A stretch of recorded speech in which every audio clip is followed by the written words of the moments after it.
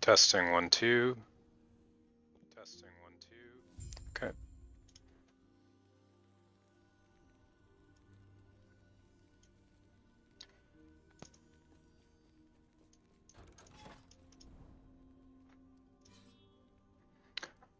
All right, we need to get our sheet going.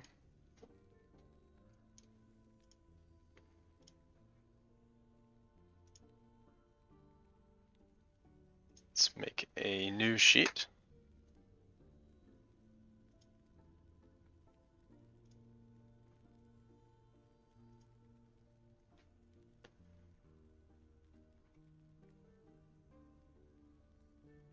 Okay.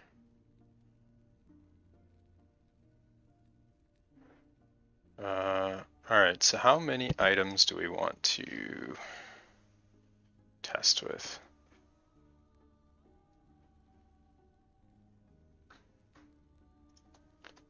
So 550,000 favor.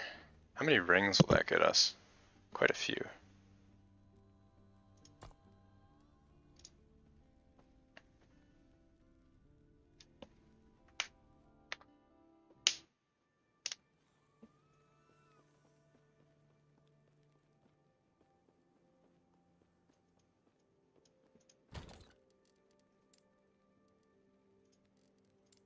All right, let's do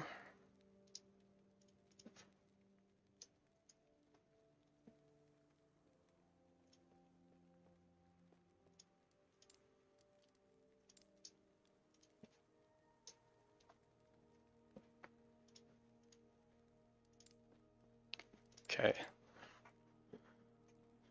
So hopefully we don't mix these up, but that looks good.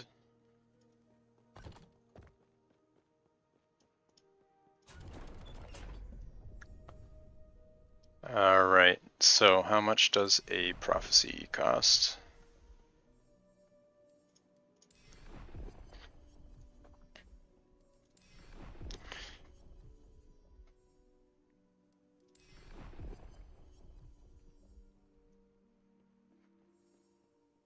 Oh, this is going to be a pain, isn't it?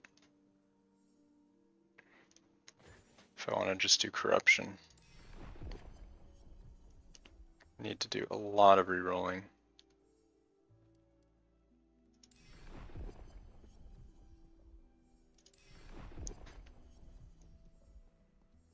Okay, there's one. So that's 14 for 17,000. I can probably do 200 rings.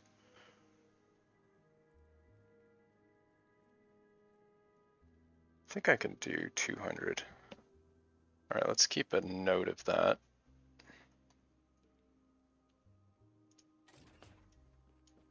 Prophecies do we have already?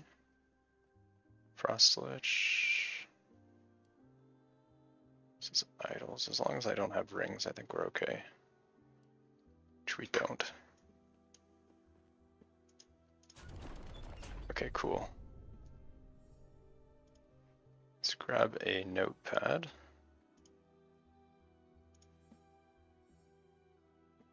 So for 1,000, we have 14. So Orbis we can do. It's another 14. These are dungeon and arena, we cannot.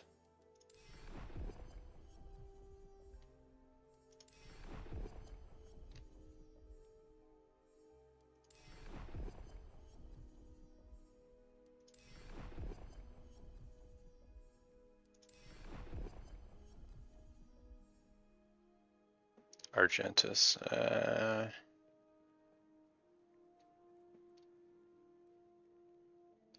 no.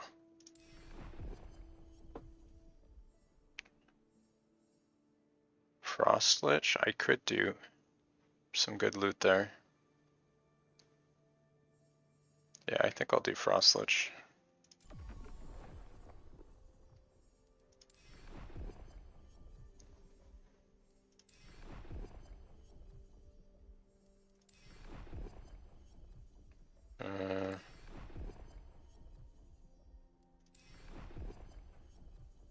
This might be a while.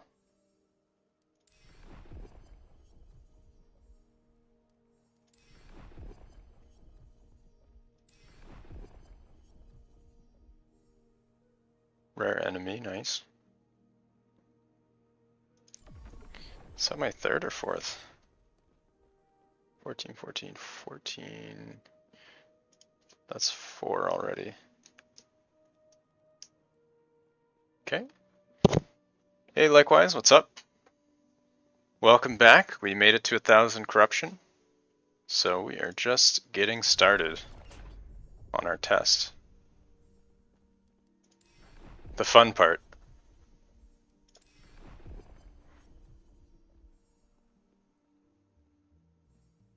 Jewelry. I could do stuff other than rings. Yeah, 500,000 juice. I don't know if it's going to be enough to do all the tests I want, but it'll at least get me the first half.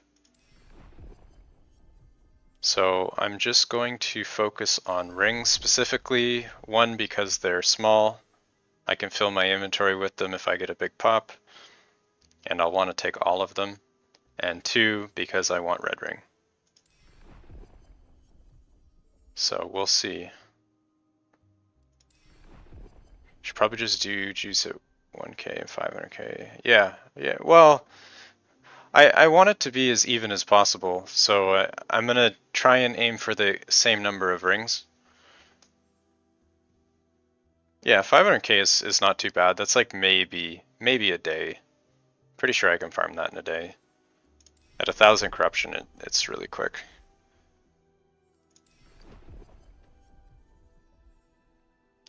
Rare enemy. I need to be careful not to grab these dungeon ones, because that would ruin my whole test.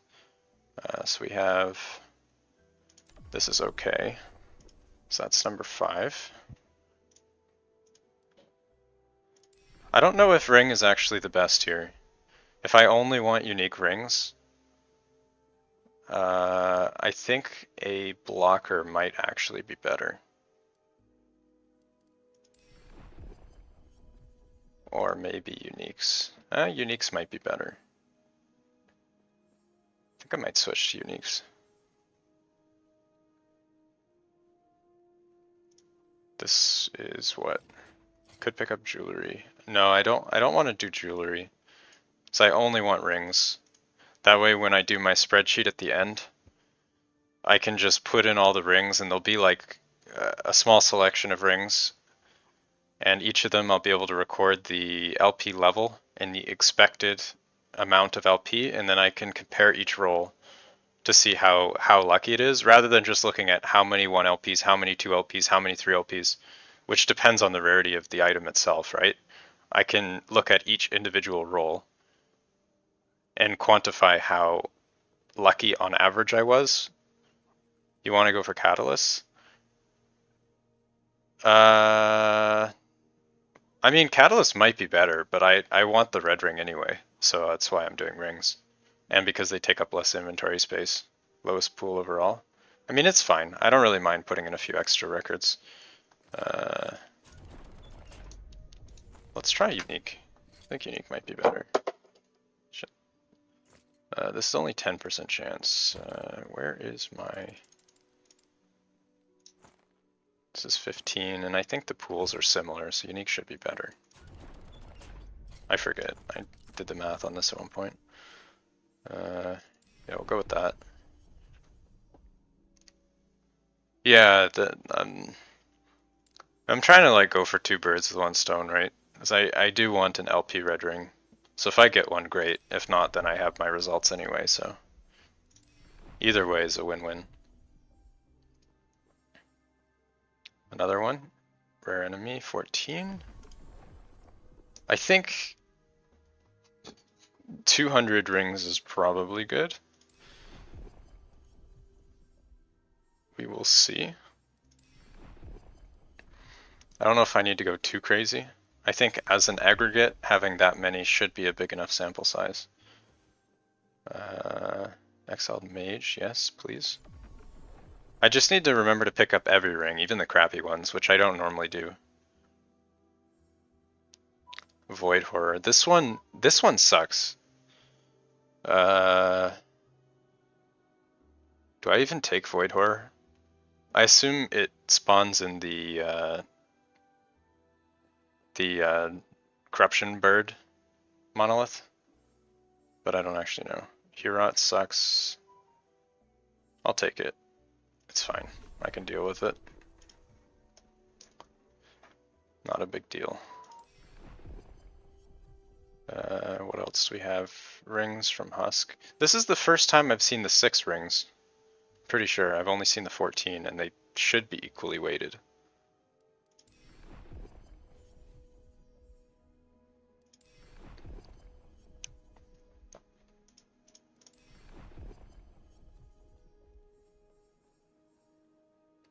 You can tell by the border of the icon what area it is. I don't actually need to look at them. But for my own sanity, I do anyway.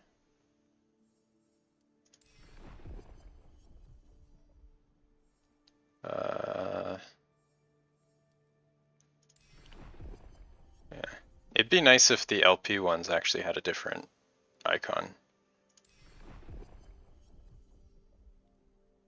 Yeah, they patched the visualization.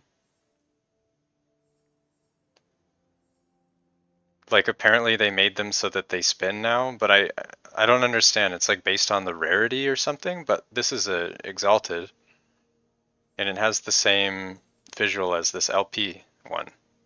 So I don't really understand how they changed anything. Unless it's like the number of items as well. I don't know.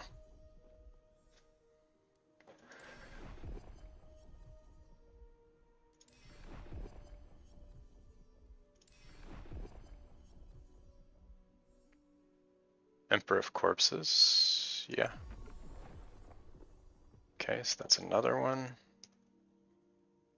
I'm not going to count duplicates as individual items. A filter with highlighting, yeah, that'd be nice if you could like search for what you want.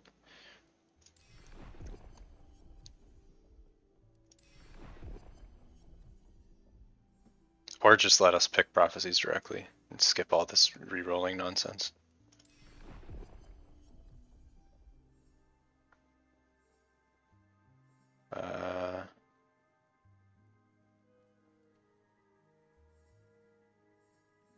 Yeah, so 6, so I'll write that down. Okay. Jewelry.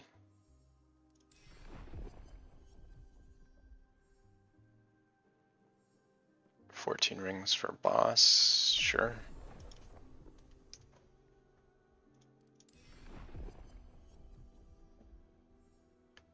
Exiled mage, nice.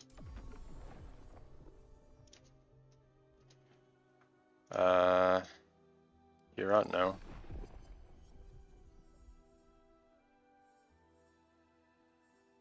Ring from Frostlich. I already have one for Frostlich, so we will take that. I should be pretty close to 200 now, I think.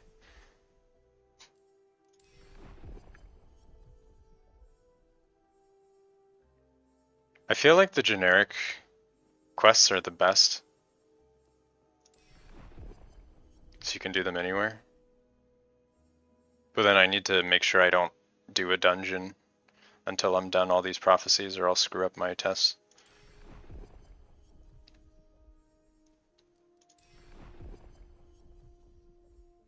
Six rings. Sure. Okay. The nice thing too is I know if they drop from a prophecy because they'll be duplicated, so I won't mistake them for non-prophecy items. That's one nice thing.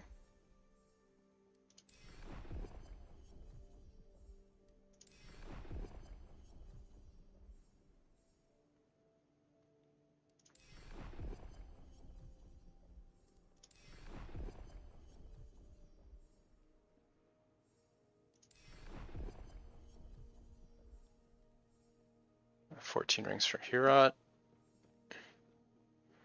I don't want to do heat rut. Oh shit. Oh no, I just realized, no, I don't have all zones at 100 or at 1,000. I can't do other timelines.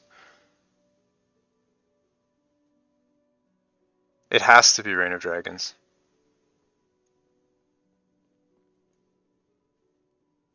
Shit. Okay. I guess that's fine. This is okay. The Frostlich ones, I can do for my 100 testing. I'll do Frostlich or Reign of Dragons. Because I think my Frostlich is still 100. So that's fine. It's not wasted.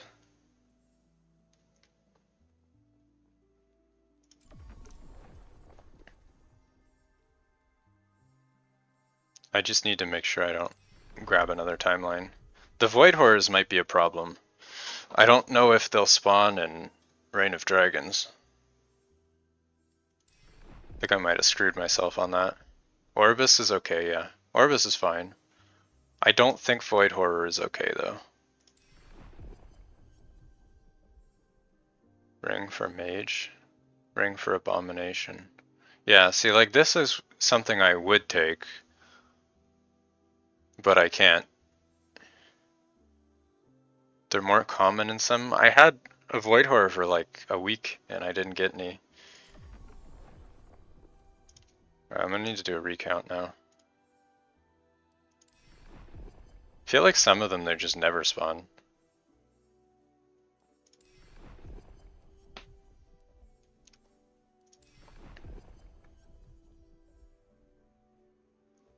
I'm almost tempted to put a blocker for Monolith so that I just take generic ones.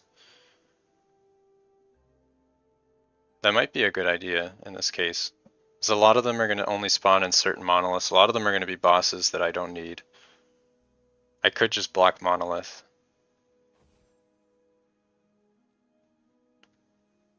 That might be worthwhile. I don't know. Wouldn't you rather block Dungeon? I mean, if I'm going to block Dungeon, it just reduces my rerolls. I might as well just run Unique.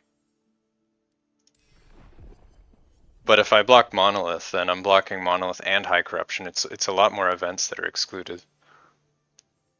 Like this generic one, this doesn't fall under any blocker. So if you block Monoliths, you get these way more often. And these are the best ones.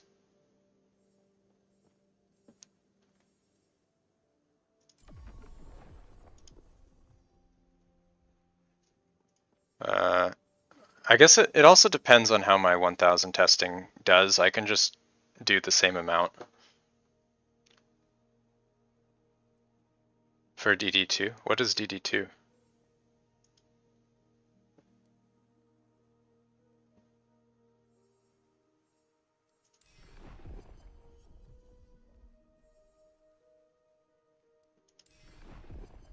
Oh, Dragon's Dogma. I haven't actually looked at that. I've been pretty absorbed into Last Epoch. A lot of people are talking about it though.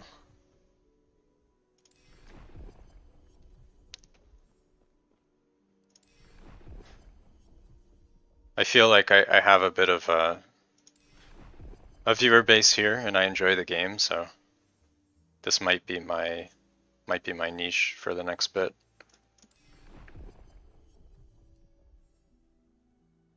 I know if I went and uploaded D4 content, people would be pretty upset.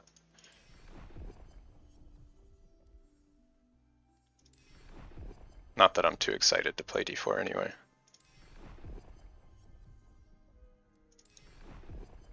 People love D4? The people who love D4 are probably not playing Last Epoch.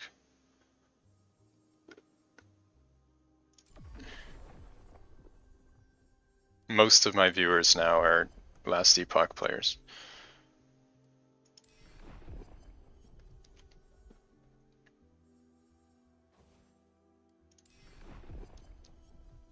Yeah, I keep getting like timeline bosses that I can't run.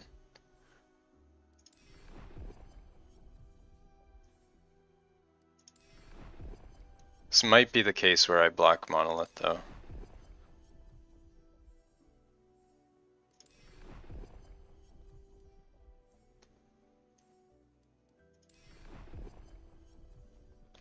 Although to be fair, the rerolls are really cheap compared to the Prophecies. It might not be that big of a deal.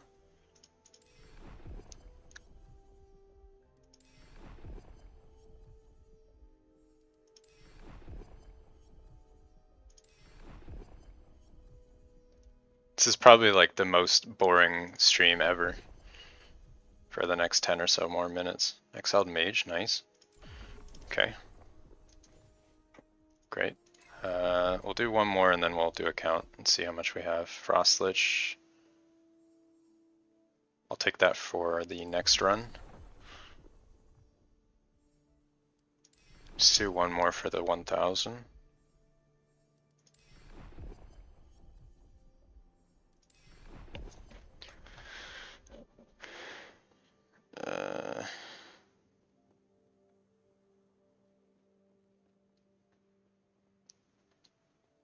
Oh shit, I just realized.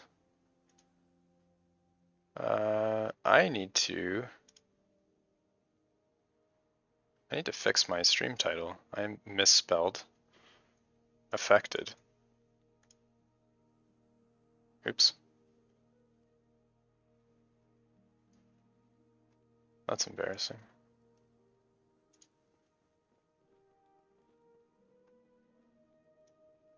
Used the wrong one.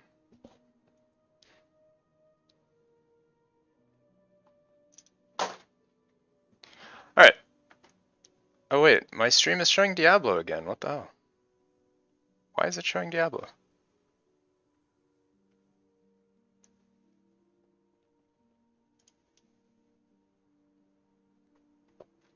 Let me fix that. Diablo 3 of all games. I haven't even played that.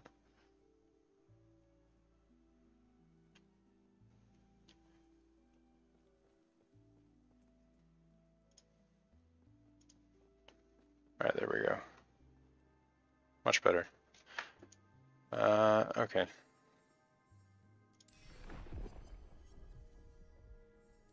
So I need one more for my 1000, I think.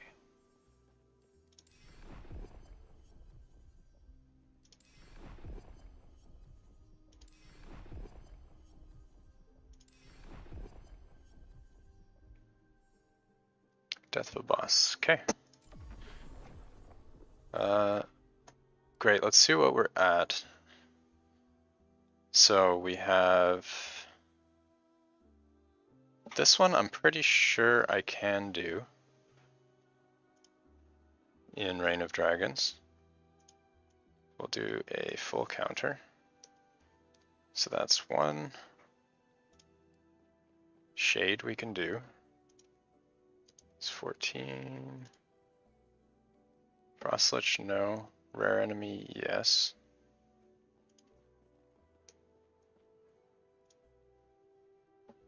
Boss, yes.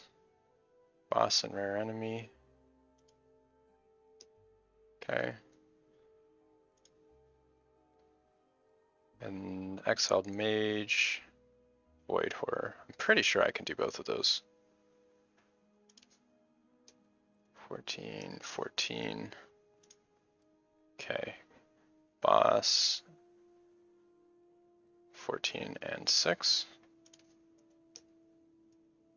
Okay.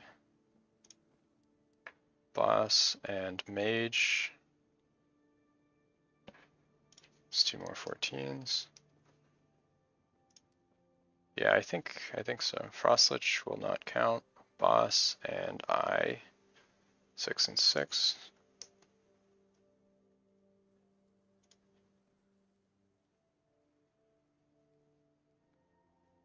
Okay, mage and boss, 6 and 6. Boss and golem.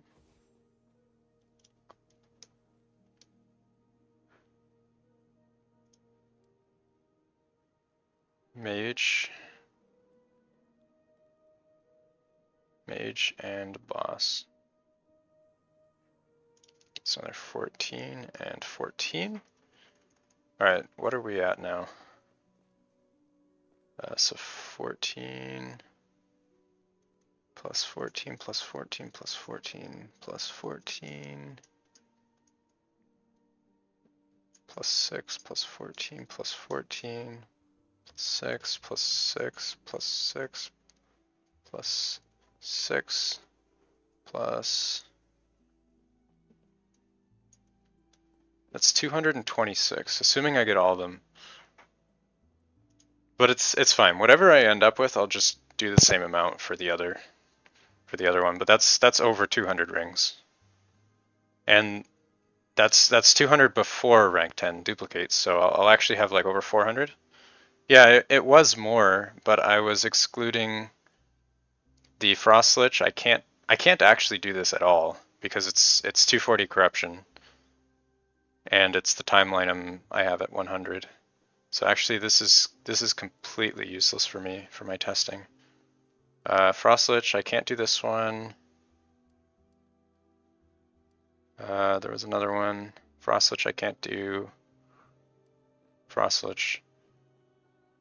And Void Horror, I might not be able to do. I don't know. Well, we'll see how my progress is.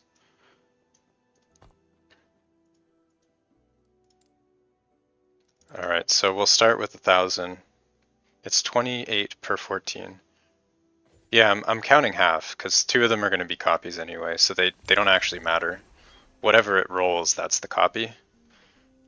So it's not really relevant for my math.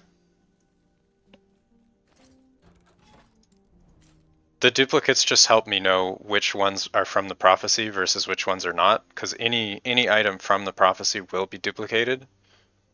If I don't see a duplicate, then I know it's not a prophecy. Yeah, 12, yeah, exactly. 28 per 14, 12 per 6. Okay, so we're at 1,000 here. And I am going to... Hey Lee, what's up? Welcome back. Alright, let's make sure... So I need to make sure every ring I get from the prophecy goes into the correct tab. So you guys can call me out if I screw that up. And I can always go back and look at the VOD to see if whatever I missed. But I need to make sure. How bad is the favor hit for Glyph of Despair prophecies? I don't actually know, because it's not like there's a short, like I seal fairly often and I have a lot. Did I already buy clean tabs? Yeah, I did. I created a tab for each. I might need to make more, but we'll see. I don't think the despair thing is a big deal. I haven't actually checked what the difference is, but it's probably fine.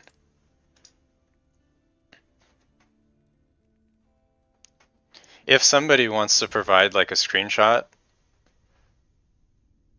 I can update the spreadsheet.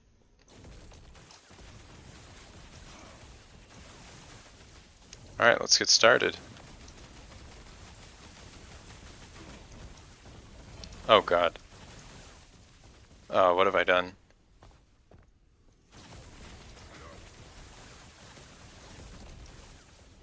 Hey Andrew, what's up? Welcome back. This is gonna be a pain, isn't it? This is a Spire map too. Damn. Okay. How am I gonna deal with this? I feel like I should just go... I'm gonna go kill the Spire. This is gonna be a pain.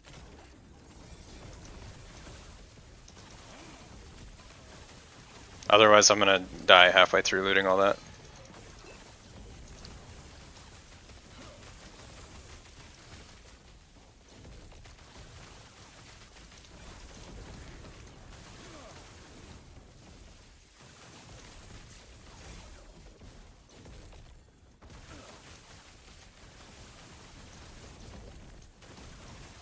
Something feels weird about my character. I feel weaker than yesterday.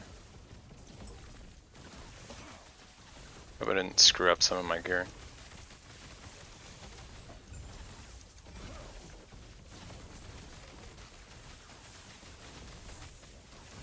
Yeah, let's hope I don't proc more.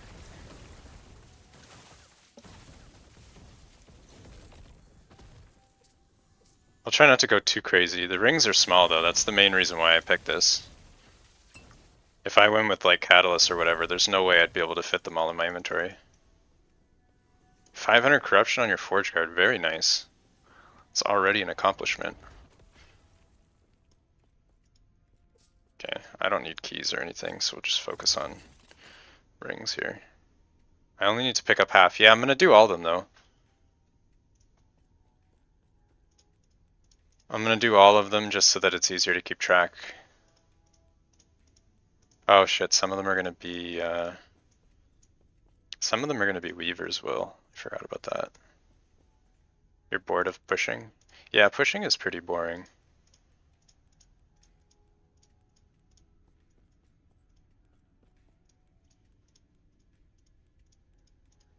Oh man, this is gonna suck, I'm just realizing.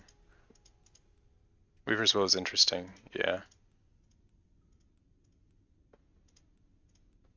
Are these all 1 LP? Oh, there's 2.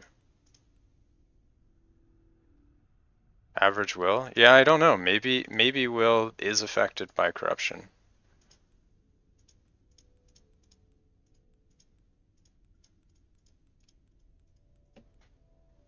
Oh, rip.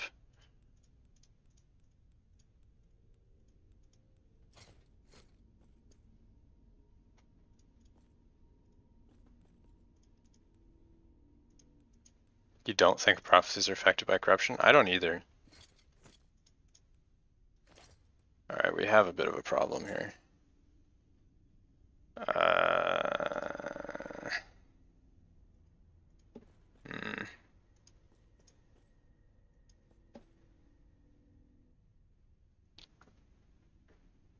How do I deal with this? Do I just exclude Weavers maybe?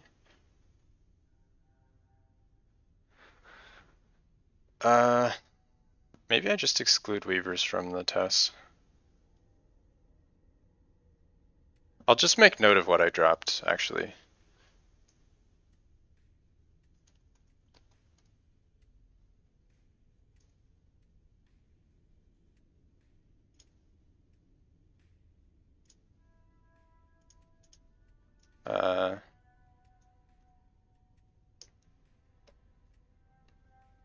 Yeah, I'll just write down what I dropped. So if I need the data later, I can go back and get it. So here's a Weavers with 12. Where's the other one? There's one with 11, 13, 13, 12. This is 12 here at 20%. This is the duplicate. Okay. So 12 Weavers will ring. I think. What's the CoF rank 7?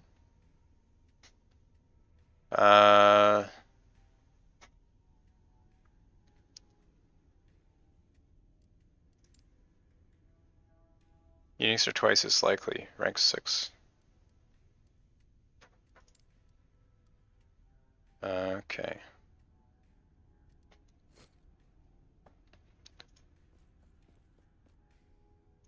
How do you guys farm Frostclaw and Relic? Yeah, that's the hard part. I don't even have it, but you don't actually need this to sustain mana.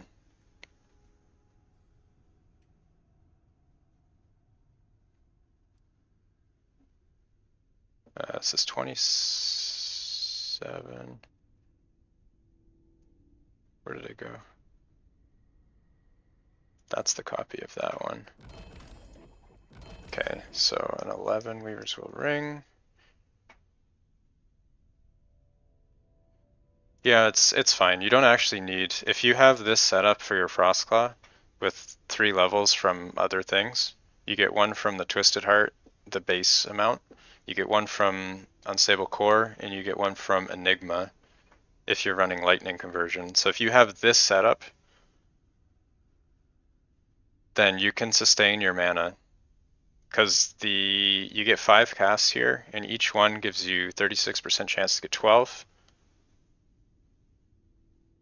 So on average, you recover 21.6 mana per usage.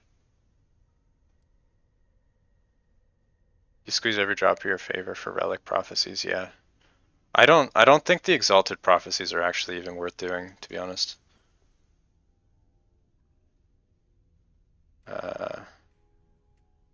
These are copy, right?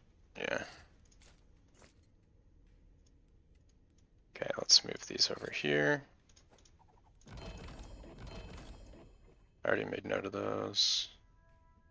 This is 17, a 10, 10 and 10. These are the same.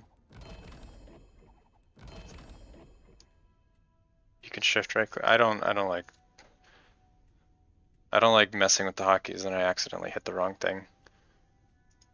But yeah, I probably should. Okay, so we've dropped 3 copies of Weaver's Will. Here's 3 LP. There's a 17. Okay, what else do we have? 13. 13 with 5 and 25. This is a copy. Wait, is it shift right click? Yeah, I've accidentally like put items onto my equipment and then I've like salvaged it because I thought it was like the exalt I picked up and then I salvaged my actual gear. So now I avoid doing that. Okay, so these are a copy. That's 13 Weaver's Will ring.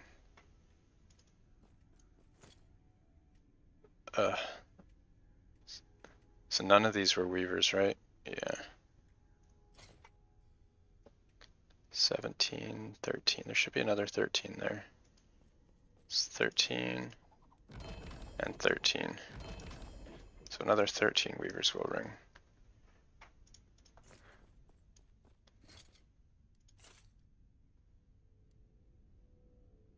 So I just have the 17s and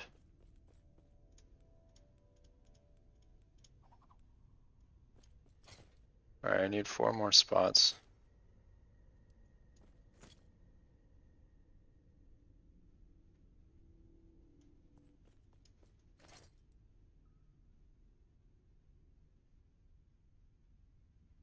I think I'll actually drop the 17. I have so many of these. I don't actually need them.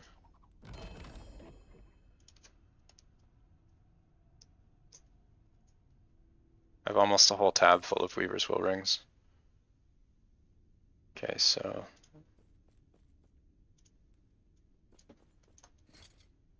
I'm actually going to drop the Harbinger. I don't need it.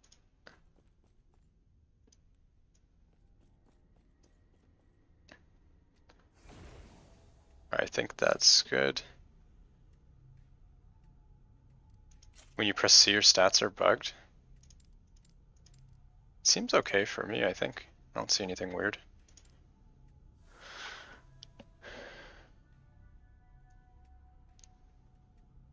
Alright, so we made note of everything that we dropped on the ground.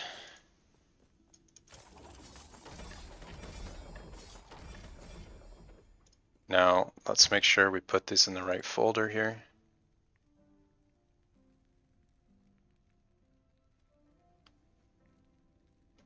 So we'll do, so these should be copies, they are.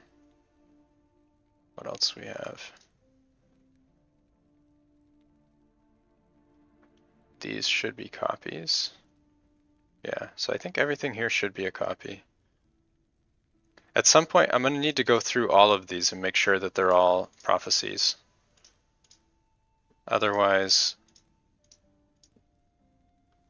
it's possible I might have picked up something that's not part of this test.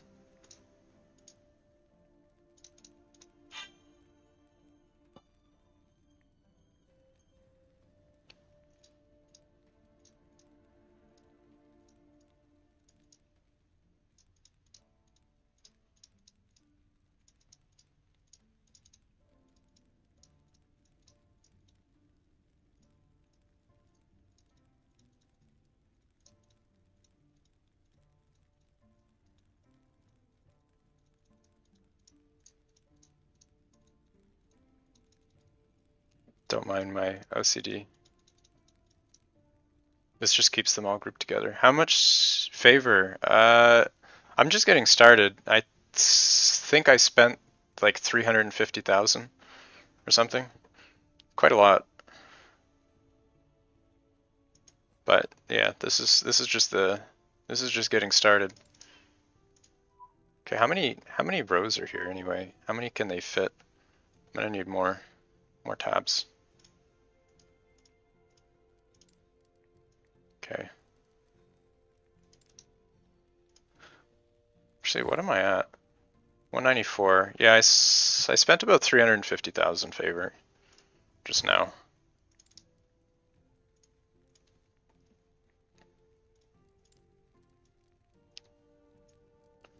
So that's probably at least a couple hours of farming.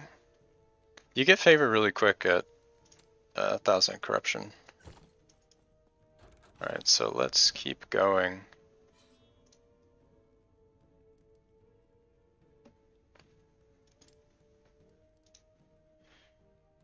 Let's make sure I don't go too crazy with my inventory space.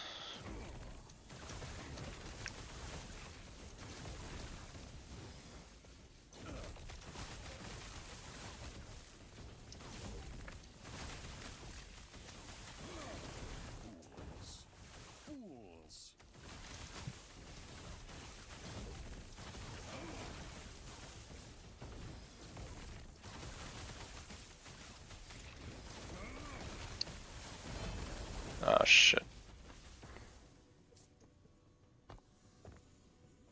That's not too bad.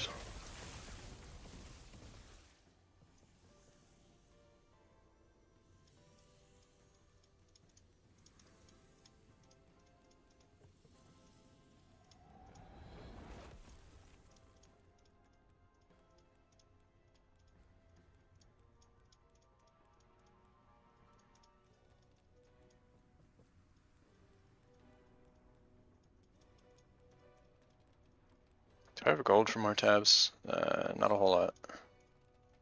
Okay, that could be a problem. I think I'm actually just gonna leave and deal with that.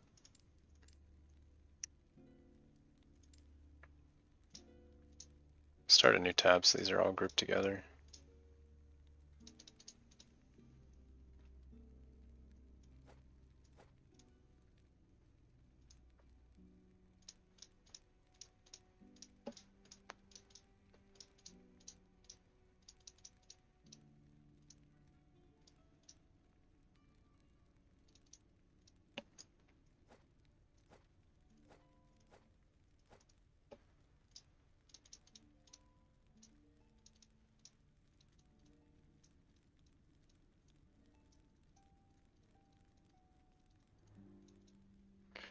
Alright. This is not perfect at all, but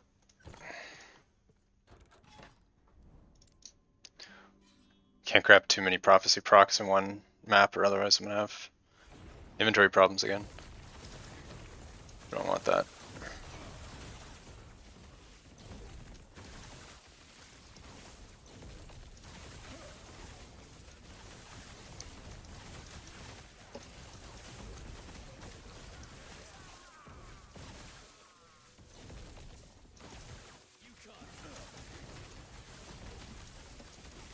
Golem should proc something, maybe? No.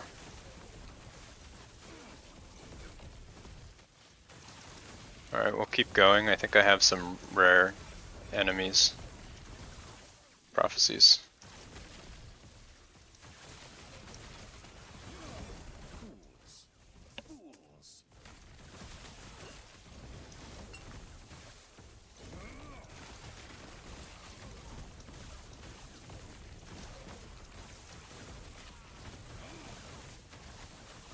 There's a mage. Do mages count as a boss?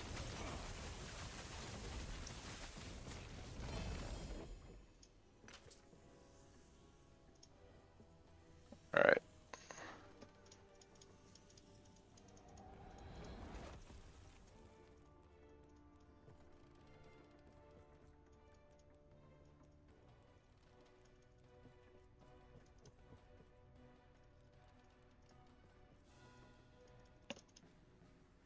A lot of fingers, yeah, that's true. More fingers than a Wendy's burger or whatever. Whichever restaurant had fingers in their burger, I forget.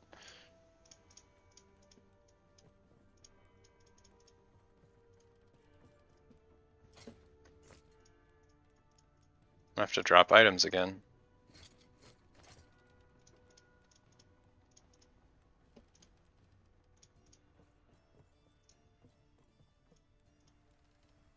Really long finger. Yeah, I don't know. It has the nail and everything on it. I don't think you could like chop it up because then you'd have to like attach more nails. Some like grafting or something. Okay, let's drop some weavers. These are a copy.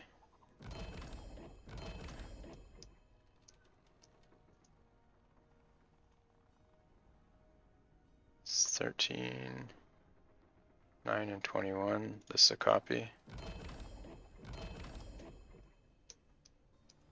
Okay.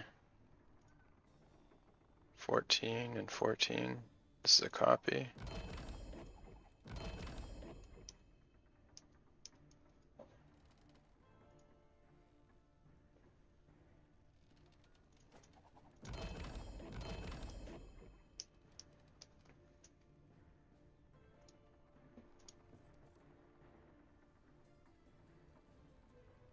If prophecies are not affected by corruption. Yeah, I guess. We don't even know if weavers is affected by corruption in the first place. Like even like naturally dropped weavers. It's not exactly the same as LP level. We don't know for sure.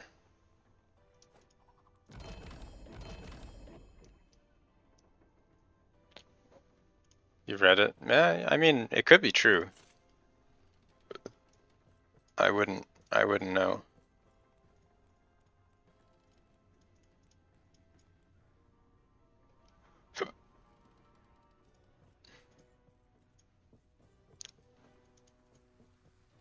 We need 2 more spots.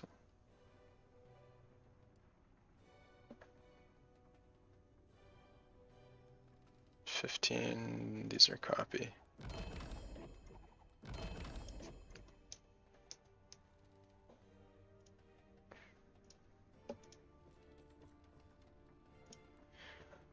Weavers will unique items found in higher level areas, higher corruption have increased chance in having higher weavers well.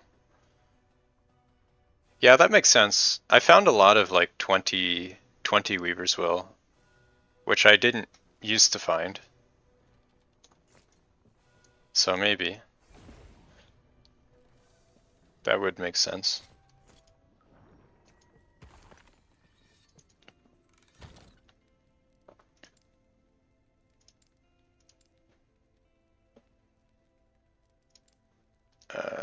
This is not going to fit.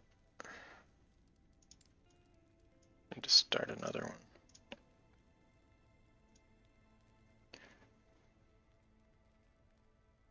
Yeah, it could be. I am making note of everything though, so even if Weaver's Will is a factor, I can still go back and look over all the data. I just need to write down everything that I drop. I don't have an inventory room for.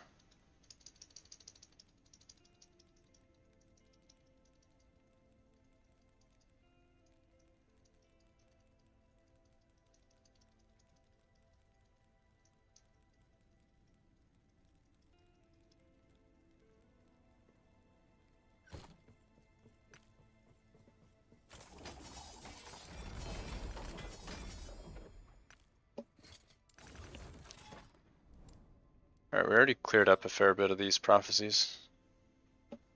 I still haven't even started proccing the actual mage ones here, because they're 4 kills. I guess this one's 3. Is the number not always the same? No, I guess not.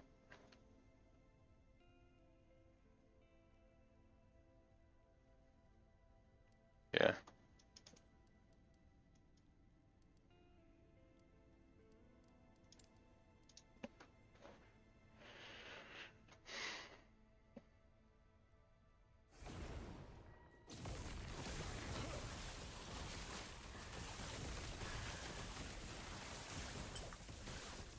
1 tab for each type of ring?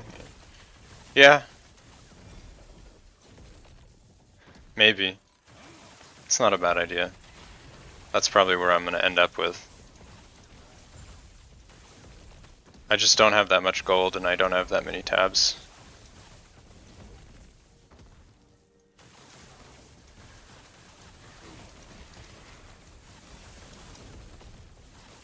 You could run Soulfire for relics. You mean in the gamble at the end? The gamble is way too slow. You don't get that many. I don't know if it's worthwhile for your time.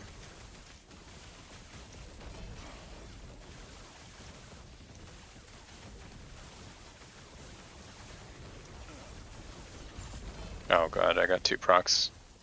This is gonna be a problem.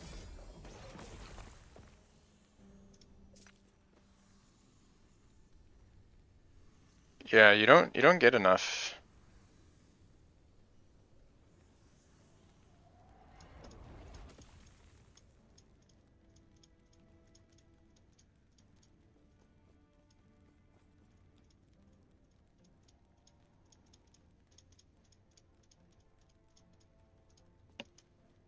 Hey Master, what's up? How's it going?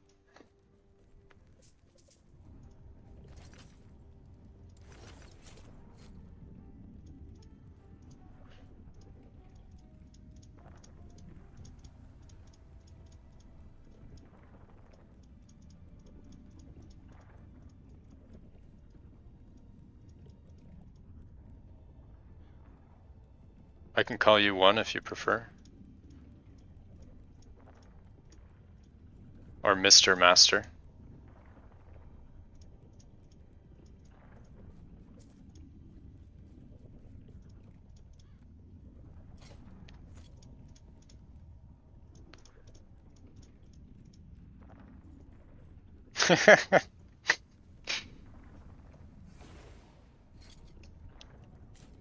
Got a lot of weavers that time.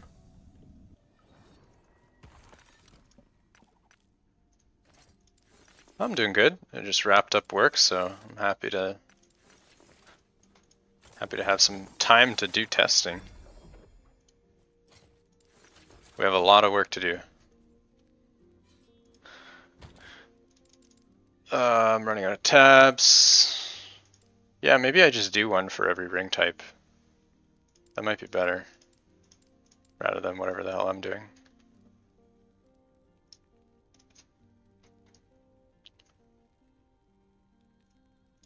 I don't know how I'm gonna deal with all this. I need to go back after and make sure none of these rings are just like random drops. Like they all need to be prophecies. Otherwise it screws up my data. So that's why I'm being so meticulous. Anything that doesn't have a copy, I need to discard.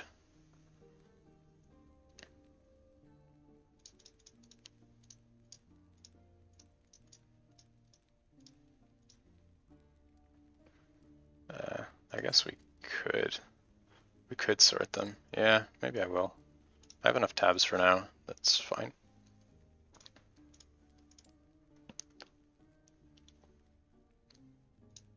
At least the common ones. The rare ones I can have shared tabs.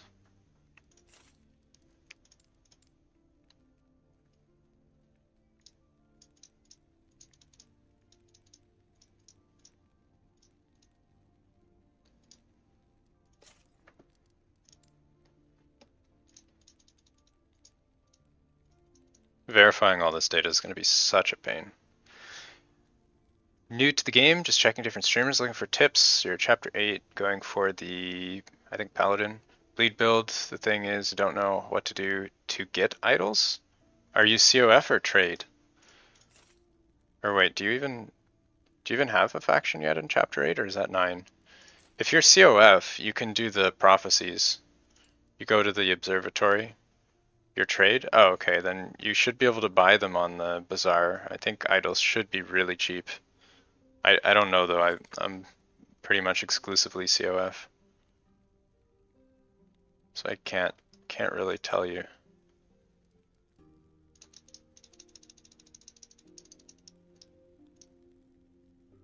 Yeah, let's do what you guys were saying. It's 1 tab per ring.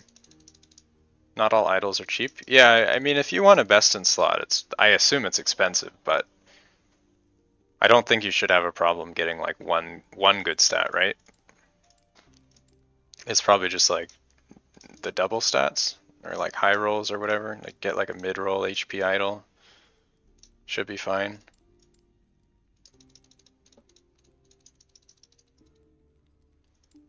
Yeah, this feels a lot better.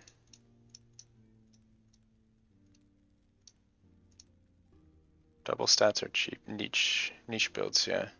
Yeah, single stats I figure would be cheap. Finding a really good idol is pretty hard. They don't seem like it would be rare with only 2 affixes, but they are.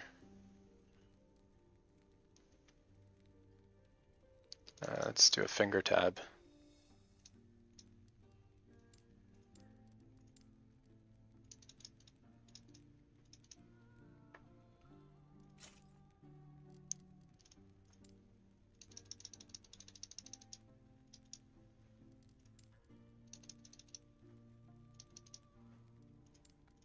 I feel like a crazy person.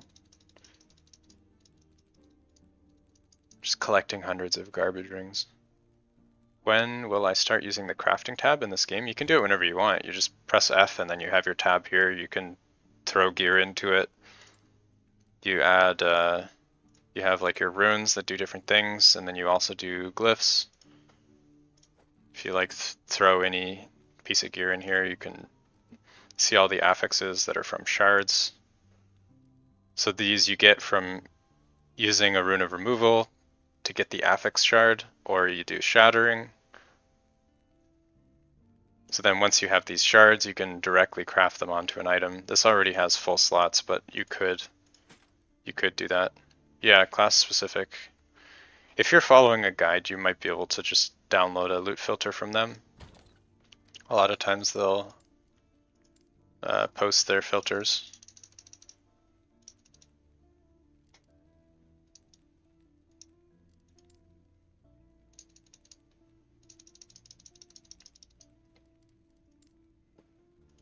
Why don't you open the sidebar? Yeah, I usually do use the sidebar if I'm like going around my whole stash, but all these tabs are next to each other, so I don't really need to.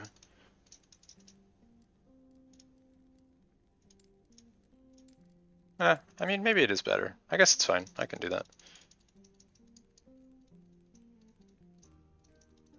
I suppose. Then I can actually name them. What are these? Third eye.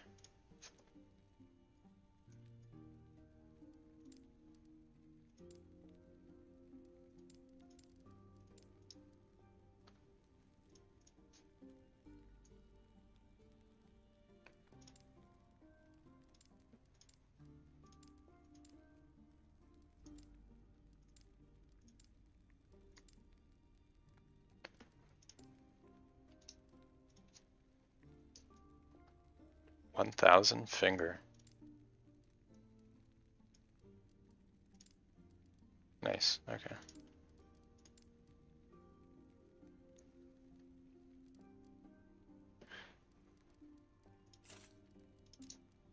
I'll have to deal with all this after I finish. I don't have enough to do both 1,000 and 100 corruption.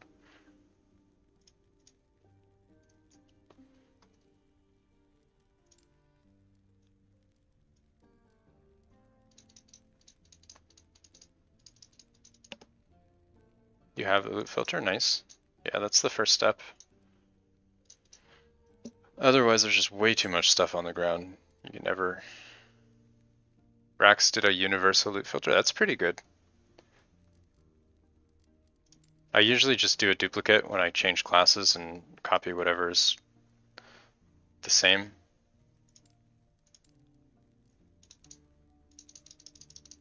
Then you can just enable or disable stuff as you need it.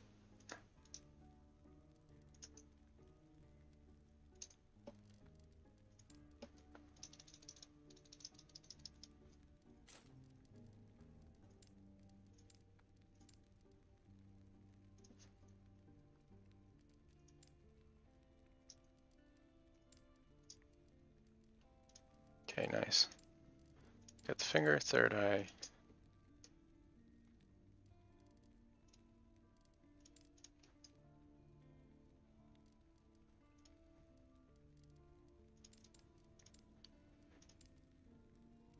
Alright, we'll do one for, I guess, Quicksilver.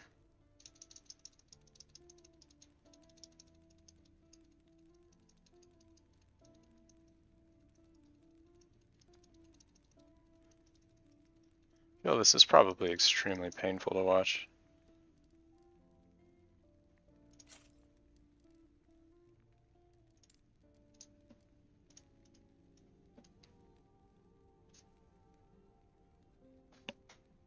So we'll do Quicksilver in here.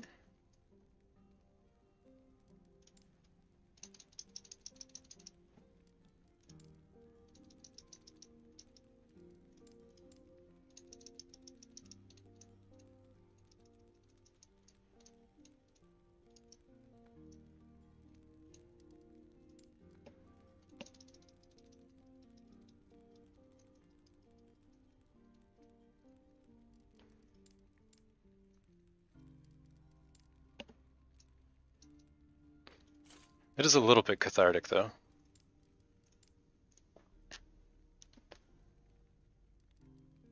What is this, putrescence?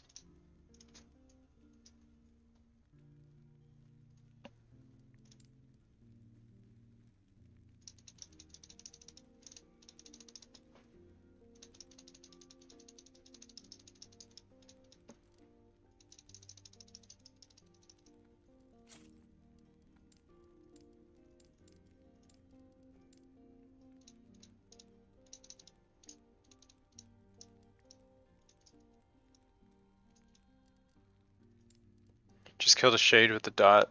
Same. Oh no. It didn't give you.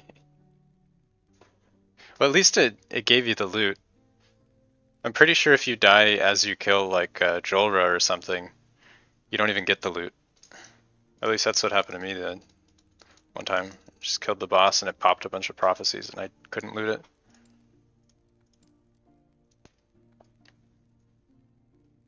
Could be worse.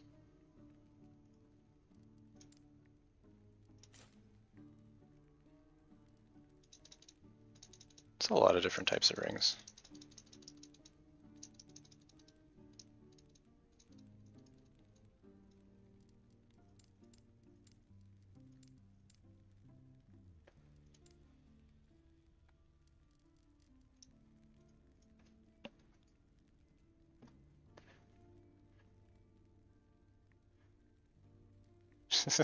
A shade ring. Yeah, I'm not keeping my shade rings as part of this. I'm just testing the prophecies. Shade rings don't drop from prophecies, so I don't have to worry about it. I only need to record the ones that I can actually get. Hey Aaron, welcome back. How's it going?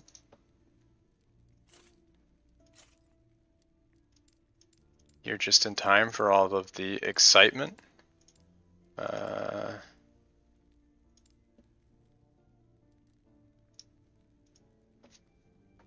am gonna need a dump tab though.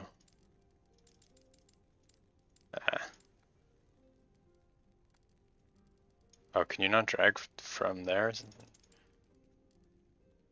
How many of these prophecies giving you? They're giving me 28 rings per prophecy. So quite a lot.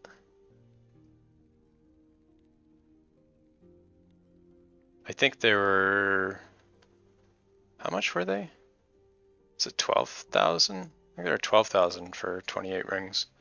Something like that.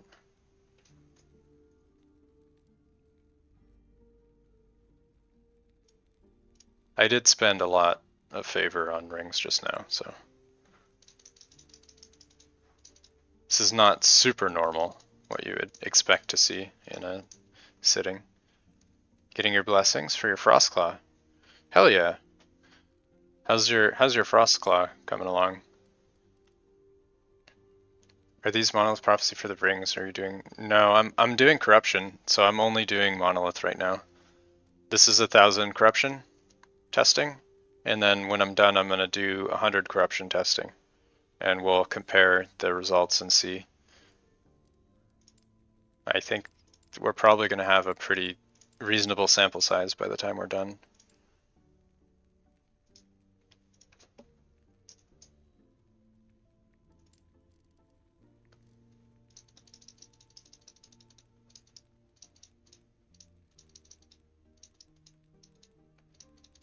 Alright, I think this is reasonable. If we cleared everything.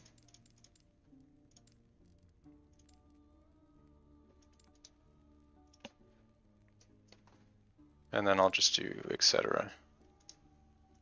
because these are much less common.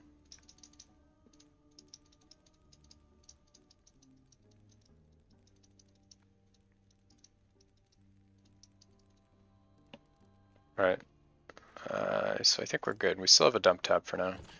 You got the +4? Oh, regular relic. To eventually farm a Twisted Heart. How long did it take you to get yours? This is a failed attempt. I got the +4 Profane Veil Twisted Heart first try on my Warlock. This, I think, is my second slam. I got the +4 and I duplicated it. And this was my first fail. And right now I have 5 1LP Twisted Hearts ready to slam. But I have no +4 Frostclaw. I just have this +3 that I kind of don't want to waste on a Twisted Heart, but I might end up doing that. I'm also thinking I might try and just slam T7 int on the Twisted Heart, because I don't have any mana problems with this setup right now. Like I'm not having any issues at all, and I don't have any mana regen on my gear. I'm kind of thinking that it might be better to just get T7 int, then I get more cast speed, more crit chance, more ward retention. Yeah, there's a lot of good stuff from int. You failed 9 slams? On Twisted Hearts or just in general? Can't be Twisted Heart, that's way too many. It's an insane amount of Twisted Hearts. In general, okay. I was gonna say, that would be some Mad Lad stuff right there.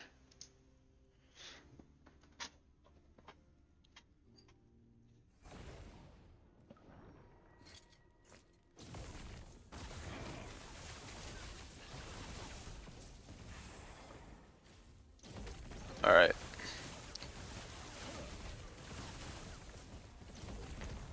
T7 move. On a 1LP or a 2LP? How does this variant compare to Dragorath? Personally, I think this one is better. Just because the scaling on the ladle is, it scales really hard with int. You get cast speed, what is this? You get cast speed per int, you get more spell damage, which scales your Enigma. The only difference is with the Dragorath Claw, you don't run the Prism because you get the crit from the Claw. So then you can run Unity Crest, which gives you a bunch of DR, or an Exalted Helm. And you also get free crit cap from the Lightning Blast tree. This gives you minus mana cost though, which is really nice for mana sustain. There's kind of pros and cons of each. I personally think the ladle is better, but I don't know. Might depend on your preference, I guess.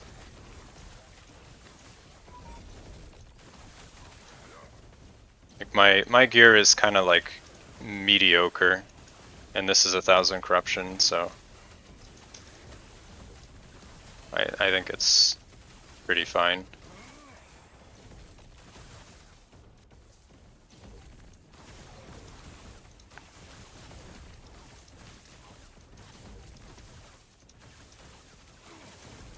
If you were merchant skilled, you could easily be pushing 2,000 corruption. Do you have a last epoch tool profile? I don't. I can link you this build though if you want.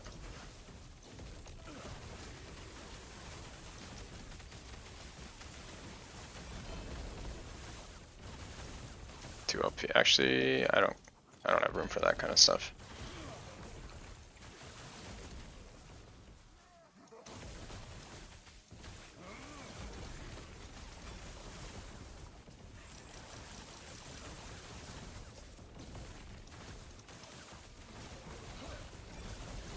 But yeah, you guys can see my mana is completely fine. Sometimes it goes down a bit, but even on the bosses, I don't have a problem. That's without the +4 on my relic.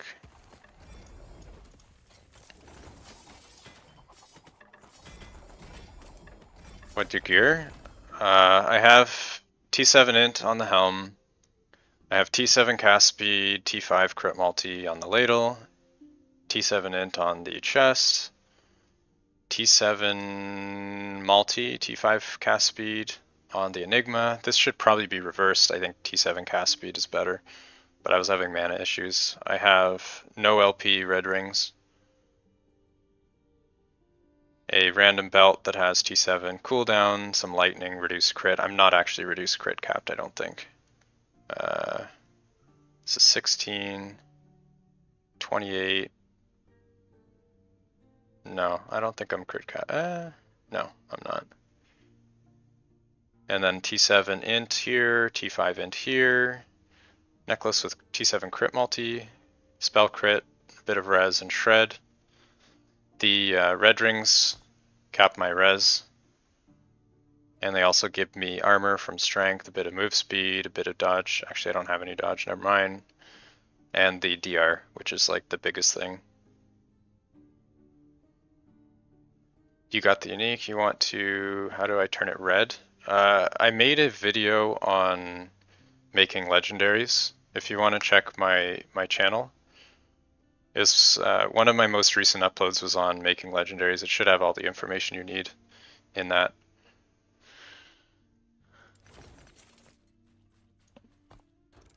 But yeah, this setup, I have 1 point here because I only have a level 23 Frostclaw. So you do the lightning conversion to get +1 from Enigma. You grab 1 here because you kind of need it. And then all these nodes here with the Elinova, which procs your spark charges. You need this to be 0 mana cost. This ideally should be as low as possible, but around 22, 23 is okay. Anything higher and you start to have issues. Do you run crit chance blessing or crit multi? I guess I could run. I could run crit chance, I guess. I'm running crit multi though. I just got a good roll on it, so I kept it. But I guess you could probably run crit chance. I don't know what it rolls up to, and you already have, I already have 400 and something crit multi. So there's some diminishing return there, and only 68 crit chance for spells. I need to fix that. This also goes up when you get more int because of the Rune Master passive. But yeah, crit chance might be better for me, but I do plan on capping my crit chance with some other gear later on. So I think that's probably fine. Yeah, but then there's just Runic Invocation, standard setup, Flame Ward. I don't actually grab the +1 charges. I do the ward retention, just because it helps me get a little bit more sustained ward while mapping or bossing or whatever. I just pop it off cooldown anyway. I don't really save this for like special occasions or anything, but you could. Oh, these are all arenas.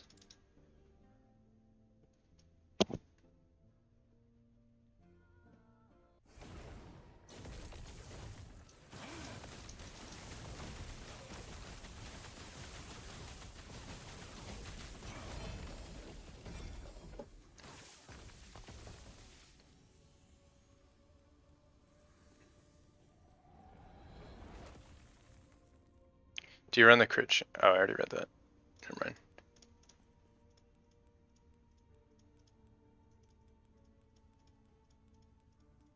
Your gear would be a little bit different if you had the claw setup.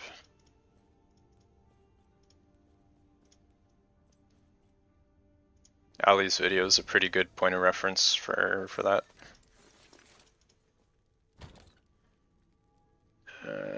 This goes in here.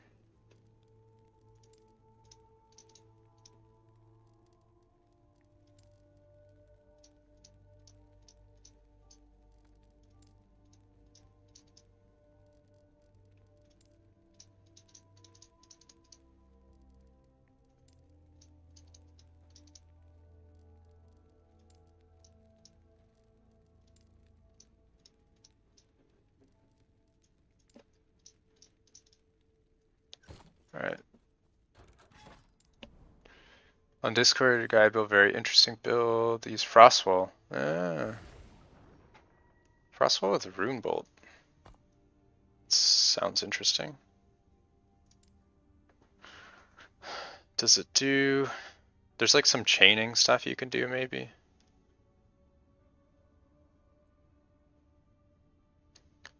There might be a global in here, I forget. It's been a while since I've looked at this.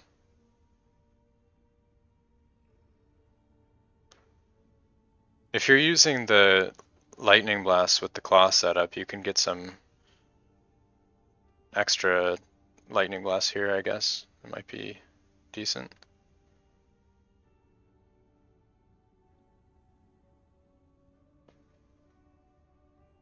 The global is in Roomwald at the bottom. Okay.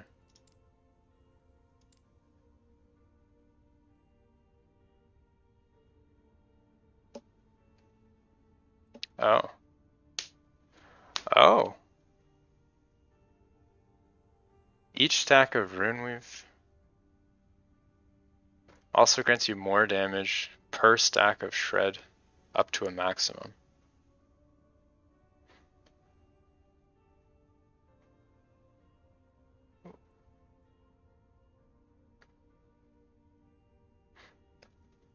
You get a lot of shreds with this build. Like you can get like 500 shred stacks easily. So this would give you 200. Wait, no, it only goes up to. This only gives you 7%. I feel like this is not worth it. Everything else provides so much value. Unless there's something else here. I don't know. Maybe.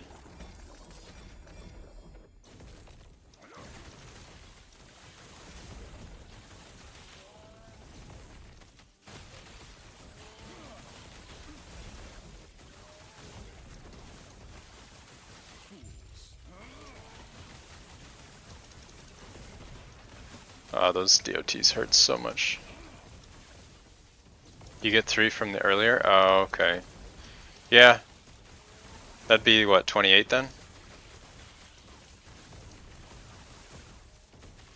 28% more? That might be worth it.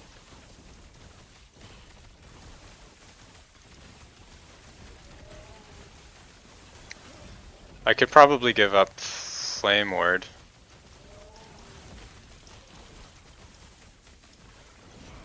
I'd have to give up two skills though.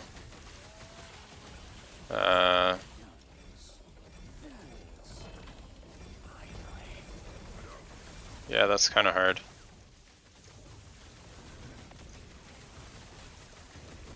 I'm not sure what I would give up for the 2 skills. Alright, we're starting to wind down on our rings. It's getting more manageable.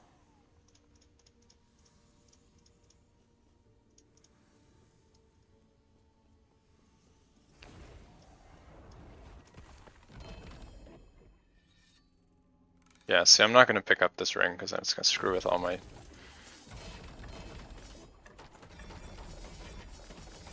Two LP Snowdrift. Not bad.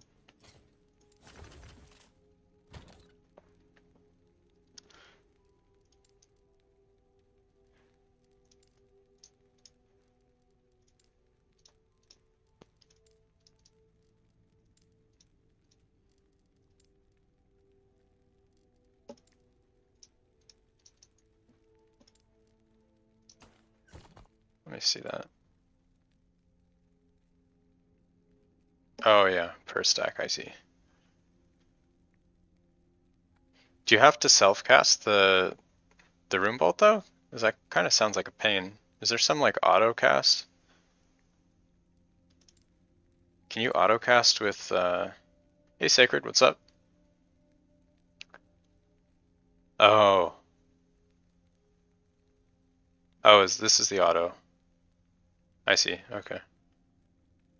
You probably do this, I'm guessing? I don't know. It's an interesting synergy.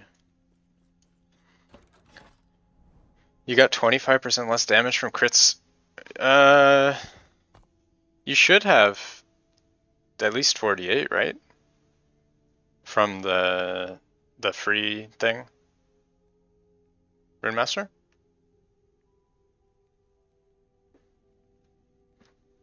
The auto cast from wall does not use the skill tree. Really? Usually they do.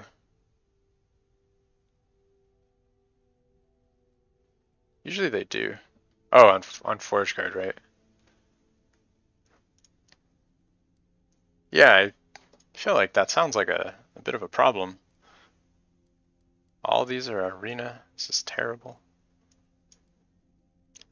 I don't want to do arena.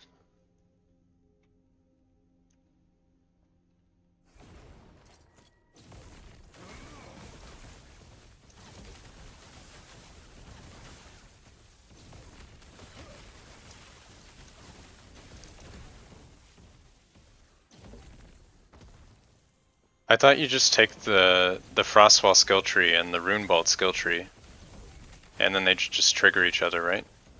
Well, not each other, but...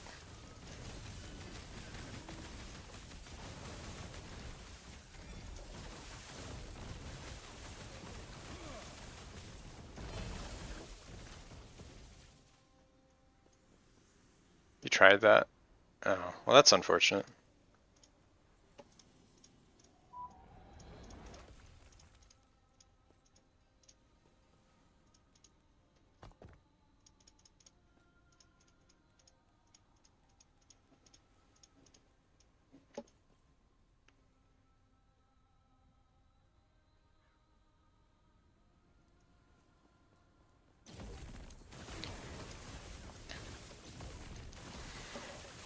I think the two main ones are the claw setup and the ladle setup, and they're pretty similar.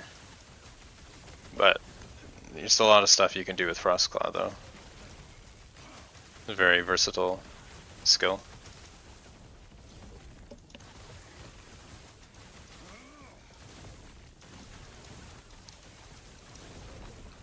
You got 3. Isn't that like the... Isn't that the highest rarity affix? It's like 90% reroll chance or something. Do I have a Samsung phone? Yeah, I do. You're probably hearing it in the background. It works now, the guy... Yeah, maybe it does.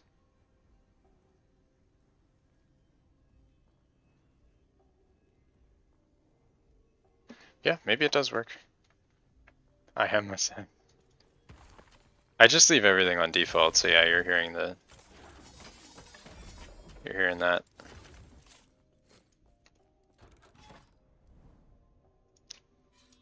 Alright, we'll do the boss.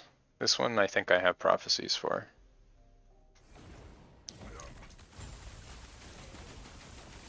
We'll see how much ward we get up to with our current setup.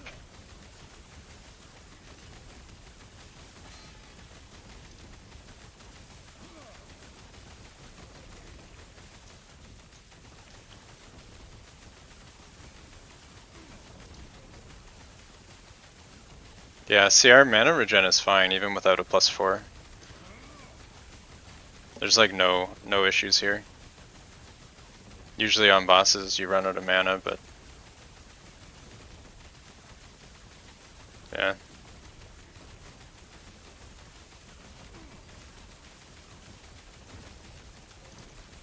Damage is a little low, I could use some more crit chance, but it's fine.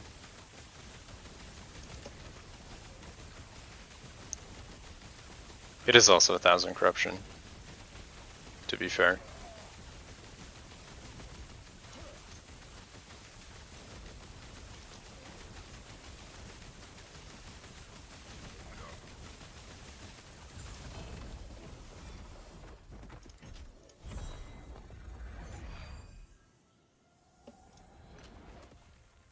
Do we have any relics in here? I don't see any. No twisted.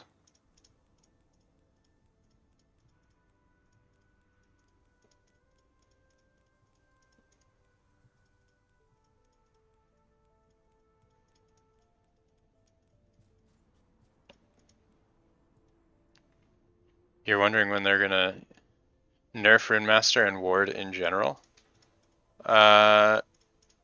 Unless it's a bug, I'm thinking next patch. I don't think they're gonna gut it. It's clearly overpowered, but I don't think that's happening until 1.1. Slam Spoon, Enigma, and Shell. Spoon got T7 speed. I think speed is preferable, right? Because you get a lot of buffs like per cast. A lot of your ward is like on hit or on cast or whatever, so I think speed is probably better. And you have a lot more multi than you have speed. You didn't have speed. Fair enough.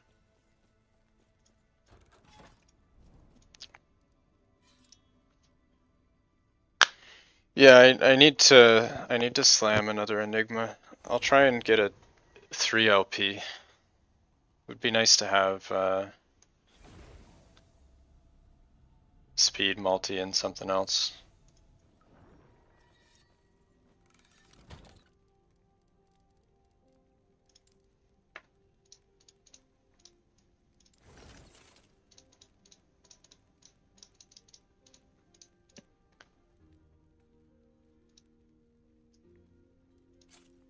Sometimes hard to get those catalyst rolls. This goes in here.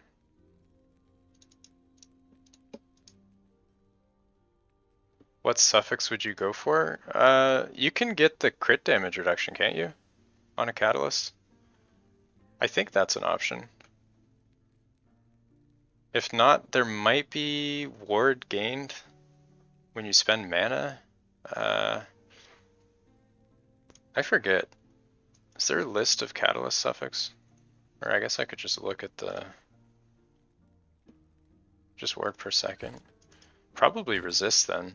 Maybe Ellie res.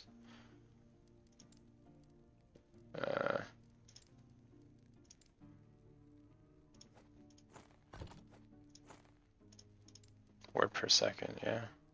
Probably resist. So you already have all your ailments, you don't need more. Yeah. You could do dodge rating, but I don't think we're going to get enough anyway to be relevant. It's a little bit, might be okay. We do have the red ring, which gives us increased dodge, so maybe dodge? Wait, spell crit? That's a prefix, isn't it? Oh, I'm looking at any. Yeah. Yeah, probably res.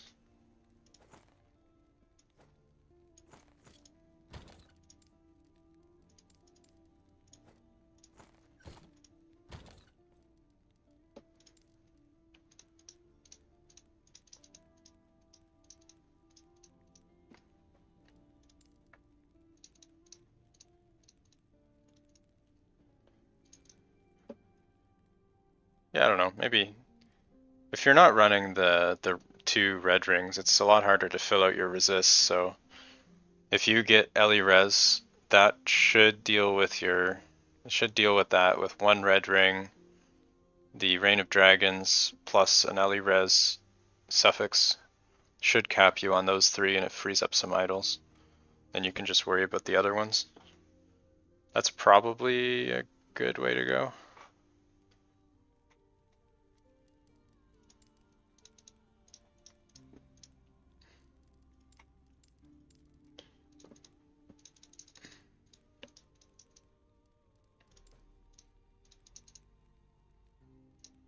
What's up?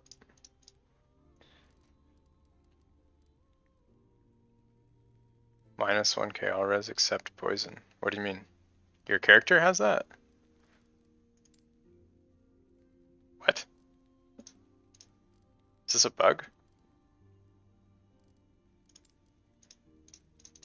That sounds like a bug.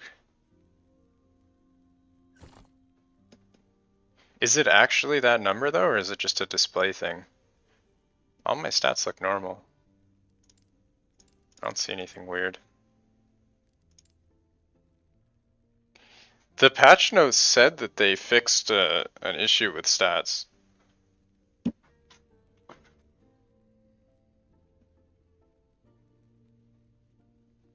Damn, you're super smart. Look at all that int.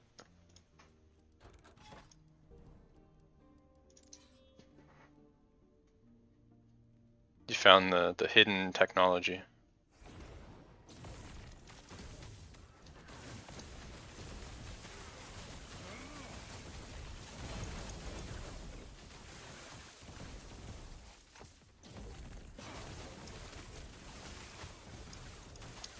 Yeah, that sounds pretty bugged.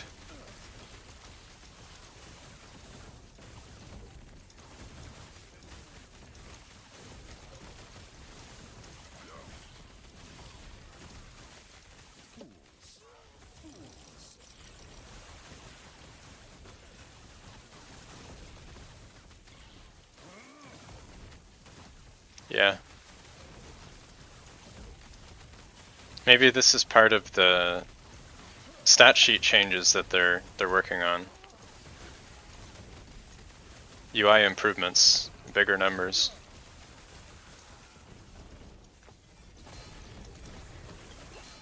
Oh god. Ugh. Just getting hit by everything. Oh shit. I let my ward drop there. That was pretty dumb. It's the first time I've died in a while.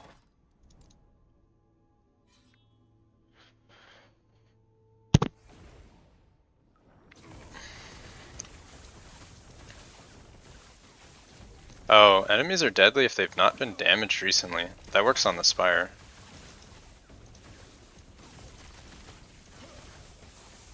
That plus Spire is really shitty. Do crazy amount of damage.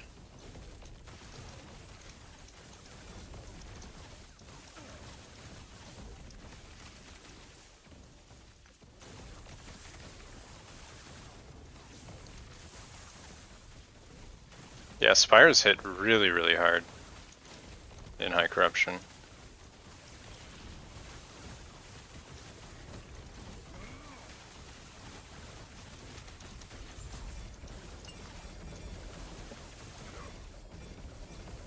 No, the smoldering dudes, those are crazy. Do like 20,000 damage through all my DR and everything.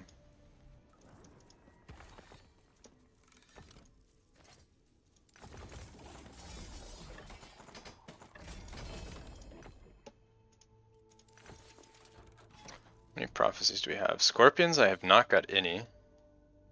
Shades, I still need to do. Lich, we won't get. Void Horror, probably won't get. Emperor, we can do another one. Mage, we can finish. Yes, some of these are probably not going to get done. That's fine. I can just conclude my test. Should have a big enough sample size with that, and then I'll start getting ready for the 100 corruption. Making him 2? No, that's such a waste of a Twisted Heart though. That feels awful.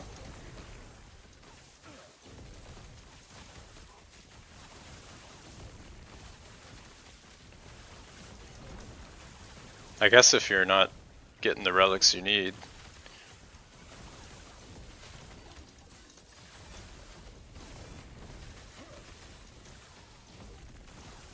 T7 int T5 claw, yeah. I think that's not a bad idea. I like that idea actually. Either way, you have something good. Something usable.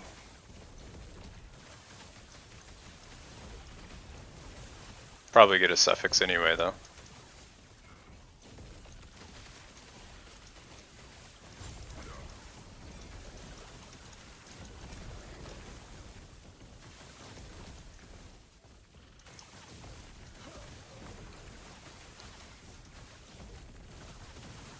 Is any prophecy proc here?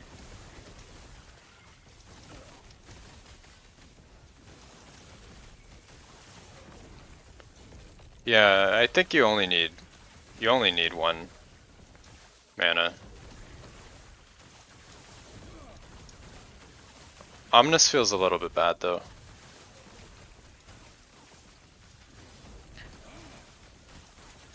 If you're running Red Ring and the Rain of Dragons Blessing, you already have like a lot of your res. Omnis might be enough to cap you. I don't know. Depends on the rolls. It kind of feels bad to run. Yeah, I feel like not running Omnis is better.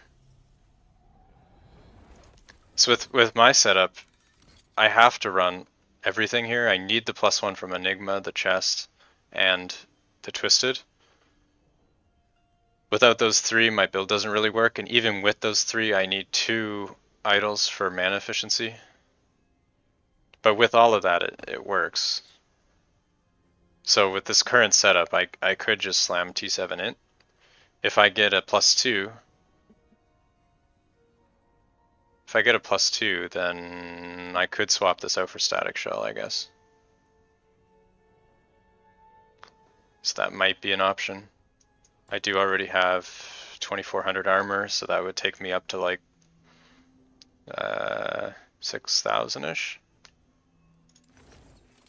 So that'd be pretty good. I think I have, pretty sure I have 2 OP. Yeah, I have some 2 OP static shells, 155% more. These are pretty bad rolls though. More lightning damage. I don't know. The mana helps a lot. My mana pool is kind of small. If I don't have this mana, I can potentially run out. The regen helps with me using all my other skills to maintain them. I don't know if I can drop static or unstable core. Could do 2 LP prism wraps.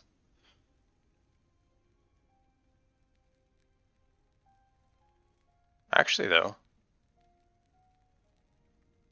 you get a lot of leech, which would give you a huge amount of huge bonus from Twisted Heart. You could drop some stuff from the Sork tree, not grab that leech from there.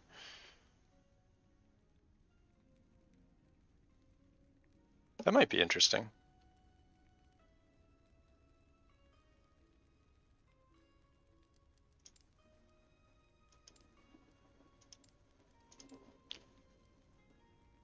If you get +2 drop core, yeah, I guess. I don't know. I kind of like the T7 int with the core idea. That feels pretty smart, I guess.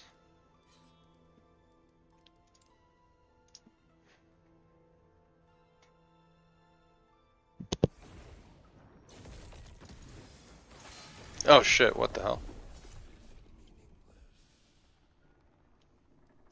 I didn't even get a chance to get my shield up. Instantly dead.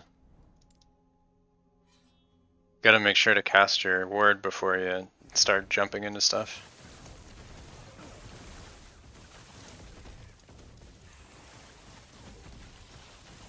Can't muss around with 1000 corruption. Core for damage. Yeah, I think Shell is probably okay. Like, if you really want to push corruption, you get the armor. The armor will help.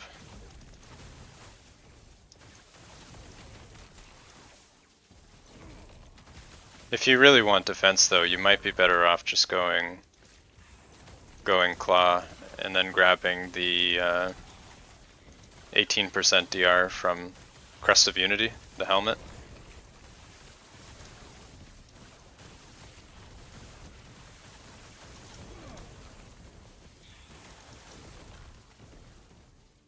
I don't know if that would actually be better than Ladle. I don't know if it's worth it. A lot of DR though.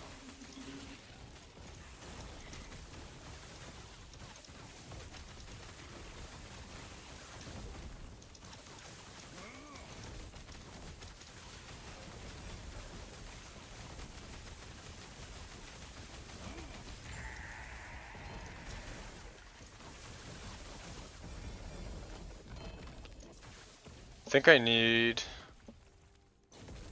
a couple more mages and another boss, maybe a shade, and then I think that'll be most of my rings.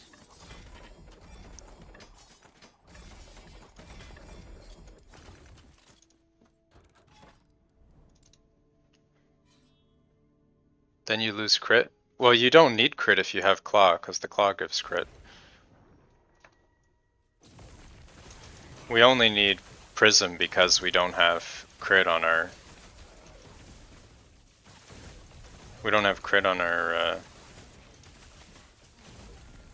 weapon. Plus Lightning Blast has the crit chance per bounce passive. So with Claw you're basically permanently crit capped. I think even without any extra crit, I'm pretty sure you're crit capped. With Ladle we need to actually spec into crit.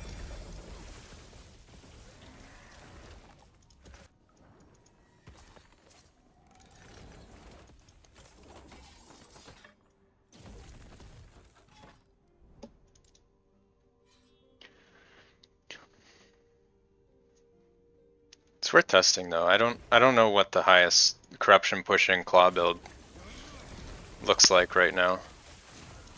I'm not sure how far Ali got with that build.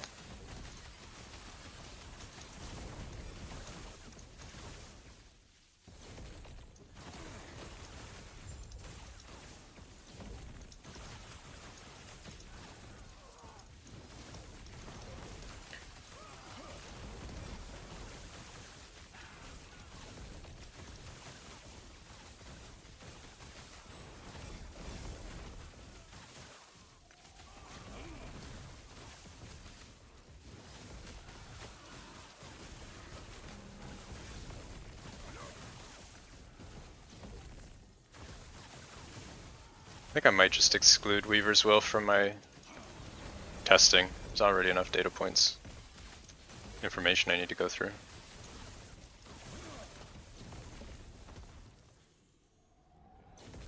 I have like 7 tabs of rings to sort through.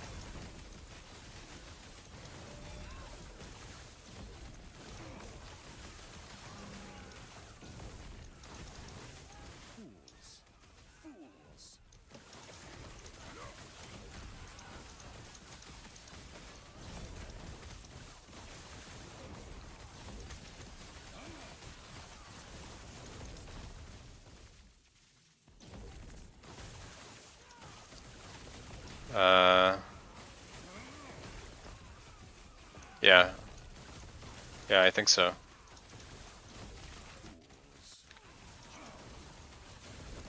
There's a lot of really good stuff that you get in the Lightning Blast tree. You get Lightning Aegis for free, you get Crit Cap for free, you get big damage spark charges for free. It's like all sorts of good stuff.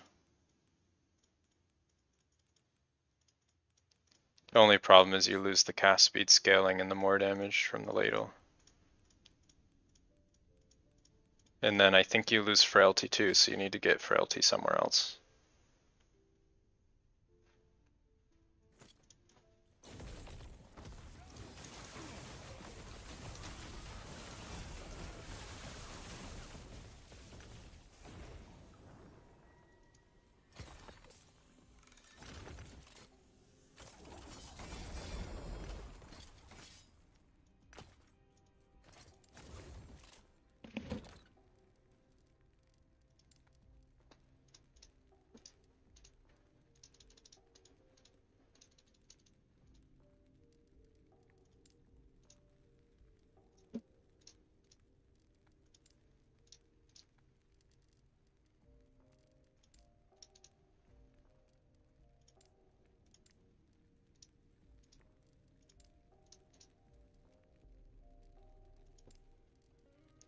Booty Noodle. Yeah, I saw Booty Noodle's video.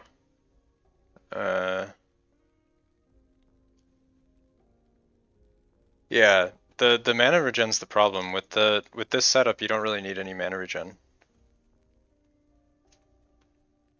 You're gonna do the math with the reroll percent? No. I don't actually care about the reroll percent. It doesn't really matter. I'm gonna normalize the data to each specific item. So like even if I drop more rare ones than the other, that's not what I'm testing for. Like each individual item has an LP level. So if I look at all of the sun wreaths, then I'm seeing what the LP roll is for all sun wreaths. Like I'm not comparing one LP of sun wreath against one LP of red ring. Yeah, I'm doing LP percent math. Basically, like every item that I drop, you can calculate like how lucky it is, basically. Like how lucky is like a 3 LP Sunwreath. And then I can calculate like how lucky relative to LP level is like a 2 LP Putrescence. And then if I average all of that, I think I'll get a much better number than just like looking at how many 1 LPs, how many 2 LPs. You have the silver rings. Yeah, I haven't dropped any red rings for this data set. Not a single one. Have I even dropped any? What about 4 LP? Nope. How many 3 LPs have we dropped? Not many. This is not looking good for our testing. Out of all these rings, we've only dropped 3 instances of 3 LP. That's pretty bad.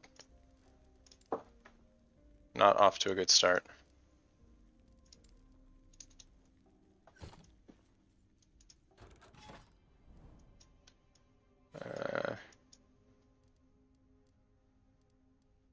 Yeah, we'll go there. My hunch is that it doesn't work with corruption,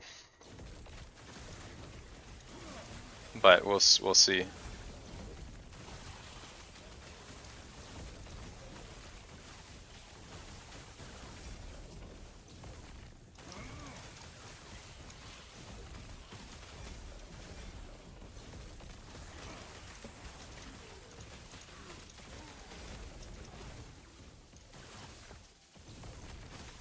This test should also give me a rough idea of how much difference the CoF LP bonus gives too, if I compare the LPs against baseline. Assuming corruption doesn't do anything, whatever number I end up with will tell me the CoF rank 6, how effective that is.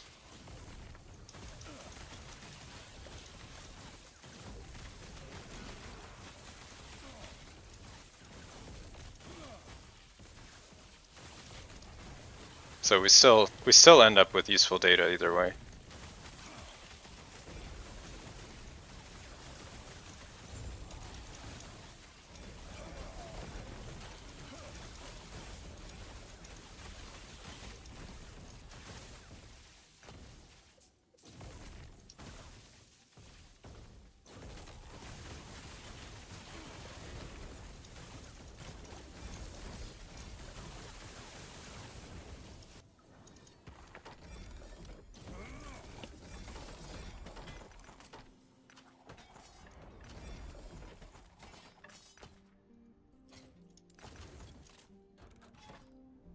Oh, there's a shade.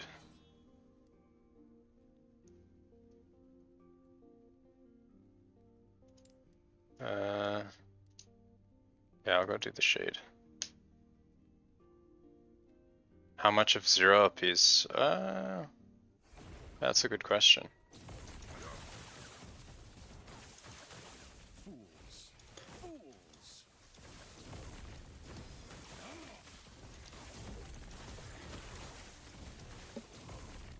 You also have to look at the cumulative chance of LP. If 1 LP is like 40% and 2 LP is like 5%, and so on, you have to add them together if you're seeing how many should have 0.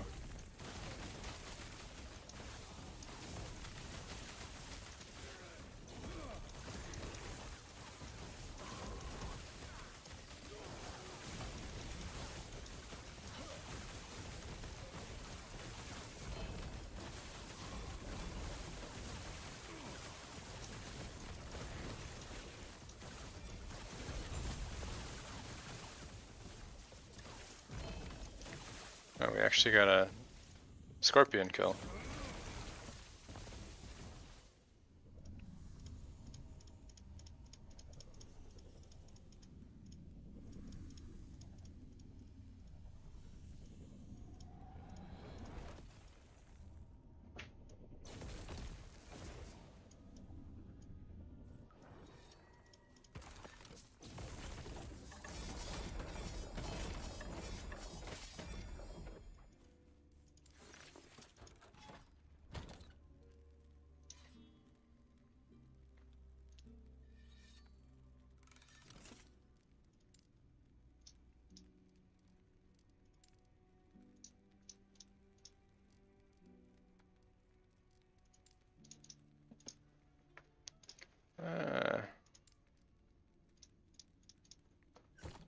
What are we doing for prophecies? So we have this one we actually procced. I didn't think we would. We had the Shade, Frostlich, we won't do Void Horror. I don't think is going to happen. One more of these. Immortal Eye. I guess the eyes I kill are the Watcher Eye or something. So these aren't counting. Mage, we need Siege Golem we can do. Yeah, so there's a few more. A few more procs.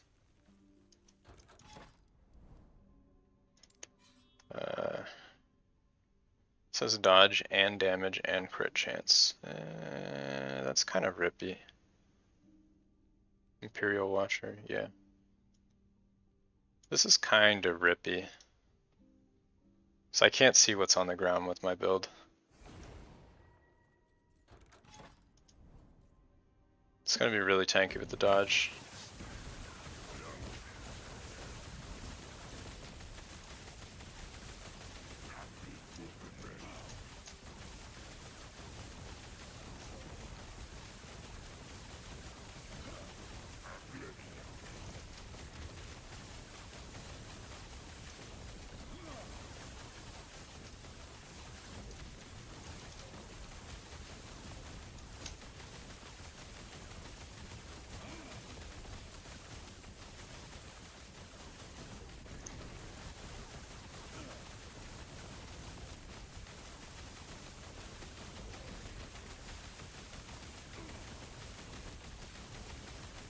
This is so tanky.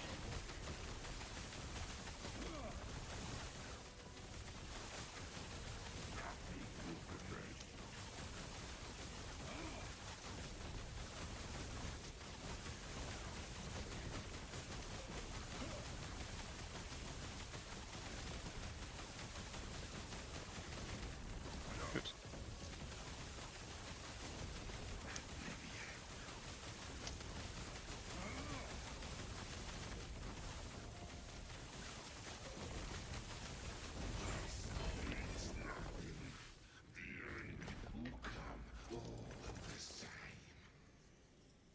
Ominous with no LP.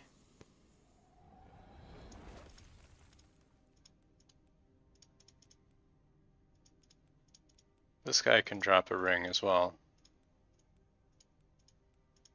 Have to keep an eye out for that.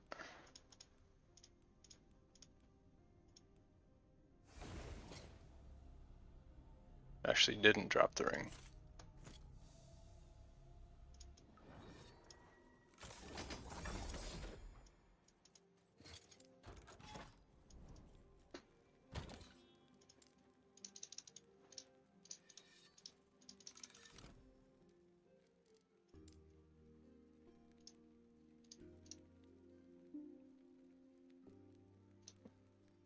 Having a bad time. 2 chess pieces, but no idea which one is better.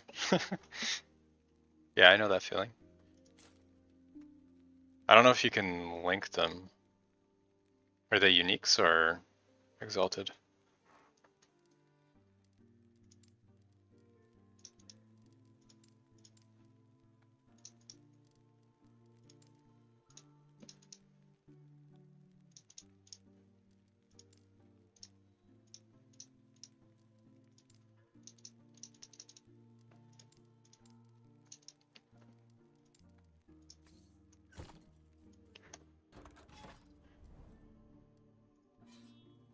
Okay, we can get our boss done too. That'll be our last proc of that.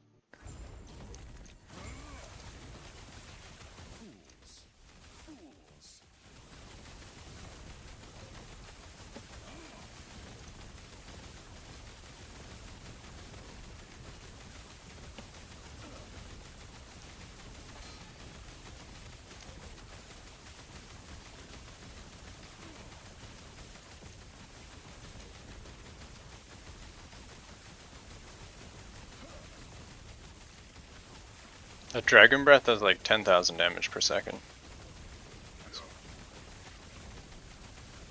Pretty much the full damage of the big attack as a DOT.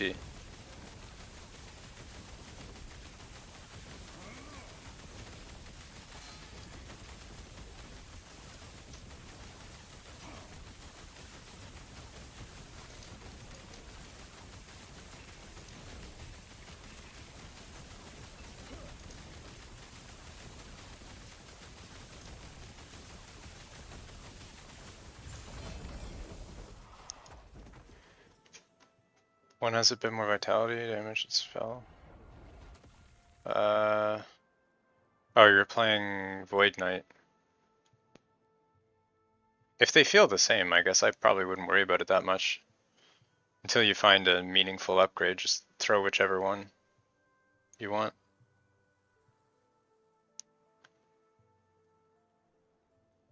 Vitality will give you a little bit of resist if you need that.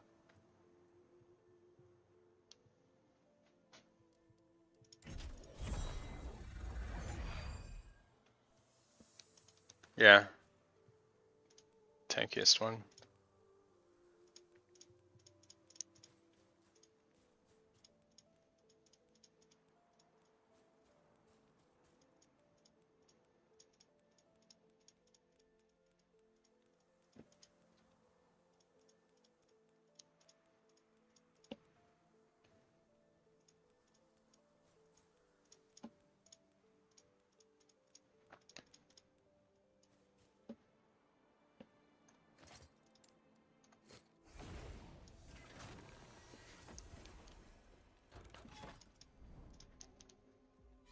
I wish they'd add the chest after you do the boss.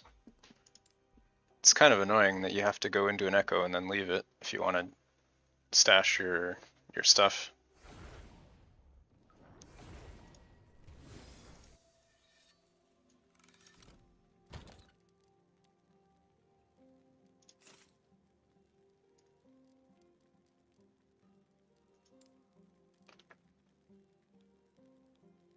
Is it that much difference?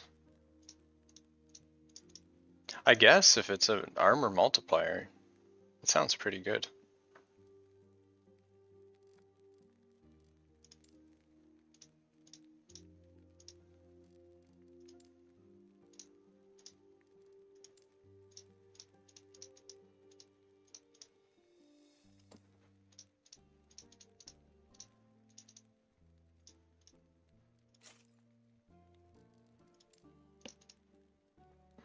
Yeah, I don't know. The only way I can make that work is if I get the plus level Frostclaw. I can't run Static Shell without it.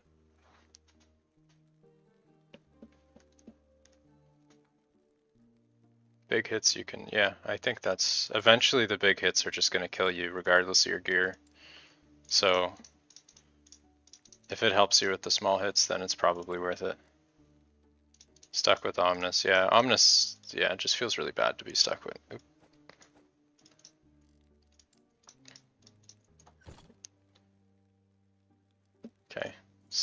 Still have a couple more prophecies to go through. I think I got one more shade, maybe? I think it was... I think I had the shade, right? Mage. Shade. Yeah.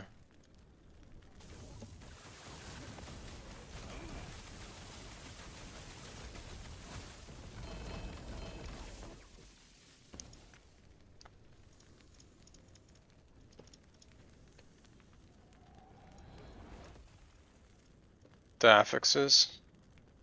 There's a lot of really good affix for Amulet. The crit multi, mana regen if you need it, spell crit. Forget what else. Shred is really good because of how many hits you do. What did I have? Shred, yeah. This is like close to what you want, and then the main one too is the implicit. Omnius doesn't give you damage over time taken reduced. Like everything on this amulet, the most important thing is the implicit. How is the grind? Grind is good. I'm already at 1,000. I'm just doing my ring testing right now.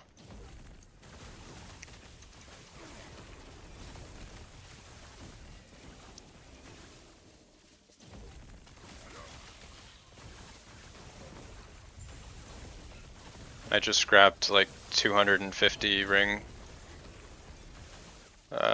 rings from Prophecies. Then I think after stream I'm probably going to go through them all. You guys definitely don't want to see that.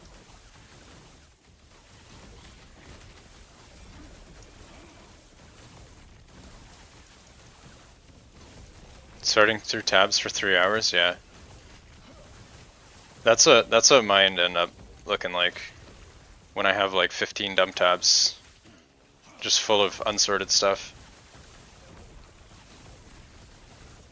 I think this weekend I spent like 6 hours just going through like several days worth of stuff.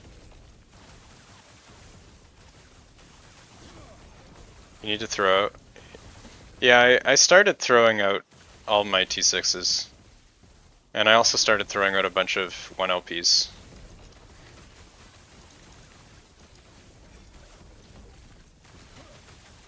I think at some point I'm just going to completely delete my 1LP category. Other than like a few very specific items.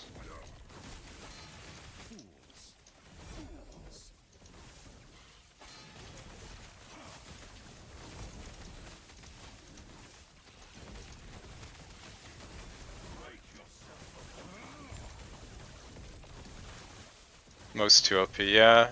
Yeah, I mean most 2LP, it really depends on the item, but anything that I've actually run prophecies for, I just have like a crazy amount of them. 10, yeah, I have a lot of chests as well. So I ran that for Exsanguinous for quite a while.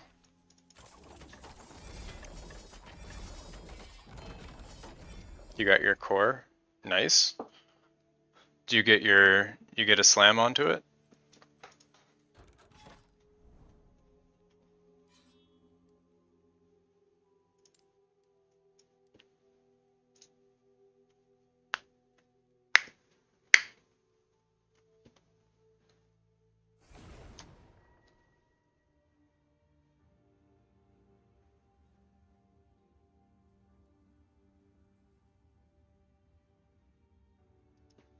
You ended up spending 40 Ascendance runes. Yeah, the Ascendance runes, I'm 90% sure they have a reduced chance to get LP. So if you're trying to get things with LP, then they're not useful. At some point I did like 100 Ascendance runes on like some random items with low LP level, and I might have got like 3 or 4 with LP. So I can almost guarantee that Ascendance is reduced.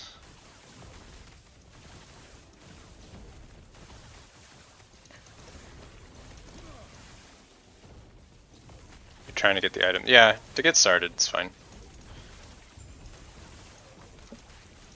there's not really much else use for them in the game, so if it helps you get your character going, then you are using them correctly.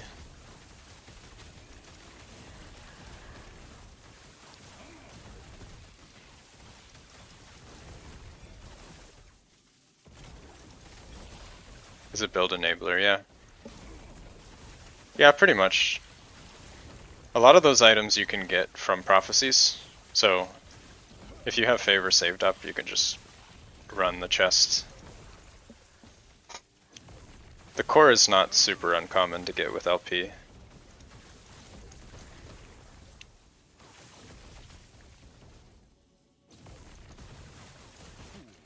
It does make a big difference as well, because it's the 27 or 24 intelligence on the chest.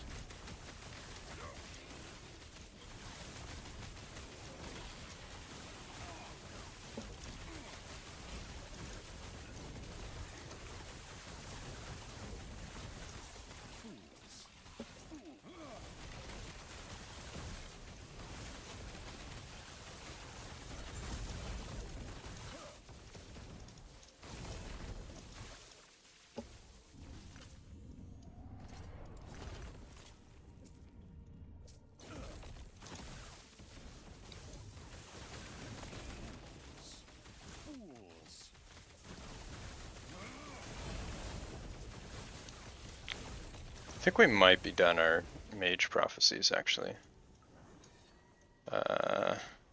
Scorpion Shade. Yeah, we're done with bosses. Golem we might still get. Eye is probably not happening. Void Horror is not happening. So Shade and maybe Scorpion. So I might get 3 more.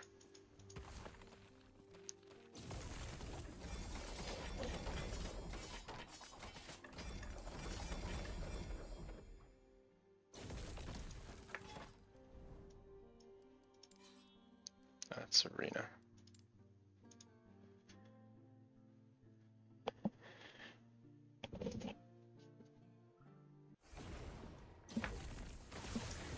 Pretty sure I have a big enough sample size already though.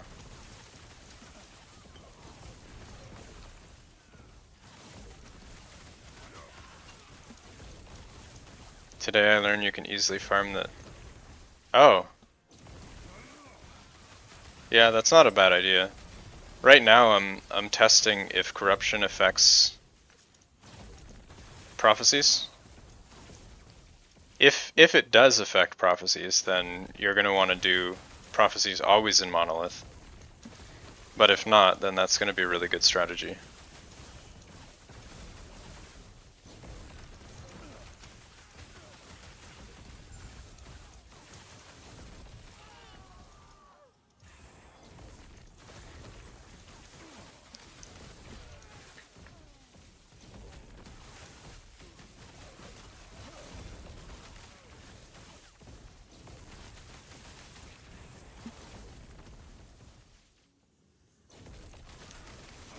Testo campaign. Yeah.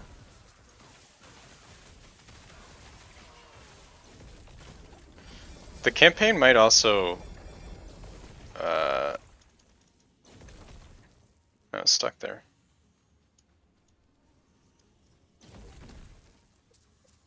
Yeah, not a problem. Testing is my thing. Campaign prophecies. I don't know if it's even worth trying though, because I think the prophecies are gated by level. Maybe not though. Can you drop items higher than the level area you're doing from prophecies?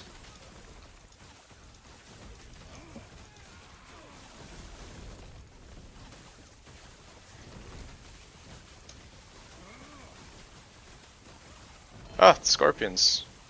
Excellent.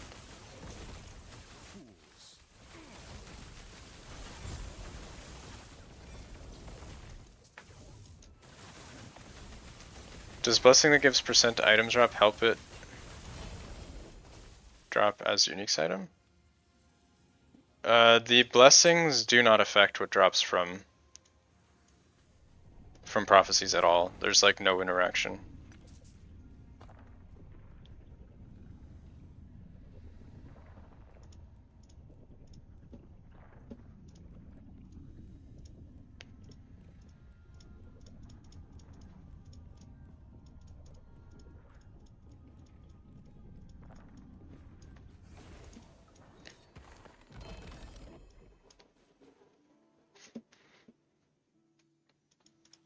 Yeah, I'm not sure. You're talking about the Outcast's Blessing that gives you unique item %. I don't think it's worth taking. I'm pretty sure it doesn't work with Prophecies, and experience just gives you more prophecies. So experience is probably the best, unless you need gold really badly. Then you might take gold.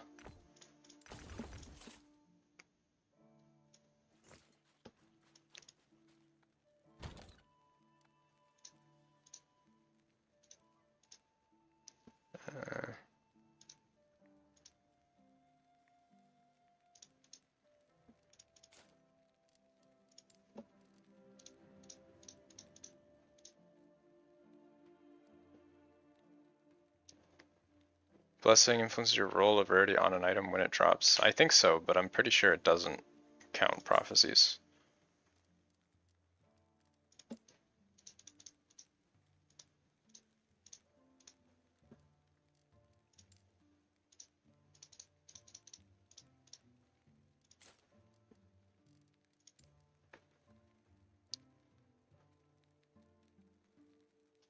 I guess it wouldn't affect Prophecies anyway, because it's the number of uniques you find.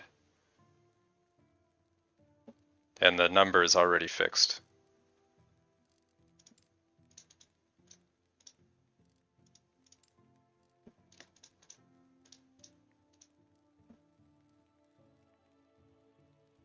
Yeah.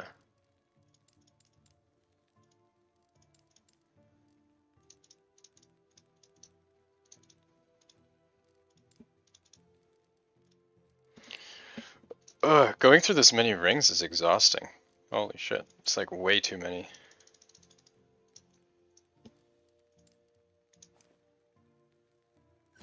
How many rings do I have? Like this is... It shouldn't be more than 400, right? I guess it could be. We're almost done the Prophecies we counted.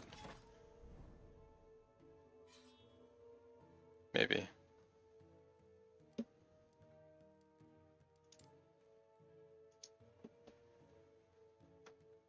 $700? I don't know. Maybe.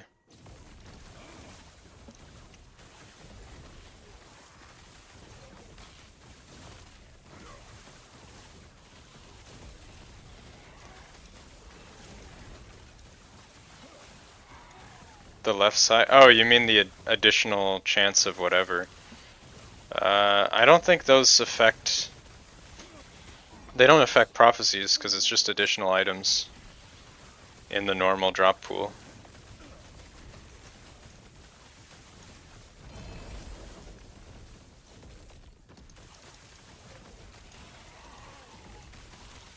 If you drop more exalted items though, they have all the perks from CoF to upgrade them. Or if you drop rare items, upgrade into exalted.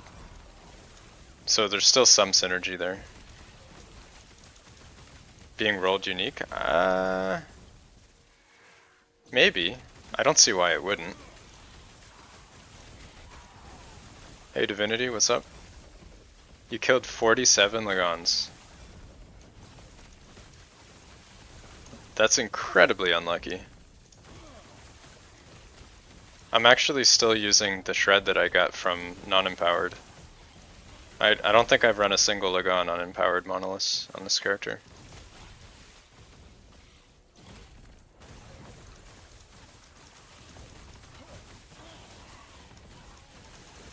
Did Blessing influence the roll on what you drop? You mean what item you drop, not the roll like within it, right? Of like the affixes.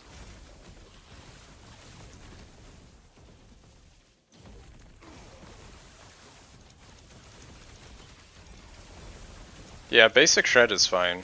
Why don't we have any on gear like fire or cold?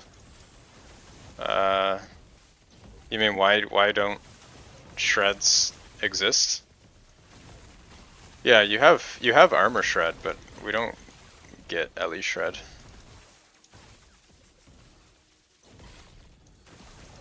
I think some items, maybe like uniques or something, have shred, but I guess they want to keep it somewhat rare.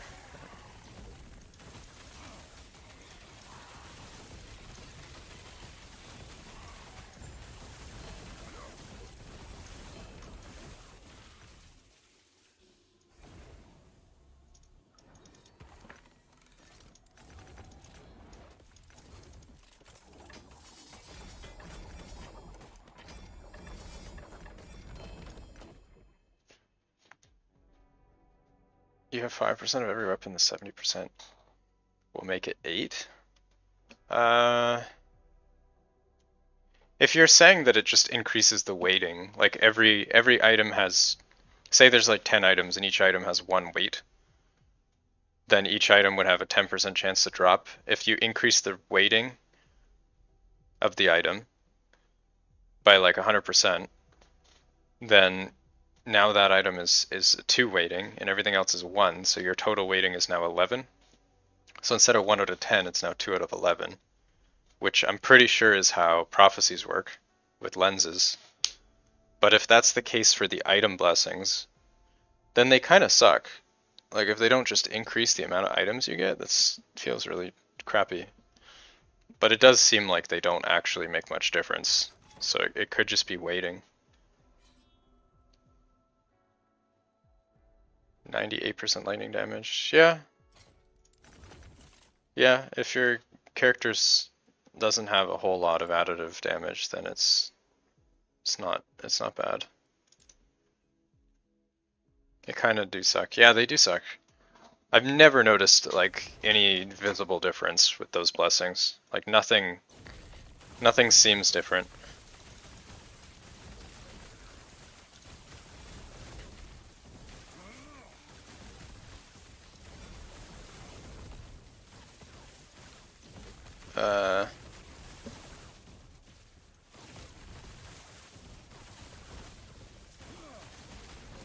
I mean, it's not quite the same as waiting.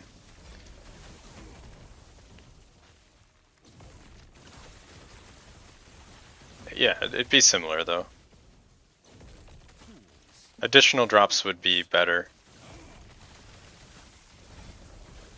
Especially if you have multiple blessings that increase items, then they would kind of fight against each other, right? But if it's just additional items, then having multiple blessings would not be detrimental.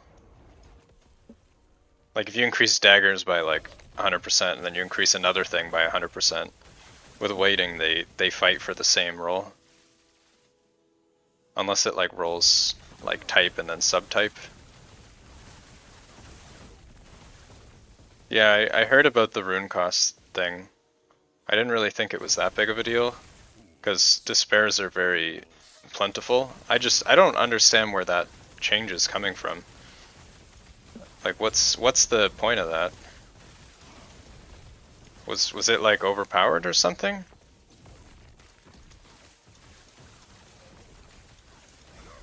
Yeah, the blessings are in different pool, but if like every item that drops, like if it rolls among every different type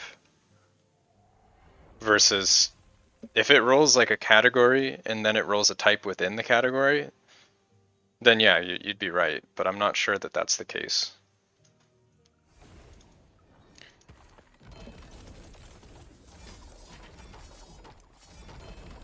I guess maybe it would be, because otherwise like adding more chest pieces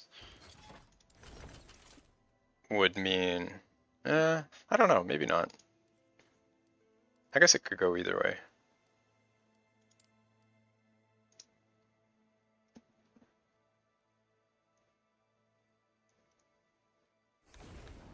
Yeah, I'm not sure. Oh shit.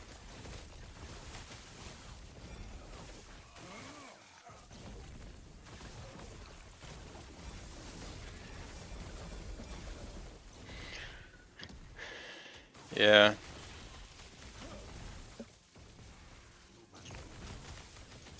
Yeah, either way.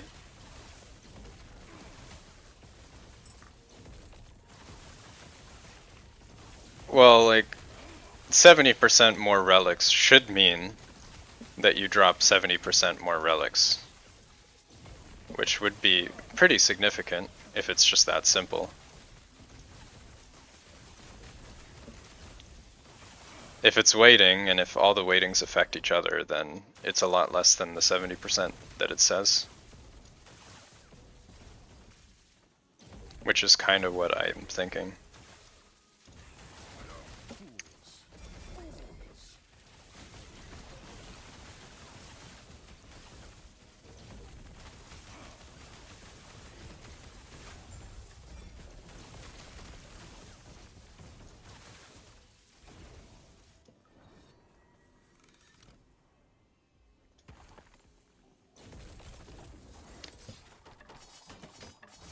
If you drop 10 relics per hour, you'll drop 100%, 17. Yeah, I think it should work that way. Like that's how it the wording implies. But I don't think that that's actually what happens. It doesn't seem like it works that way.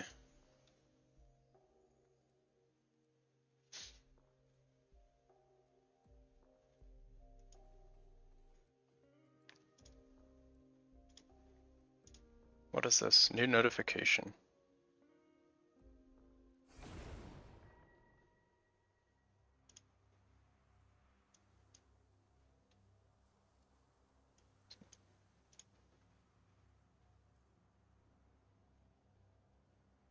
Wait, what is this?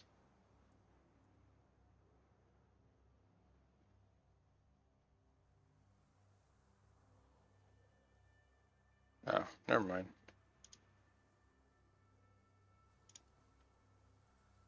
Yeah, the game is pretty buggy. It's hard to know when anything works as expected. Like you never really know for sure.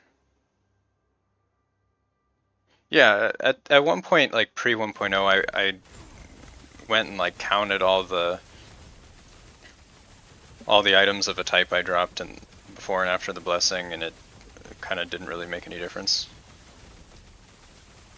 It's a small sample size, but yeah, I mean you're gonna get the blessing anyway. Like I don't know if it would actually change much.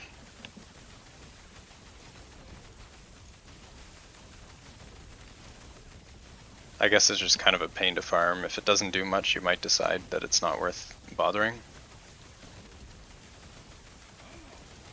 But if that's the case, then they should probably make it useful.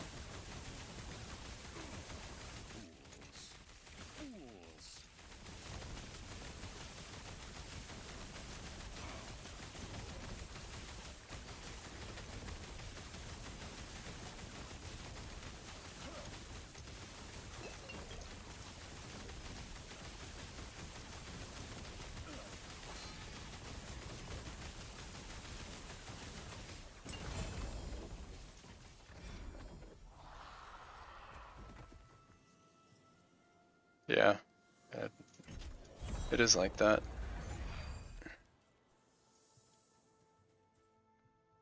Cast speed, relic, I guess I'll take it.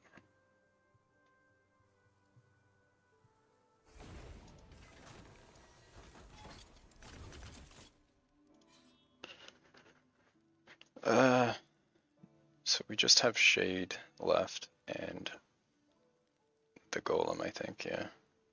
Shade and Golem.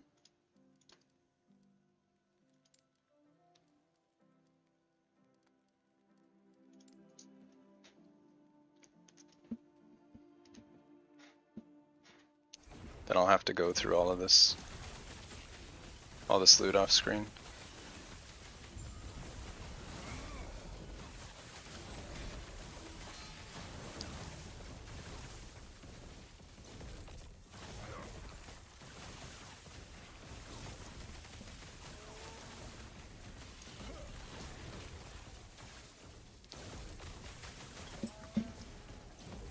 It almost seems like the blessings are supposed to sort of do what CoF does, but they feel like extremely ineffective.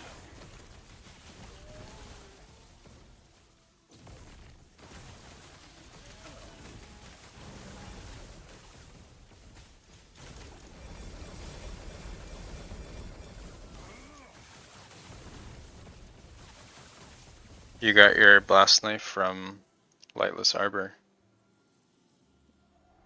Huh. Oh, the prophecy. Hmm. Yeah, I'm starting to think that corruption doesn't do anything.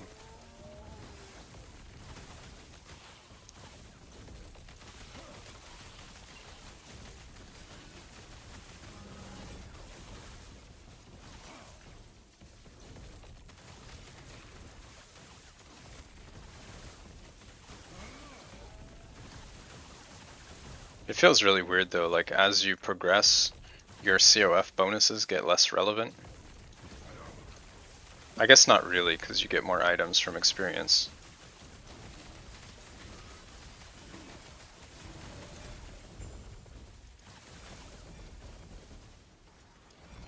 Maybe it would be overpowered if it also worked with corruption.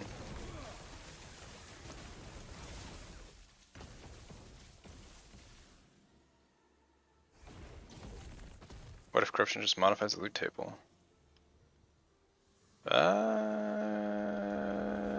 Yeah. I mean, maybe. The increased experience gained only works on the monsters, right? It doesn't work on the tomes. Same with the blessing. The blessing only works on monsters, doesn't work with the tomes. So maybe the rarity also only applies to monsters and not anything else. Maybe it doesn't even apply to the stuff that drops outside. Well, I don't know. It seems like it does.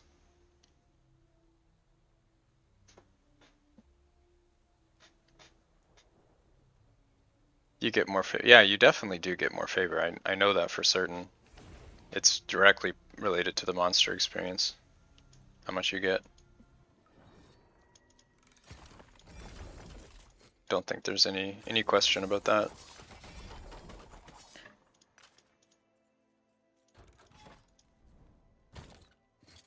Yeah, it might be like that.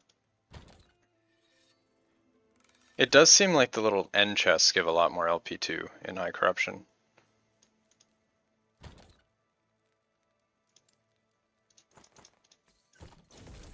Maybe that's just in my head though. I don't know.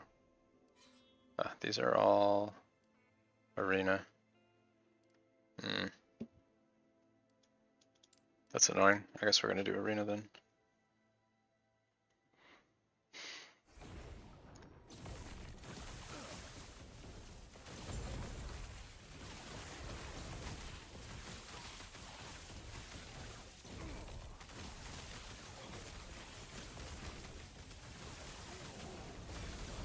The chest scaled gold. No, I'm pretty sure it does scale gold. I've gotten like 35,000 gold out of the chests in 1,000 corruption. I never got that much in like 100 corruption.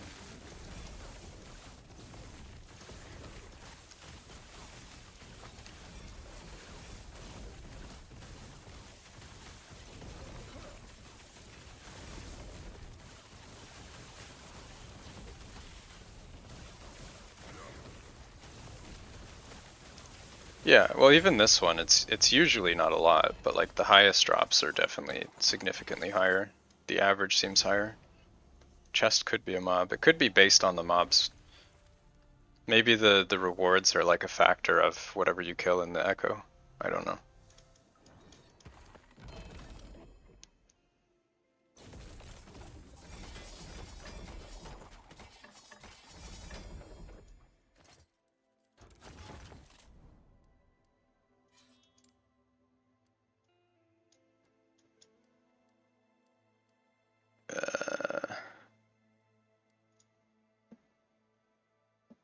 Gotta head out. Alright, take care. I'm probably done soon too, so you're not missing a whole lot, but take care, have a good day, have a good night. Hope to see you in the next one. I still have another round of this to do for the low corruption as well, so I'm not even close to done. Yeah, yeah, exactly. It does seem like it does seem like it influences what you get.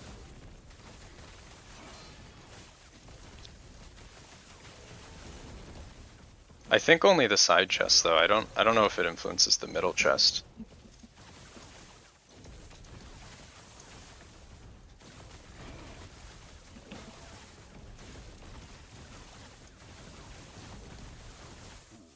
Yeah. Yeah, that seems... It might be based on the stability then.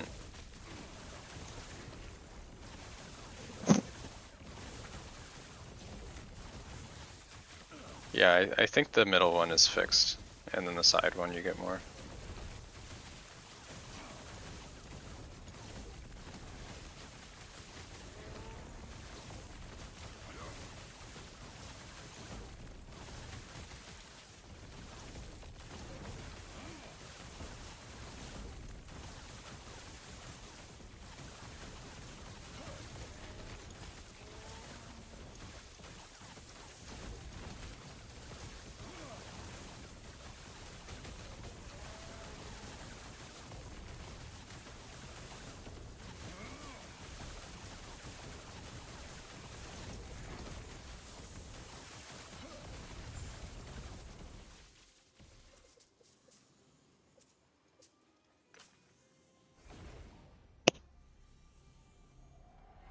Is this better than the plasma orb? I don't have enough experience with the plasma orb to properly answer that, but I think so. It's definitely a lot easier to play. I know that. Like this is a lot more foolproof. The plasma orb, you have to like do combos in a certain order and everything. And this has like lower gear requirements. And this can also push 2000 plus corruption. I don't know if I think the plasma orb scales better with party play. I don't know if this one is super great with like party synergy. This is probably the better solo build, I would think. Okay, we can do this shade.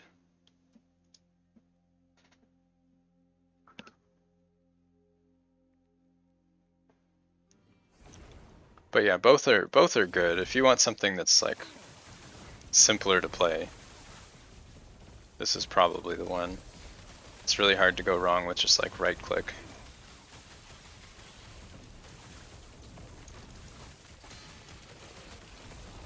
And also like MP's build too. He's has a lot of really crazy gear from Merchant's Guild. So I just have like a bunch of CoF stuff that I found myself. So keep that in mind. Not directly comparable.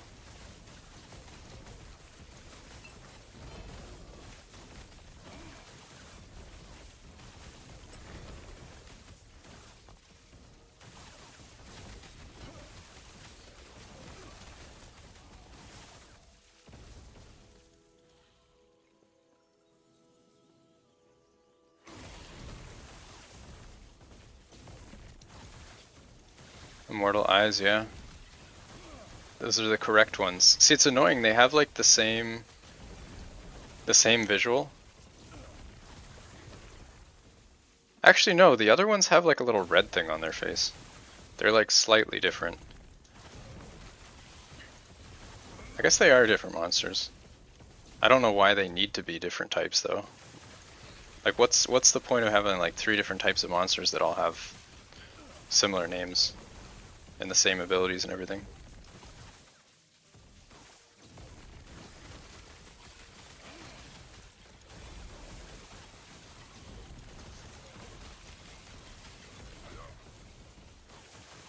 Yeah, I'm fine with clearing. I get a lot of XP from this anyway, a lot of favor.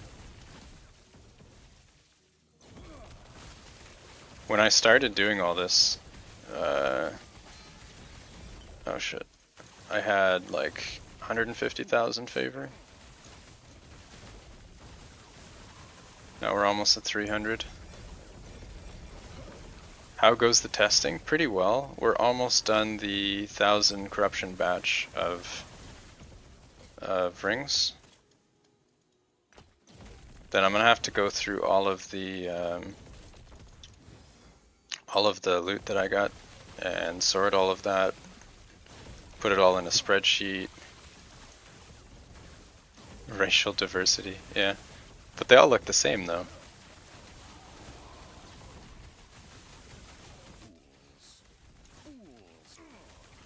Yeah, I'm letting my ward go pretty low. I'm not playing very well. But yeah, I just want to make sure I have a big enough sample size for my test to be meaningful.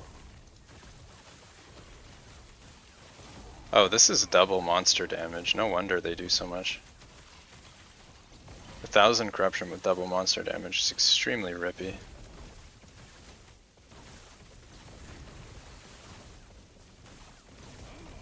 Their eyes and lips are different. They're like made out of bones. I don't think they have eyes or lips.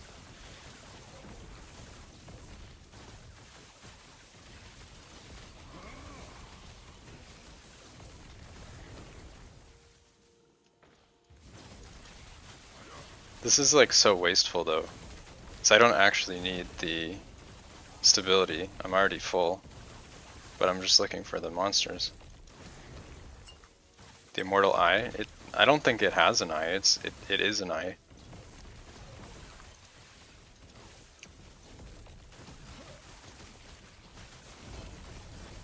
Yeah, there we go. Another prophecy.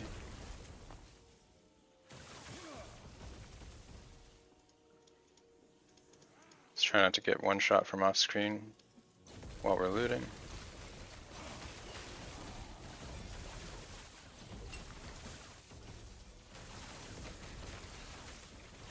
Holy damage. A skull with an eye inside? Does it have an eye inside? Maybe. The damage in this map is crazy. I need to get rid of these modifiers.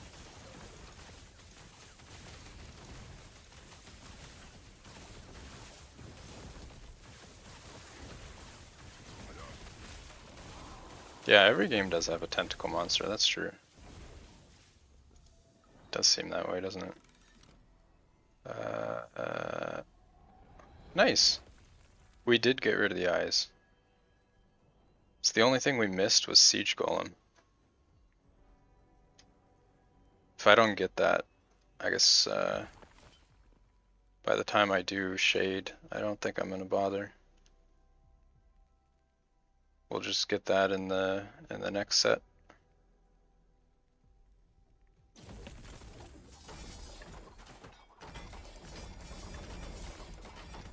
We definitely have enough items though. I don't think I need more than this.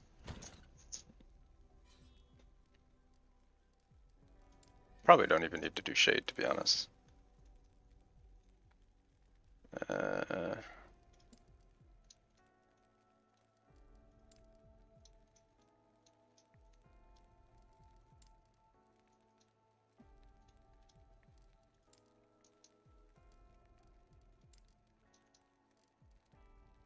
Cape. What's up? How's it going? Welcome back.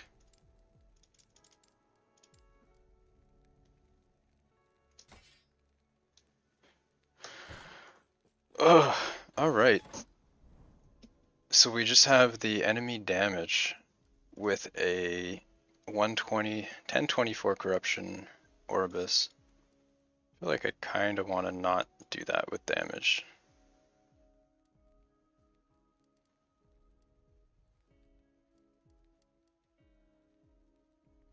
Just saw the title.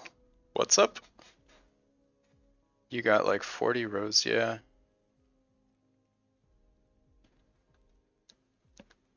You have the hypothesis that prophecies are bound by area context. You mean that they don't get affected by corruption, or that they do? So far I'm leaning towards saying that they don't. I'm actually going to do this arena just to get rid of the crappy affix on the map. Oh, I get immortalized right after.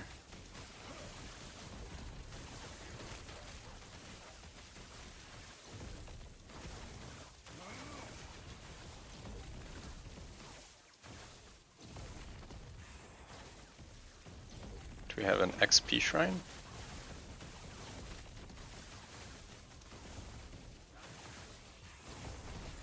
Yeah, I don't need eyes.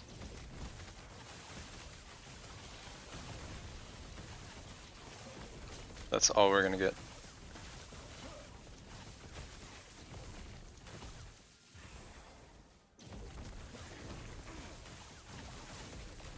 Yeah, I don't think corruption, or yeah, corruption affects prophecies.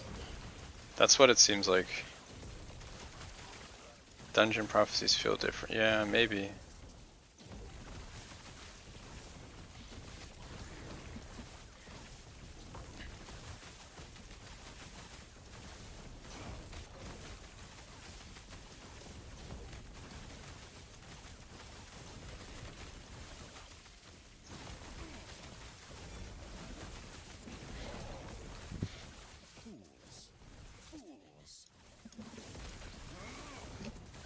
Do I have a favorite timeline? I guess whatever one gives the best reward. Probably Reign of Dragons gives the Twisted Heart. Could be based on the rank of the prophecy. I guess it could. It is possible. It'd be a little bit weird. That'd be like super unexpected if it did that.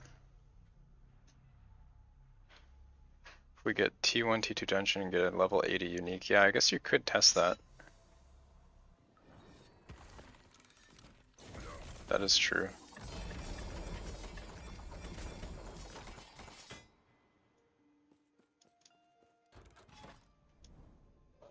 Alright, we'll do one more.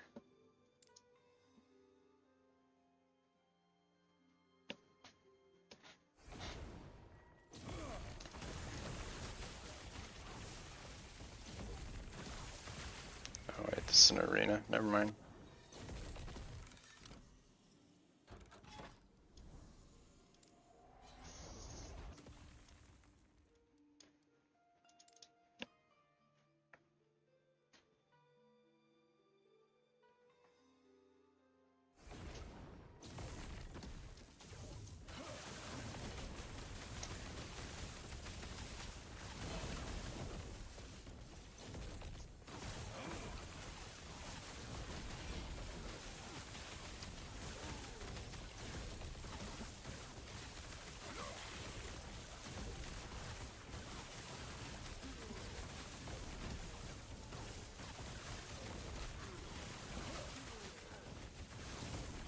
Oh no.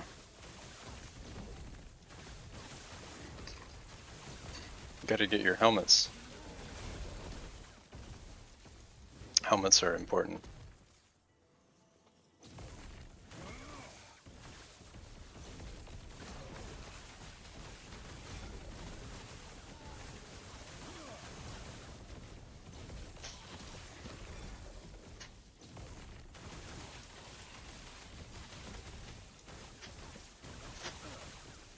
Protecting the eyes. Yeah.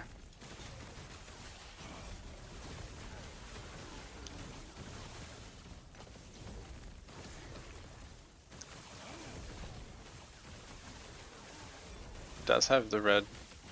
Yeah, I think the Imperial one has the red thing, and the Immortal one might be green.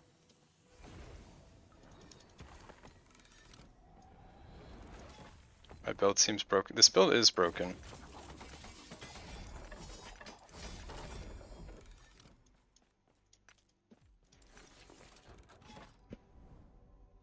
is definitely broken. Alright, let's do Orbis. My single target's not super great though. That's the problem.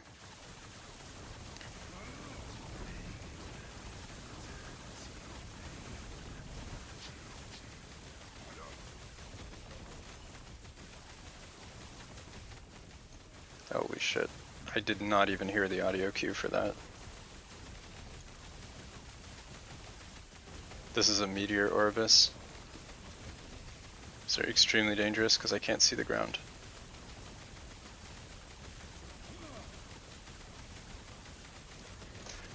Holy shit. Do we dodge it? How did I not die?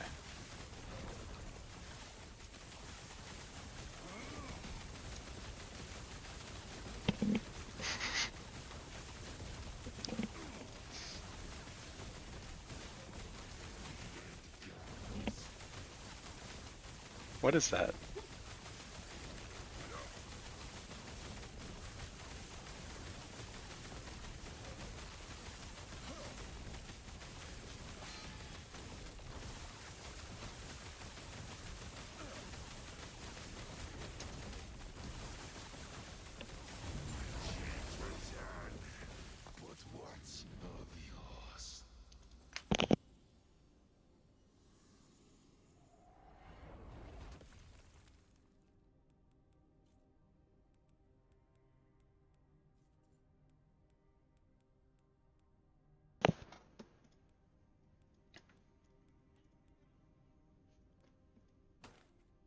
Well, I am confused. Yeah. I fixed my typo. I'm also illiterate, but that's a separate problem.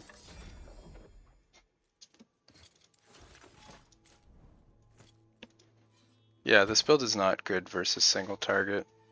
I mean, my build is also not set up, like my gear is not perfect. Shade also just seems really tanky. It's not too bad against the boss. It used to be the other way around, where Shade was squishy and the boss was tanky. I feel like the Shade scales harder than the boss or something, the timeline boss. Not exactly sure how that works.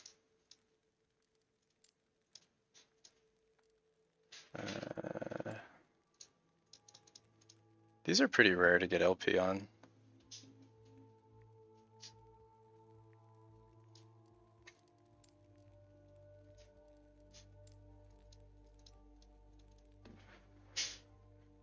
Alright, I think we are done. The horrors are not getting done. Golem, probably not. Everything else I'm not going to worry about right now. Yeah, I think this is probably a pretty good sample. Let's see how many rings we have in here. Okay, so we'll count the rows of 17. The shade. Is the shade the main bad? Alright, so we have 3 rows of 17 and 1 row of 15. Here we have 4 rows of 17, 1 row of 16. Here we have 4 rows of 17. The Corrupting God, is that even in the game?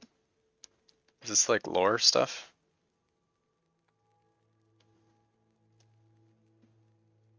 Is that the pinnacle boss upcoming? This is 6 times 17.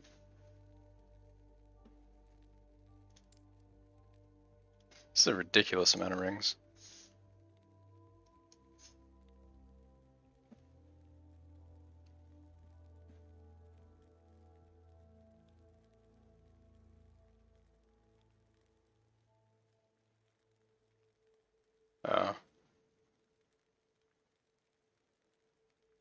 Yeah. I don't know. I didn't follow the lore that closely, but it seems like the shade is like corrupted and it used to be a dude or something.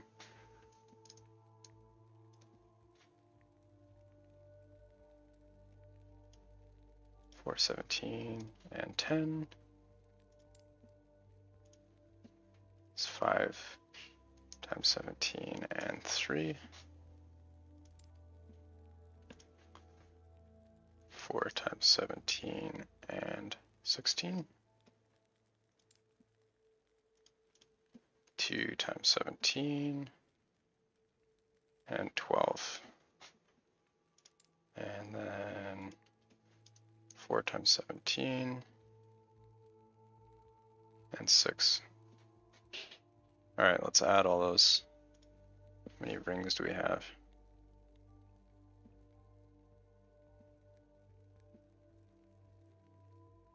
So 3 plus 4 plus 4 plus 6 plus 5 plus 4 plus 5 plus 4 plus 2 plus 4, 41 rows times 17. Do you guys want to take a guess at how many rings this is? It's like the jelly bean game where you guess how many beans are in the jar.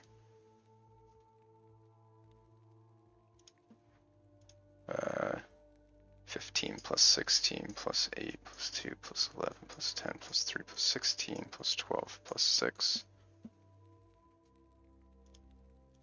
Okay. I guess I already said all the numbers out loud, so you could probably do the math. You're pretty close though.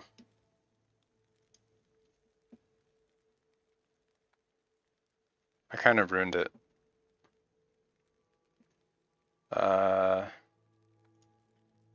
796 rings. I don't know. If we're going close without going over, then Sacred wins. If we're going closest, then Nurgle wins. I don't know if we're playing prices right. Apophis seems more like they could be the useful idiot. Yeah, that's what I was thinking. They just like got all their corruption from the power of the epoch or whatever. And then they like blew everything up. Maybe it's Spymaster Zarek.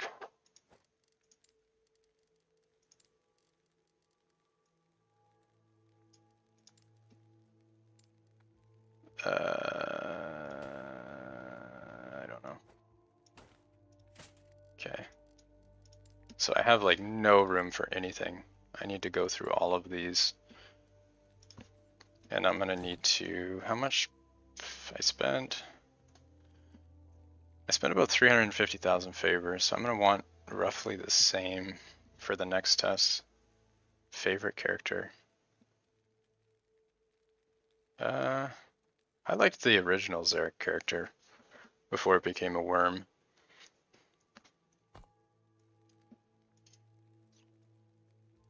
Let's see if this one is at 100 corruption.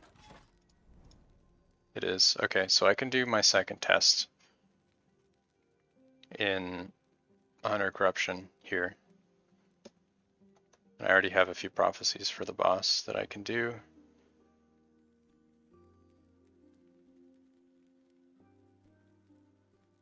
So we'll do these ones and then I'll get a bunch more. I need to farm a little bit more favor to get to that point.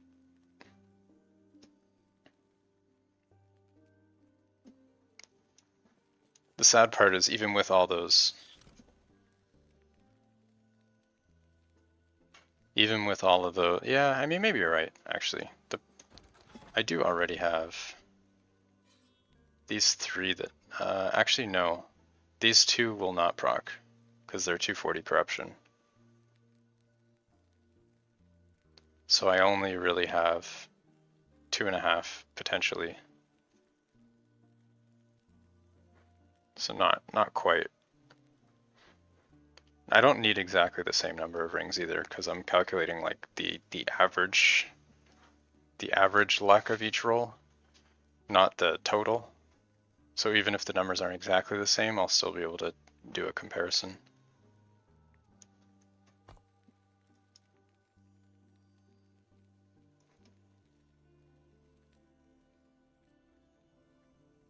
Yeah, they didn't. They're in the wrong timeline. I kind of messed that up. I'll farm a little bit more XP and then I'll call it a day and then go off stream and count all those. See if we can get another LP Twisted Heart.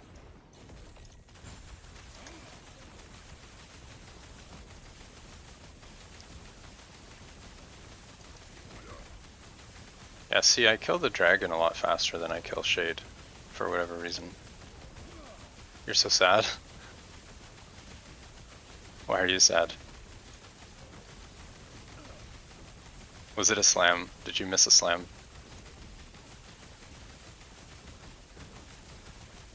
It's a slam. How did you get 6 rolls on a +4 Frostclaw though? I haven't even dropped that many.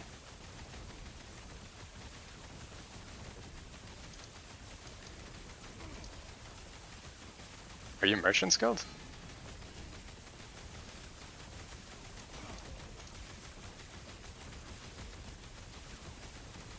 You found one, duped it. Yeah. I found one and duped it as well.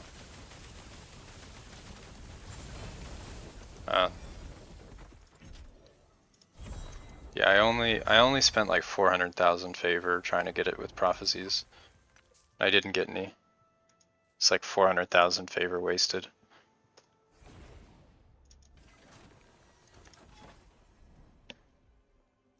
Yeah, that's pretty upsetting. That's a lot of dragon bosses. 1.2 million. Yeah, that's pretty ridiculous.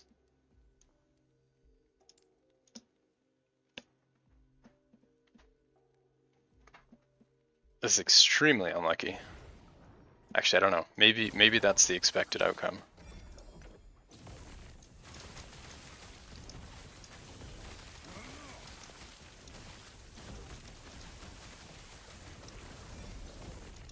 Yeah, this is a big F. These are the most painful rips. 1 in a million, yeah. It seems that way. You have a 2 LP?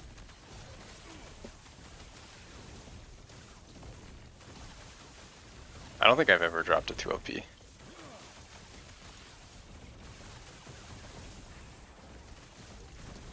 Any tips of improving the performance of the game? Regularly clear your inventory, regularly restart the game. Some people say leaving chat off helps with lag, but I'm pretty sure the chat still loads even if it's closed. Other than that, you turn your settings down, shaders, whatever. Some of it's just poor game performance though.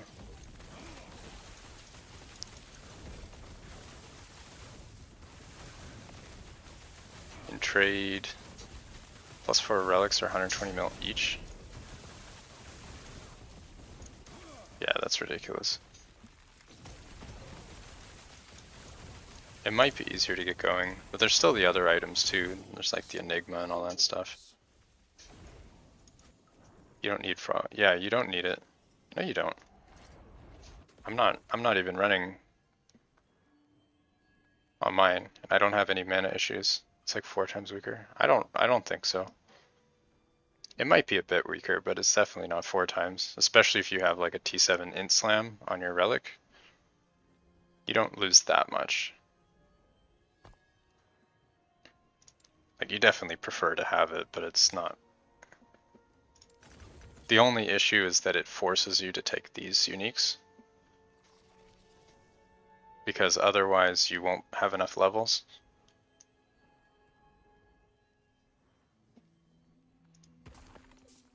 That's the only thing though.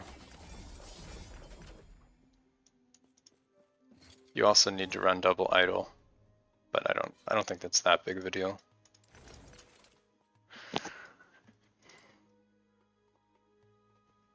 I might just try and slam a T7 int on my twisted and call it a day. I don't know if I can be bothered with +4 levels. Int will give me cast speed, it'll give me damage, it'll give me ward retention, give me crit chance. All the stuff that we scale with int, I would get more of.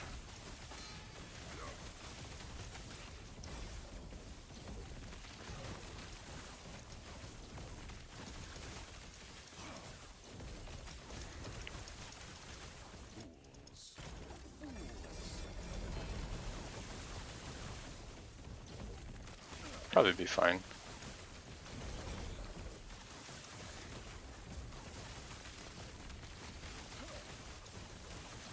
Every item is 100 mil. Yeah. Yeah, items are ridiculous. But also, like, everything you sell that's good is also worth a lot.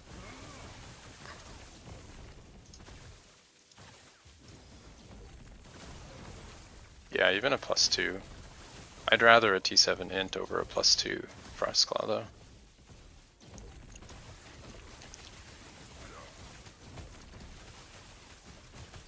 T7 int is it's a lot of stats.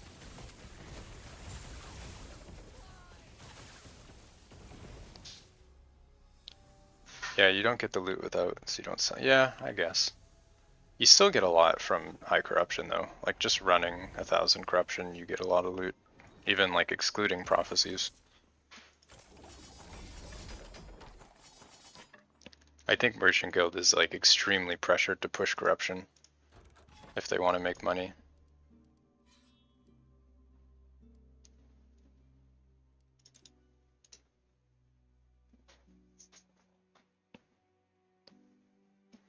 For CoF, I don't think it matters as much. It's still really important because you get a lot more favor from monster experience. But with Merchant Guild, like all your items you need to trade are just not going to drop otherwise.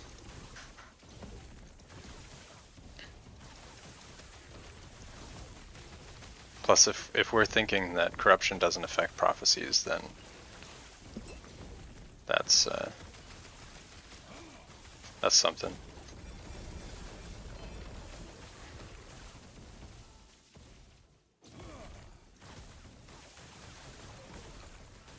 Yeah, I might try Merchant Guild, I don't know. Not really a huge fan of trade. I like to get all my items myself. It's more enjoyable for me.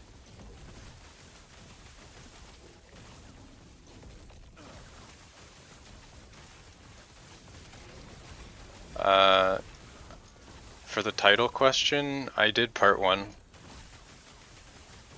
I collected all the items in 1000 corruption. I collected, what was it? 796 rings. And in part 2, I'm going to do the same in 100 corruption and then compare the results. So I should have an answer pretty soon. The next couple days maybe. I'll need to put together a spreadsheet. Then I'll make a video on that.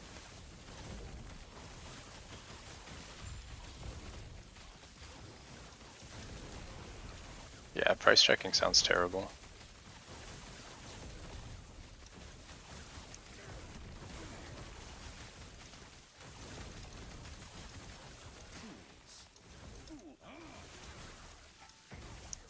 All this stuff is like reasons I didn't like trading in PoE. You kind of had to though. It's like the alternative was just not having good items.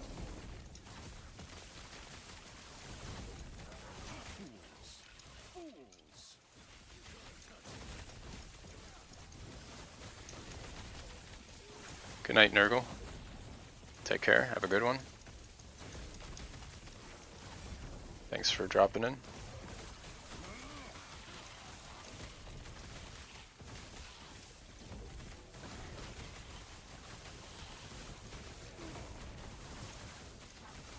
Yeah, I don't like needing add-ons though, just to trade. Feels really, I don't know, it's like poor design.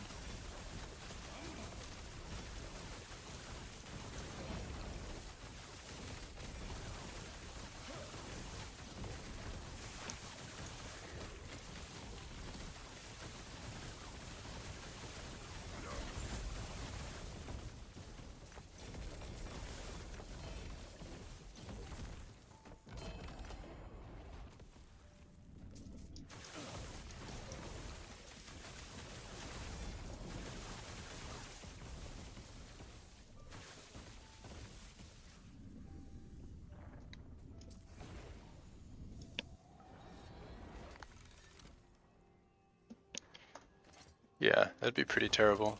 But also PoE is like a lot more centered on crafting. You just grab a base and then you craft it until it's good. In this game, items are somewhat disposable. Every exalt you get, you might end up just trashing it, right? How do I gain so many ward? There's a lot of stuff that you get ward, but the main thing is Twisted Heart. Every cast you convert health into ward. So as you're killing stuff, you get ward, and the other thing is you have leech in this tree, so as long as you're hitting things, you're regaining health and then converting that health into ward. You also get a bunch of ward on spellcasts. There's like 32 here. Ward per area, another 24 here. You get some here, ward versus boss hit. Yeah, this one. You get a bunch of ward from a bunch of different things, and I think there's also some in the skill tree. Get a little bit here on cast, and this is 5 casts, so you get a lot of ward. I forget, but there's basically ward from like everything. It's pretty strong. And then int stacking gives you a bunch of ward retention for free.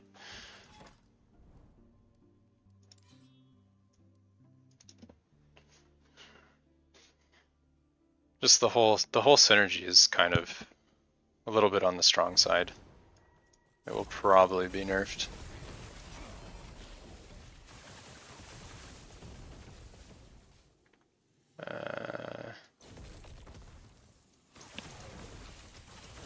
I think Frostclaw is probably going to be nerfed, because they actually buffed it in 1.0, even though it was already strong. And they're probably going to nerf ward in general. Because right now it's basically making life-based builds irrelevant.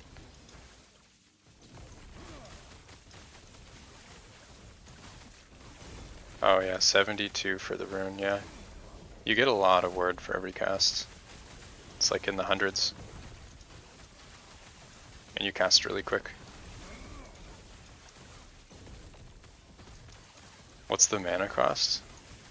Mine is 23.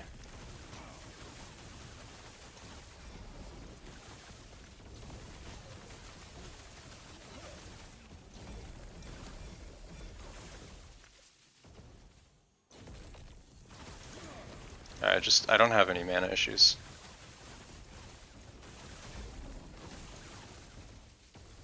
How do you solve the health drop? Through leech. I have leech in the sorcerer tree. Yeah.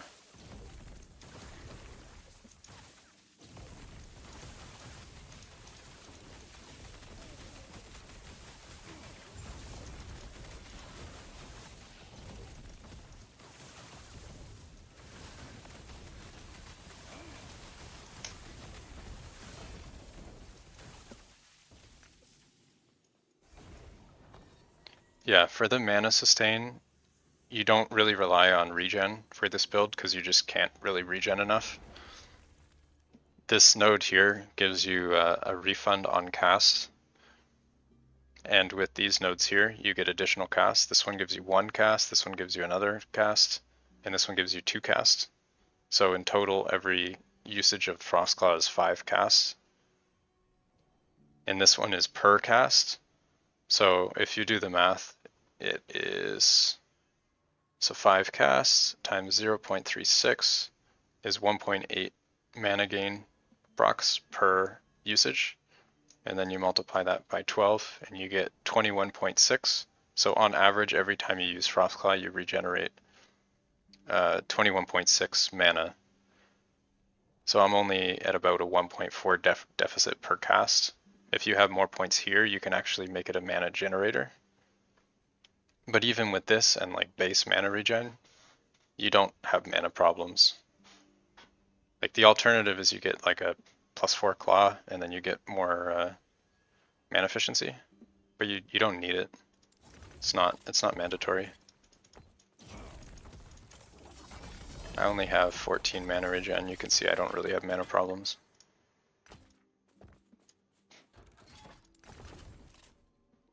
How much favor do we have? We're almost 300.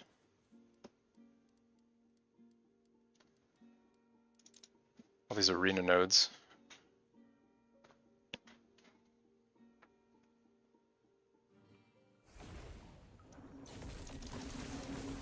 Gotta be really careful not to die when you first enter an echo, because you don't have any ward built up yet.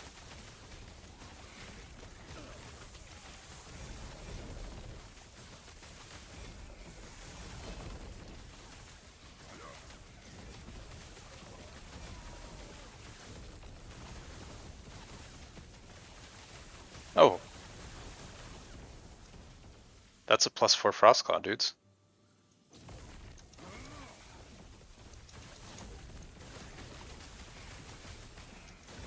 Easy game.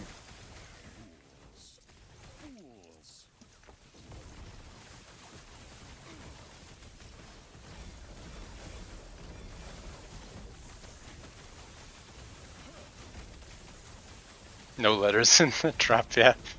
This is black text. I don't know what's up with that. It bugs out sometimes.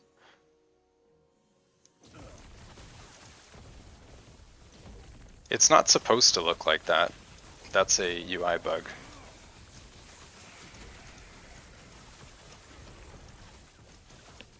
That's not what my filter is. I think it bugs out when you have emphasis checked. Sometimes it just doesn't show the text. I don't know why it does that.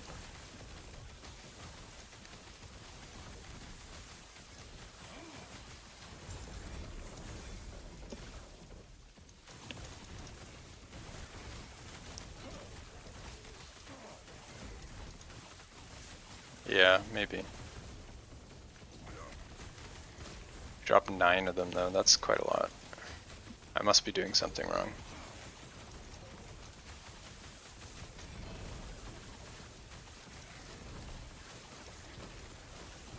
A lot of favor.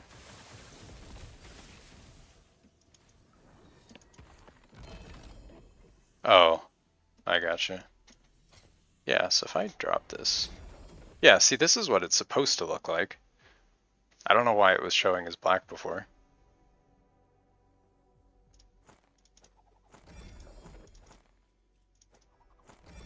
Yeah, I don't know. It's like a UI bug.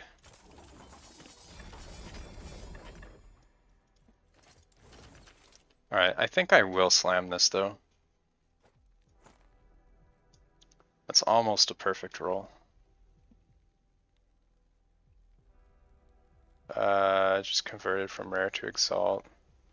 I don't know if it would have a 50% chance to go to 7.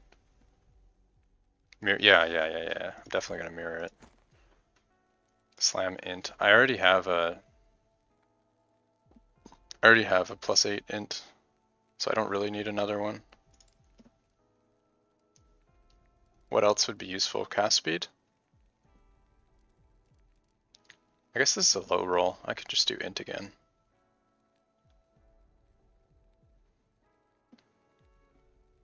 Crit multi is good, yeah. Could do crit multi. We have 20% more crit multi, do we? Are prophecies affected? I don't know yet. I've only done the first part of my tests. If you guys are just tuning in, this is what I've done so far today. I got all of these prophecies and I've run them all in 1000 corruption. So in case you haven't seen this, these are all the rings that I've gotten. In total, there are 796 of them. So these are the 1000 corruption rings, and I need to do the same again on 100 corruption.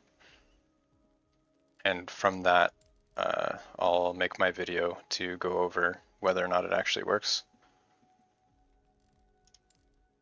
Keep in mind that half of these are duplicate from the rank 10, so the actual number is half of that, but still, it's a pretty big sample size. We have 20% on passive tree in Runemaster. Oh, no. Yeah. Yeah, you're right.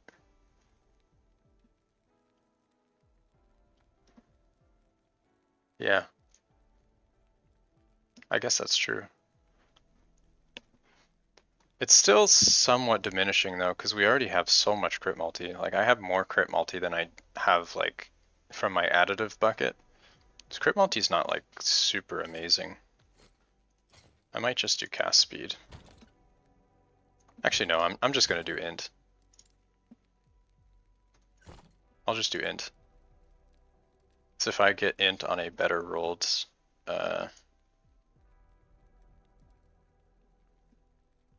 this is a low roll.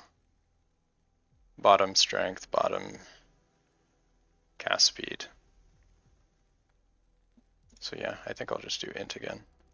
I can get a better one if I miss.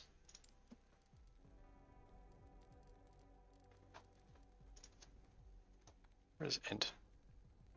Am I blind? There it is. Okay, so we need to make sure we don't use all of our FP or we're going to be a sad.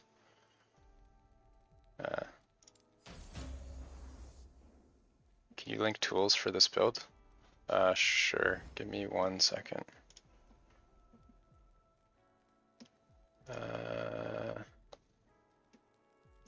Where did I put it? Here is the build.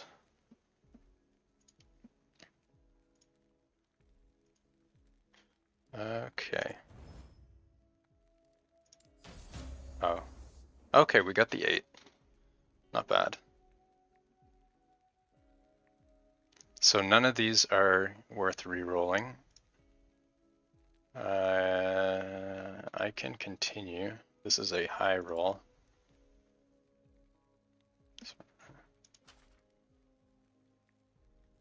One to 24.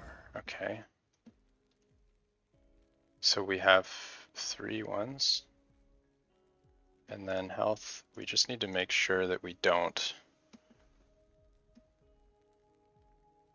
use all of our FP.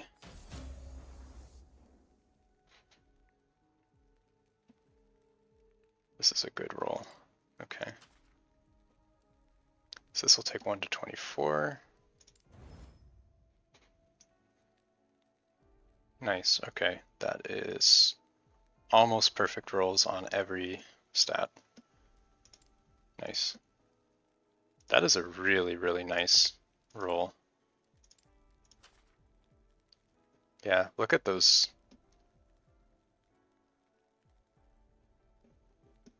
I mean, honestly, I would like to slam a 2, but I don't think that's ever happening, so. I will just slam my best 1. It's a bit of a waste for 1 LP. Yeah, maybe. Maybe you're right.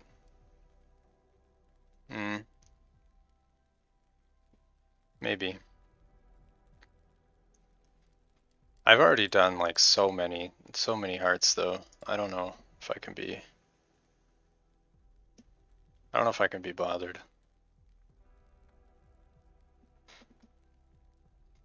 I'm pretty sure we have a good roll here somewhere. Just max 15.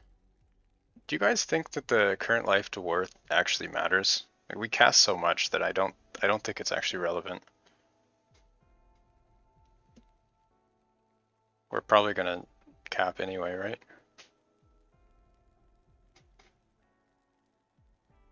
I think this one is our best roll.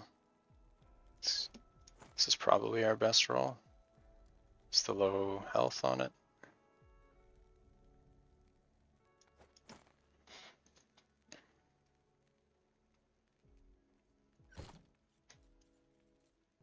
You'll get gated by retention. Yeah, I think so.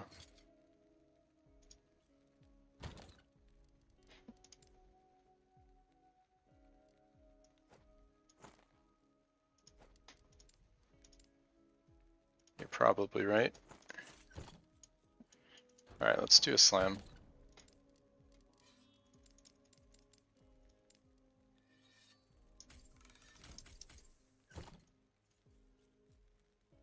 It's 0.65.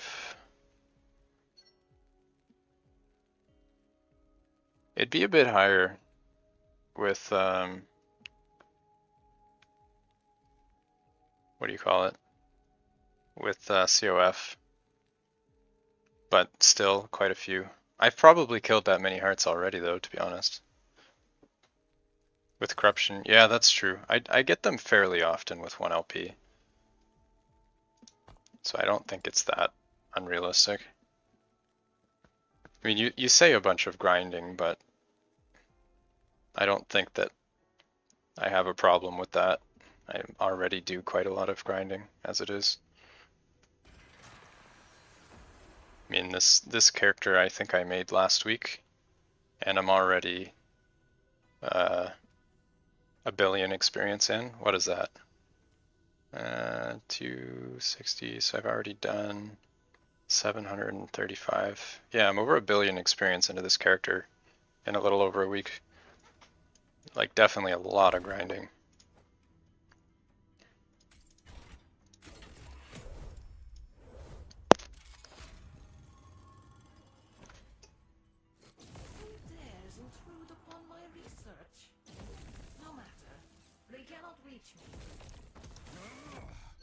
Alright, let's see if we can actually go through the doors today. Sometimes we can't. I don't know why. It's inconsistent.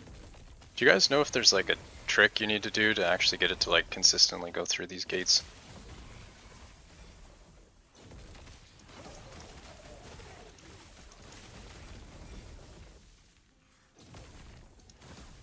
Rax made a video? Oh, nice. Did he find like there was a technique to it, or did he just say it happens? I'll have to watch that later. It only works if the game paths you towards the other side. And you walk away from the gates? Oh, really?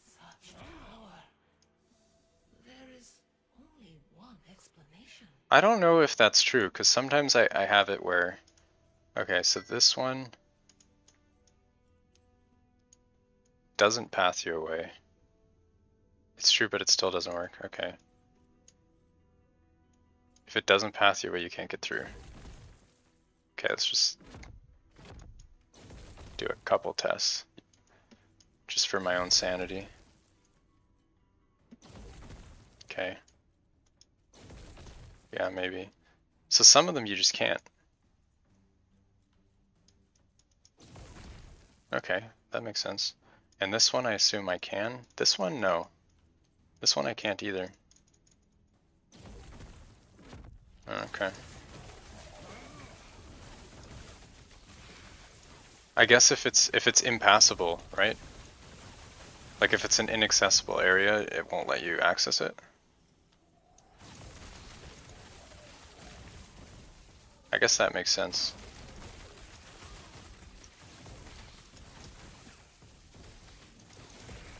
Yeah, I guess it wouldn't let you go to an inaccessible area.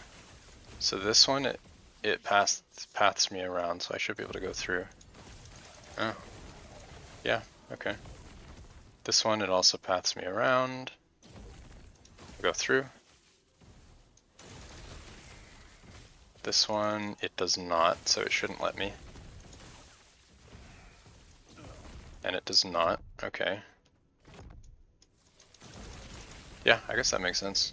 It still fails sometimes, but...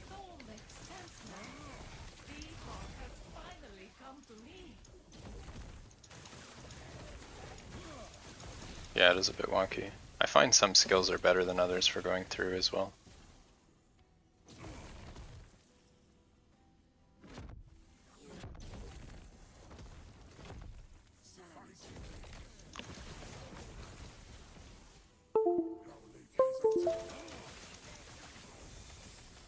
Flame Rush's ass. I just bump into it over and over. My keyboard disconnected. Rip. Does my keyboard die? Oh man, my keyboard is dead.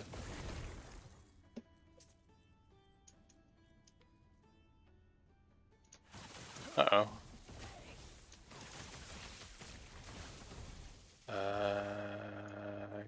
Hello? Okay, there we go, we're back.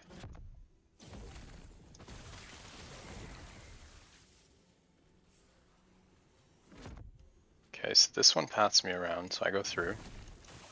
Yeah. Yeah, okay, that makes sense. That's good to know. This one I can go through. This one I can go through. So it failed.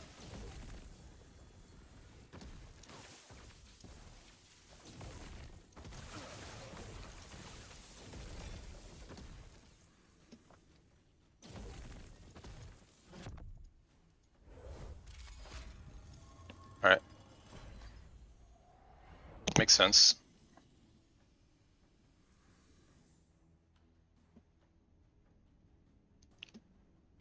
Let's get our slam going.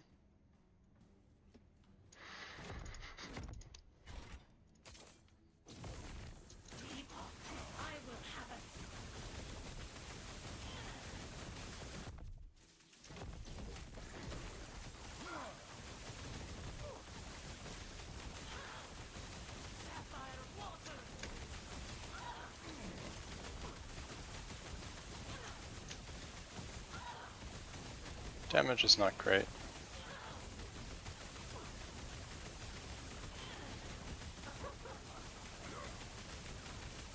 We will tank this for funsies.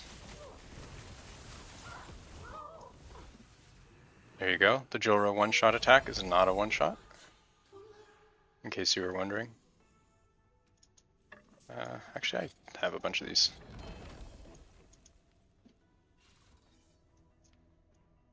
Lightnings? Oh. Yeah, maybe that's how they deal with that.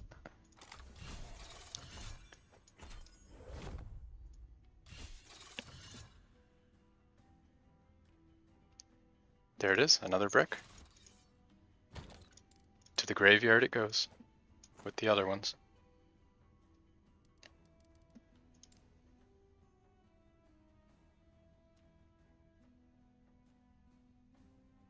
$15, $15, $15, $12, $13, 6 is 8. Is this one better? An extra 12% armor. An extra 2% health.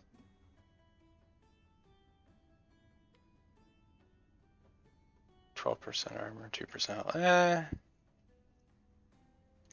think for most builds I probably want the 8%, don't I? You think 15.6 is better? Strength is armor, yeah, exactly. It's 12% armor. I don't need it for this build. I don't need the 8%.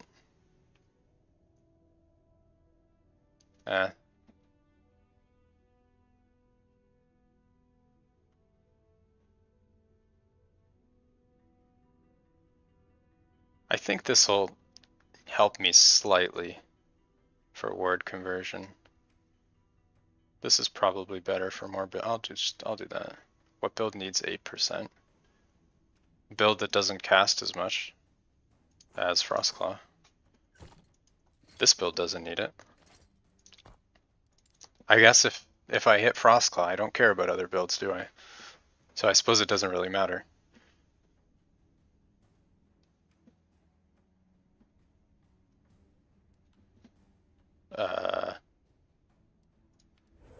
Okay. Game, hello?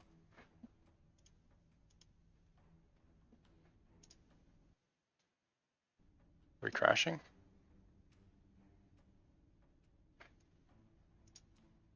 I think my game is crashing.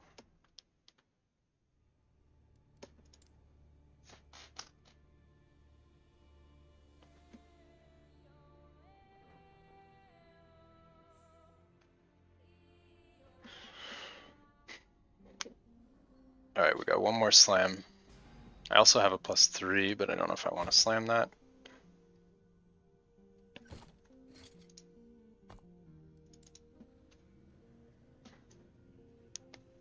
And then if not, I might try and just slam a T7 int.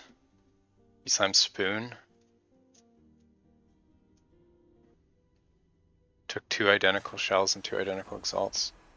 Yeah, that happened to me too.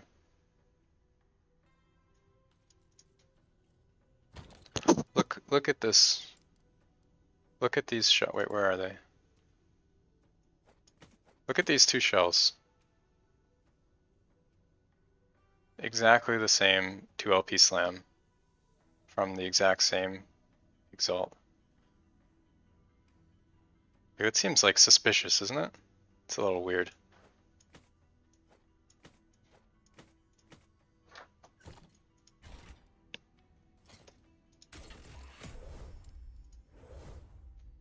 I was thinking that like maybe duplicated items have the same crafting seed, so they'd always have the same outcome. But I tested that and I don't think it's the case.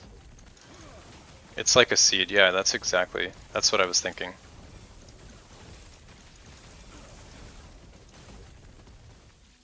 But no, I think it was just RNG.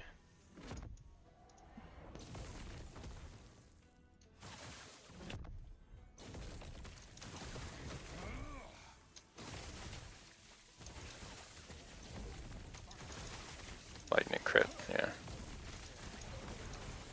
If you got int, why did you do another? Oh, because 2 LP. Right.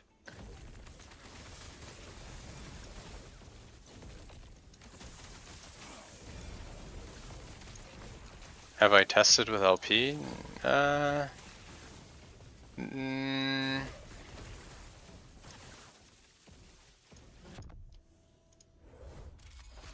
don't know.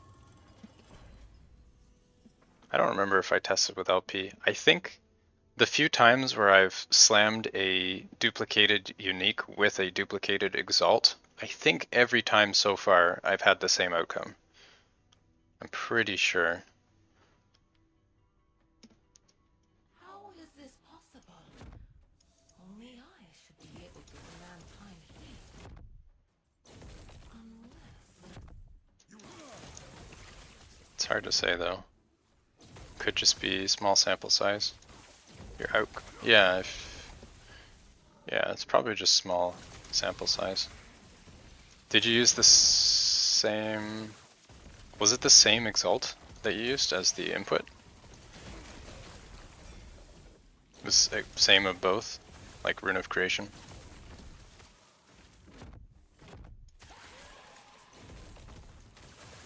Mirrored. Okay, yeah. Probably not then.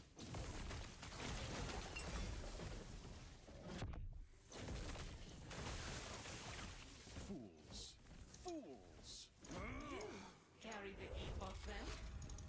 Fool like you has no use for it.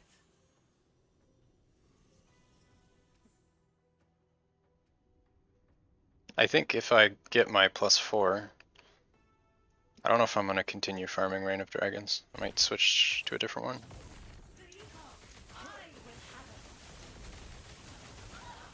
Can we tank this without? Oh, I guess we can. I don't even have to dodge the first one.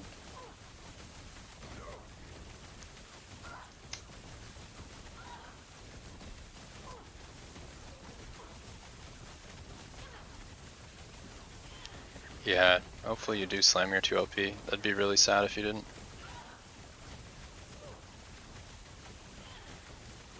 Yeah, int and +4 would be crazy.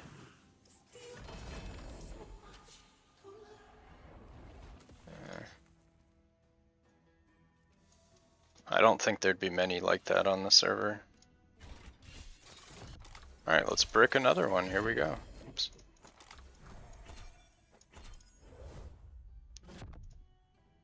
Gone. Another one bricked. Easy. Easy game. Boom.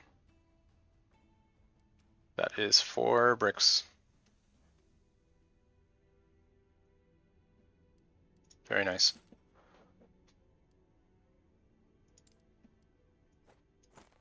Kind of tempted to just do the int. Call it a day.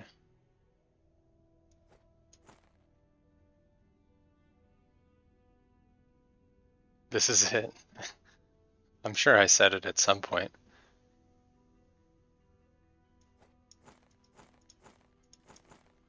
I could just slam the 3. Well, I mean, I'm not like quitting the game. I just think that like my efforts would be better spent elsewhere. I kind of don't want to slam a 3. It feels like such a waste.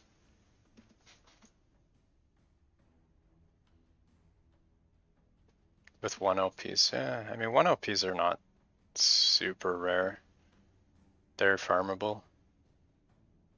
This 3 is good enough. It is good enough, but it feels like a waste. I feel like I'd rather have int, T7 int.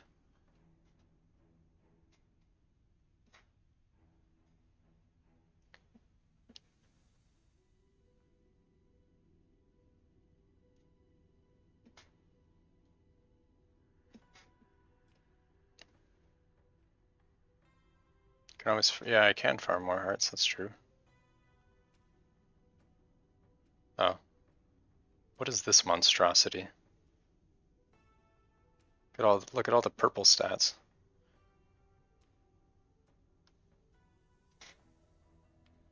Do I only have one of these with int? Maybe.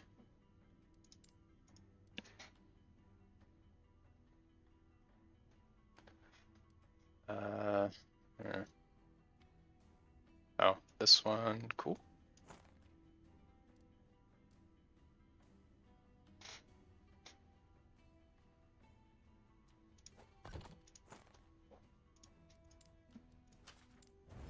No seal.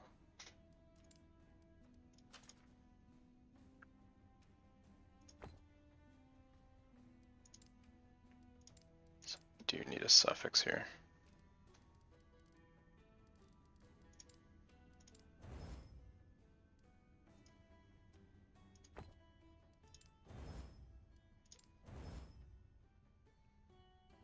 Do you really need a claw? I mean, I guess I don't. Guess I don't need a claw.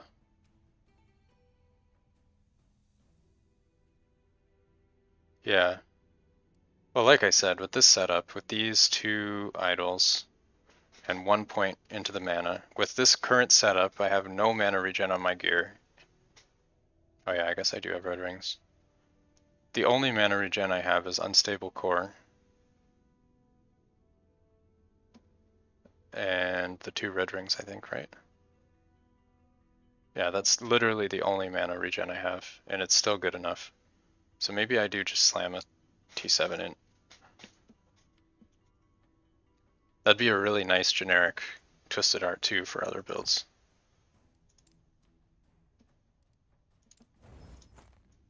I'm gonna need to go farm more Runes of Creation.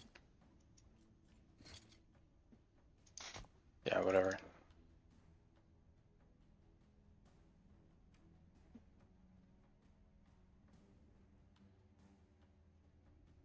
Is it based on your max mana? Or are you just saying because of the RNG of the mana recovery? Rune of Creation eats the Glyph of Hope? What do you mean? How does it eat the Glyph of Hope?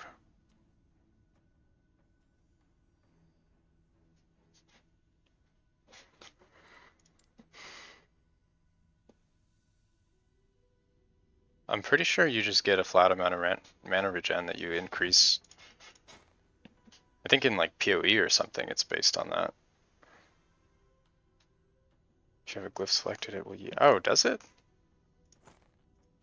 Oh, that's kind of stupid. I figured it wouldn't do that.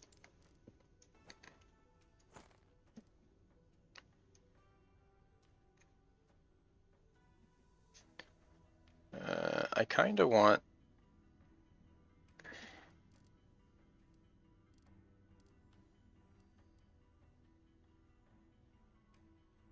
Hmm.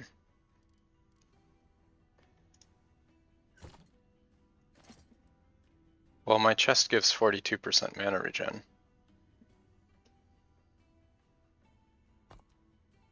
Do I have anything that just gives percent mana? Probably have mana gloves. Oh, actually, maybe I don't.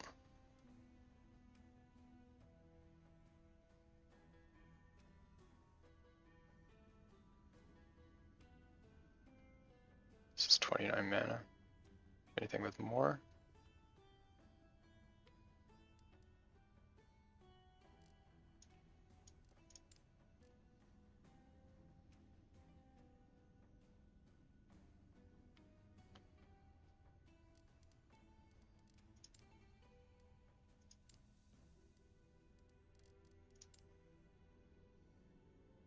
Do you have anything that gives mana?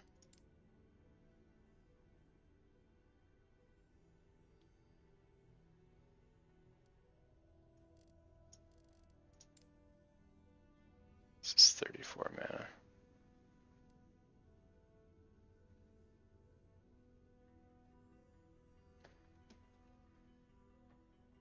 Whatever, let's just throw that on. Okay, so we have 14 mana regen. Oh, this gives mana regen as well. Never mind.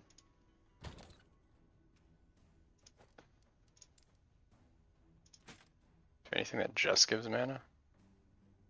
This, I guess. This gives me 29 flat mana. If I take it, doesn't change my mana regen. I don't know if that's enough to make a difference, but I don't think it does. But anyway, let's go slam this.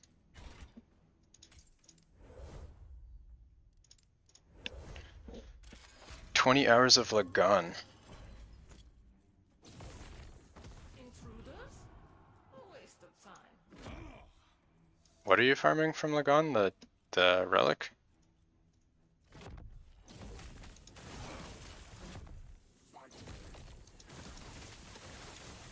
Yeah, I know you can look in the guide, but I don't necessarily trust the guide as being accurate. It's entirely possible things are bugged. Bless. Oh yeah, the blessing, right? Yeah, you said that. This one I can go through.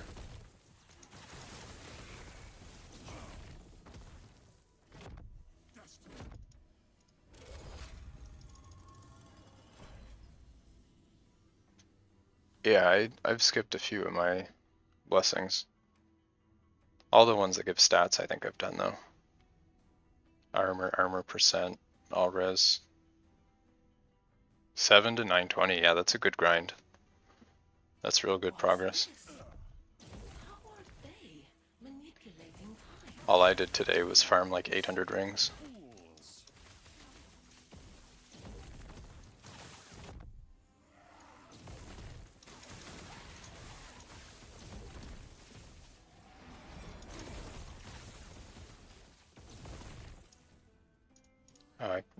I should be able to go through this one.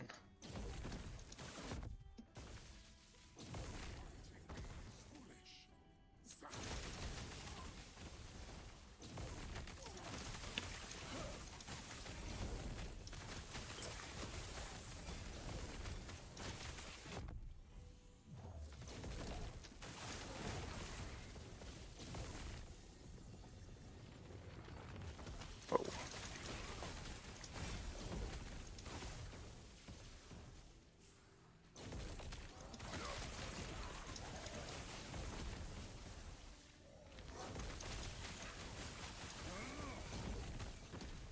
Be nice if you could just skip to the boss. Finally, I will have its power.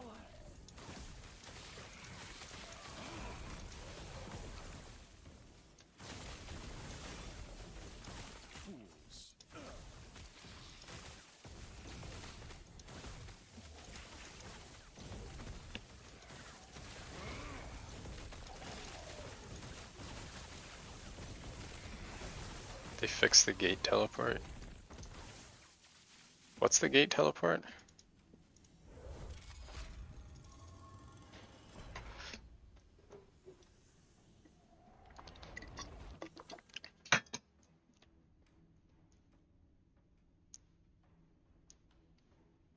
A fun minigame. I mean, like going through the gates.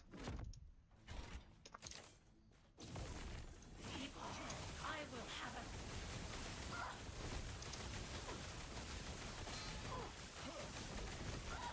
Yeah.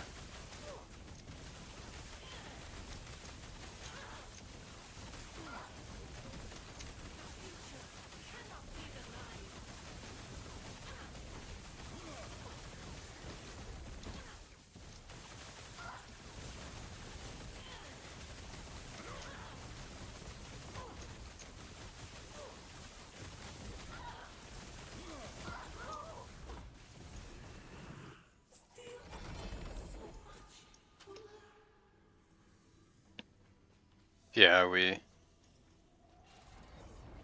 had that talk earlier about the gate thing.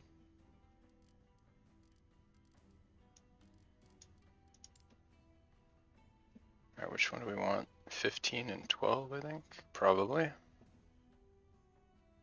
Yeah.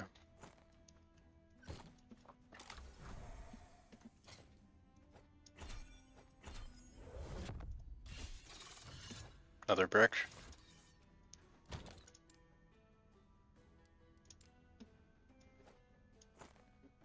Nice, look at all these. 5 bricks.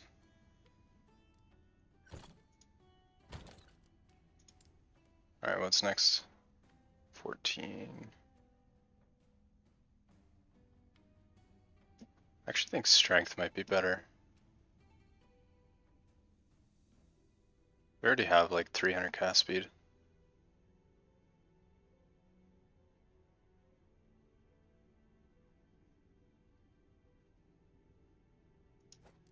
Whole tab of bricks, yeah. 25. Oof. Probably Merchant Guild though. I can't imagine somebody farming that much in CoF. Unless it's like Legacy, then maybe.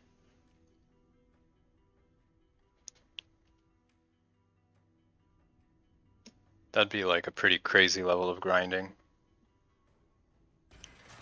100 mil, I mean, I don't think it's, if you're one of those crazy players, I don't think 100 mil is that much. More rats come to gnaw at the edges of my sanctum. You're 10 in. Yeah, that's pretty rough. I'm not that many, but I probably will be soon.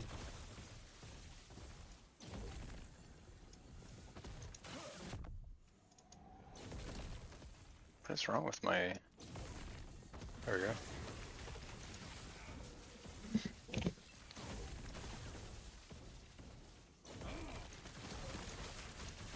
Wasted a few within. Yeah. It's not a waste if it would have bricked anyway. You're just spending your bad RNG.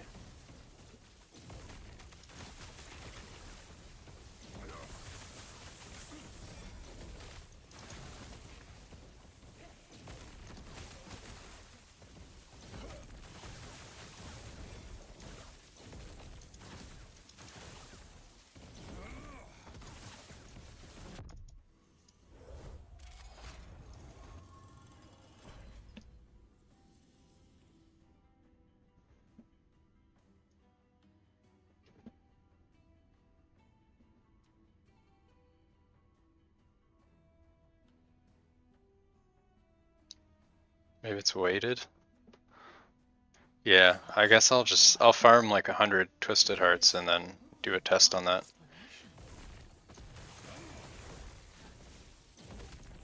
Could be a good strategy.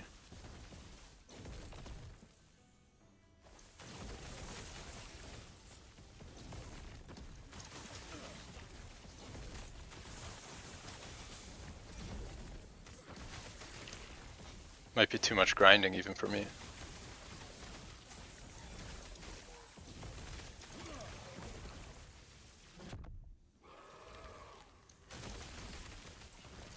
You carry the epoch then? Who like you has no use for it? They don't all have suffixes. The one I'm using has int.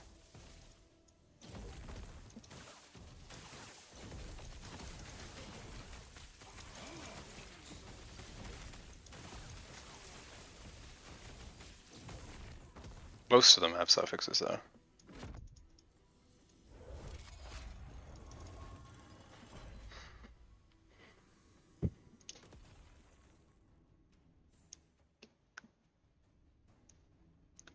I'm pretty sure all of them except one have suffixes. Actually, I hit one with my Warlock that has +4 Profane Veil. That one is a suffix.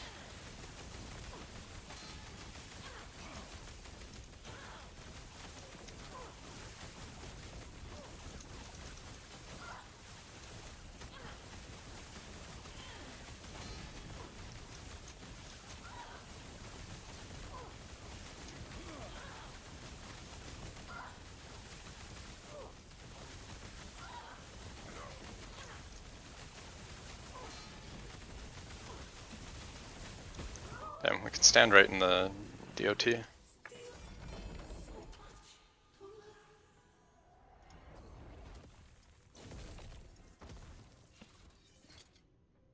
Alright, here we go. Let's break another one. I mean, what was it I had to say? What was the keyword? Let's do it. This is it. This is the one. This is it. This is the one.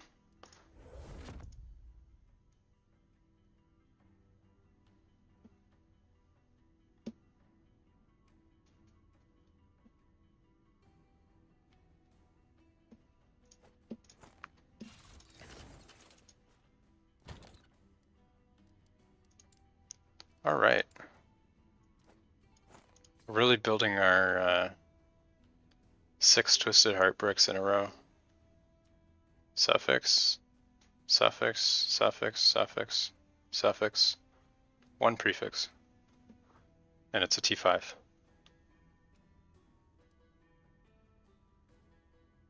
What is this? Suffix, suffix, prefix, suffix, prefix, suffix. One of each. Suffix, suffix, prefix. It's a lot of suffix.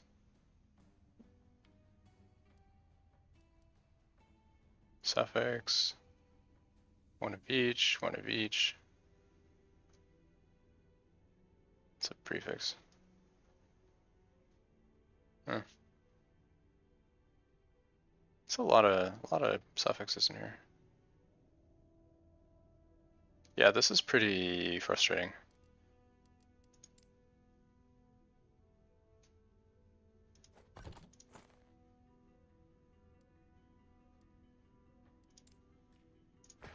Guess I can do one more, I suppose.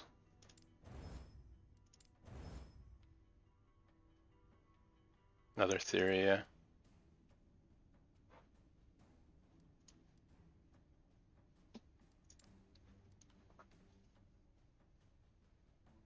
So we might as well creation this for our next brick. We have one more to brick, might as well get it done.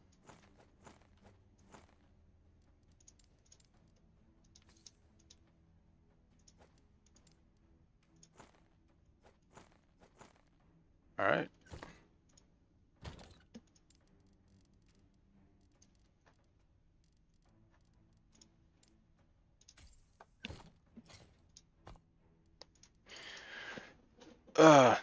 Good stuff.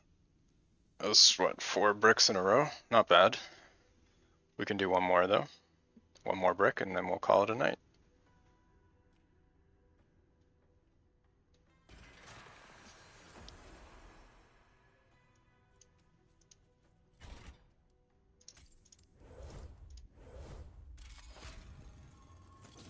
Only suffixes in this brick house. Upon my research. No matter. They cannot reach me.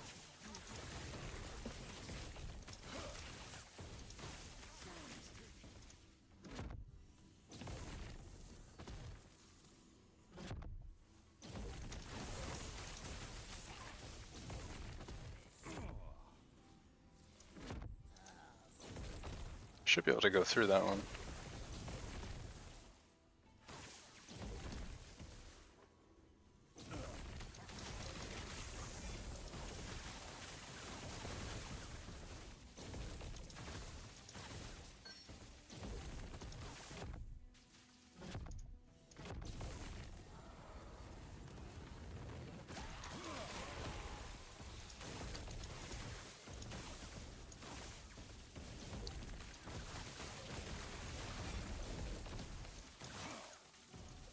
I'm actually 1 in 5.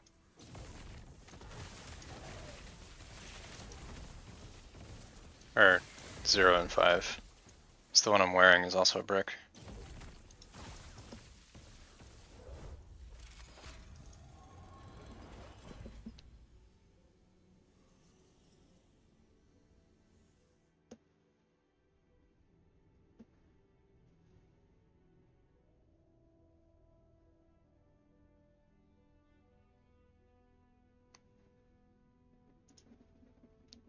How is this possible? Only I should be able to command time here. Unless...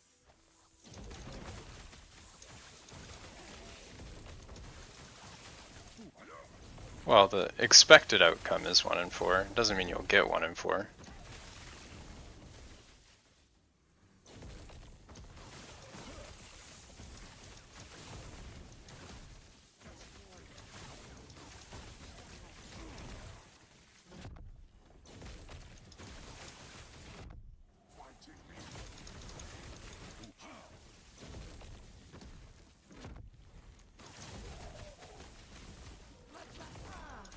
It all makes sense now. The epoch has finally come to me.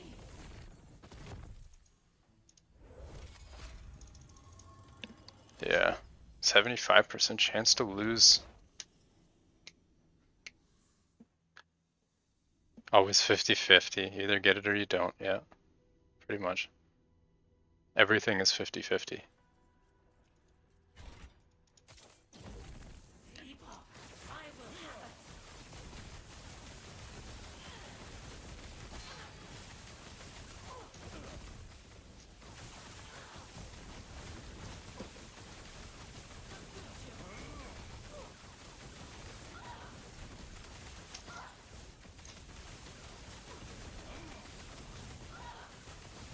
Let's not stand in all of the DOTs, just like half of them.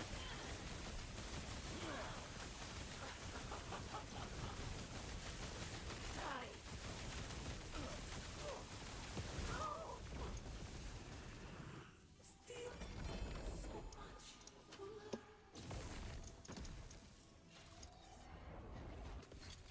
learn. Alright, here's the final brick of the night. We have no more bricks to make. We're all out of brick crafting materials.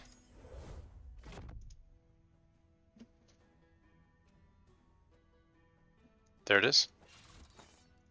There's your prefix. You're slamming a 2. Good luck on your 2.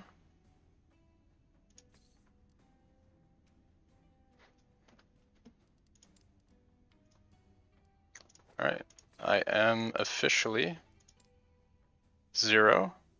Wait, hold on. Wait, hold on a minute. I'm actually 0 for 7. Yeah, I'm 0 for 7. There were six bricks and 1 here. 7 bricks.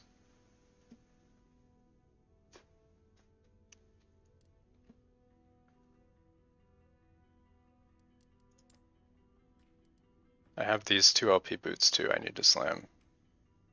But I want a better roll with good move speed, probably CDR. I need some better boots to slam.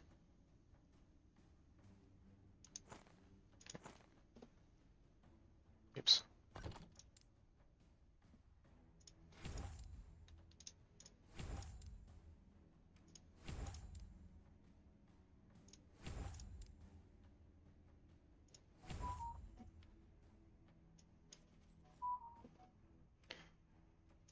Alright folks, what now? So we are out of slam food, and I think we still need more favor for my next part of the test. A little bit more. So I'll do a little bit of Reign of Dragons, maybe drop another heart.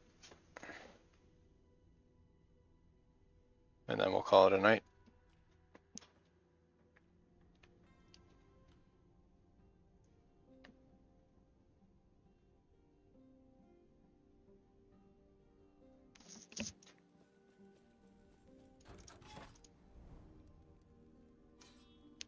How much the prophecies you have left? Not many. Frostlich, Frostlich, Siege Golem. These are the only two I can do, and I don't think Void Horrors spawn.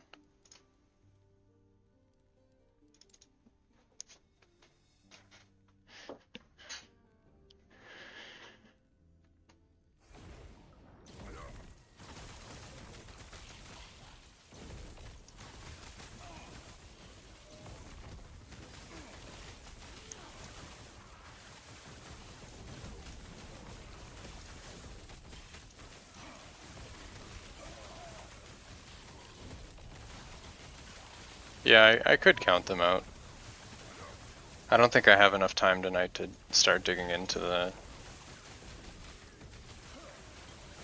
I can't actually start the second part of the test until I clear my stash, because I don't have enough stash space for another 800 rings. So I'm going to have to go through that before I continue.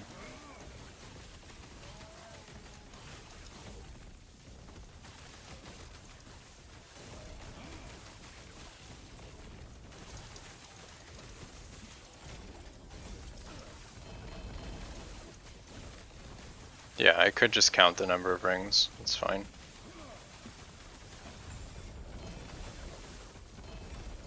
Doesn't actually matter, I just can't start yet. That's stash space. That's the main blocker. GG. You bricked it? Ah, shit. That is really sad. Do you get double suffix? That sounds like a double suffix.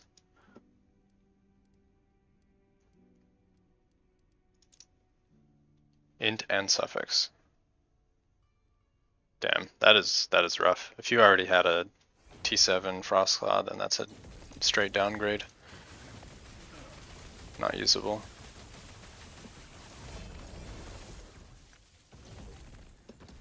Yeah, that's a really sad brick that'll remind you every time you look at it.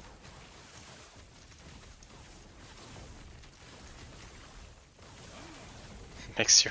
You were just telling me not to quit, that's what makes the game fun. This is what makes the game fun. You're having fun right now. This is what fun feels like. So much fun.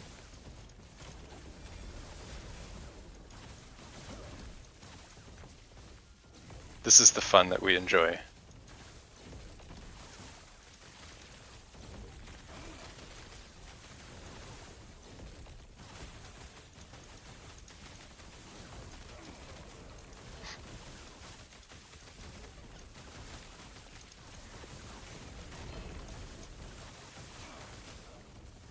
Yeah, exactly. This is fun.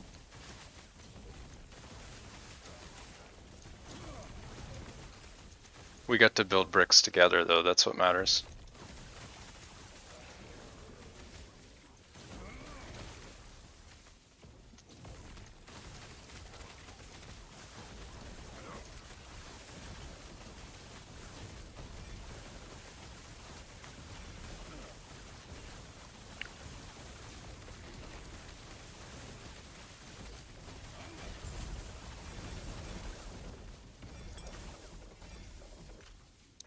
Yeah. Building bricks together. It's a team building exercise. Speaking of bricks, there you go. There's your slab.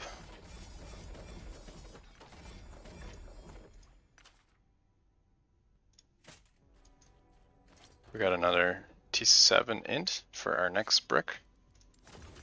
All loaded up and ready to go.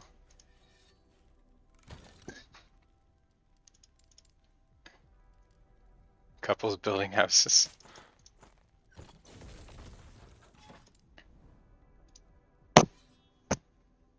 Mighty fine. Yeah.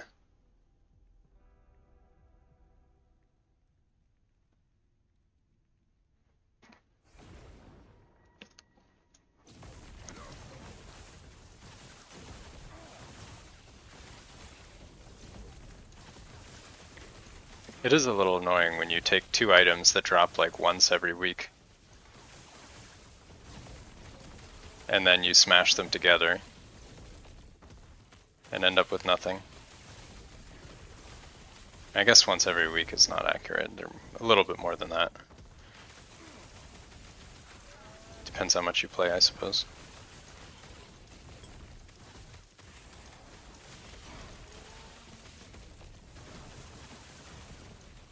+4, yeah. +4 feels significantly more rare than LP Twisted Heart. It's about the journey, it's about the friends we made along the way. 2 LP is probably, yeah. If you're farming 1,000 plus corruption, I think once a week is probably reasonable. I did actually get a 2 LP, now that you mention it. I did get a 2 LP from the dragon. Where is it? Look at this bad boy. This is an LP level 100 from the dragon. 2 LP. This has the same drop chance as a 2 LP Twisted Heart. Amazing. This might even be more rare than a 2 LP Twisted Heart. And it will sit in here forever. Look at the roll too. It's a really nice roll. It's almost perfect.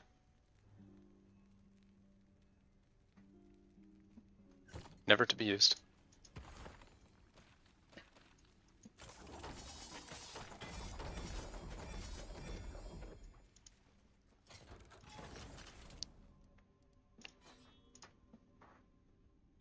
Alright, dragon time.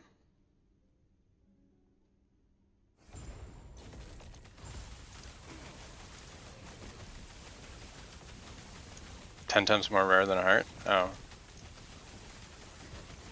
So I use 10 times all of my RNG. Never getting a 2 LP heart.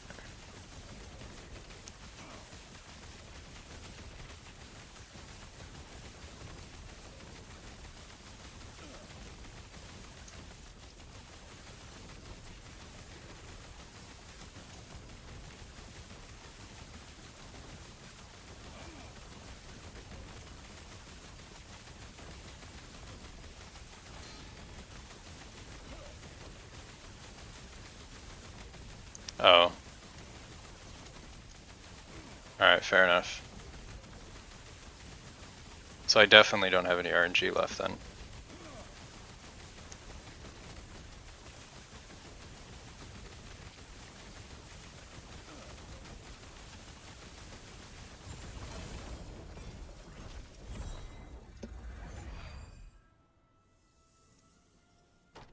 Are there LP horns?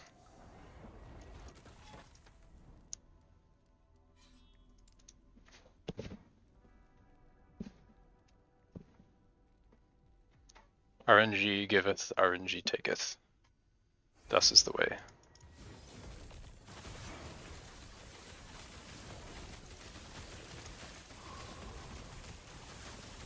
I probably should do a build overview at some point. I get a lot of questions about this character.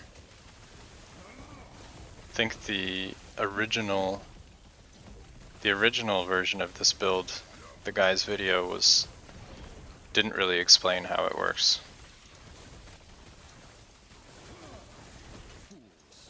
I think a lot of people are pretty confused. The heart drops less than the shield? Oh.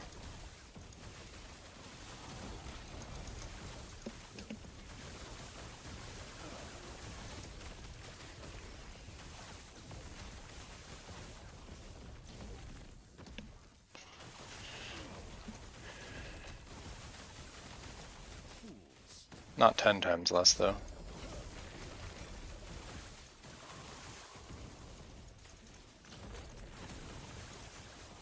Damn, you got 2 times plus 3, nice. Congrats, it's a good roll. You're out of hearts though, yeah. Pretty much exclusively farming Reign of Dragons now, in the hopes that maybe someday we get what we need. It's a slow process. I've already bricked 7 hearts.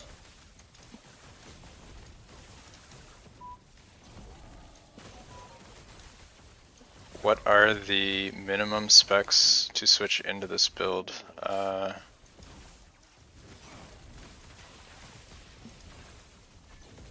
You probably need a level 23 Frostclaw at minimum.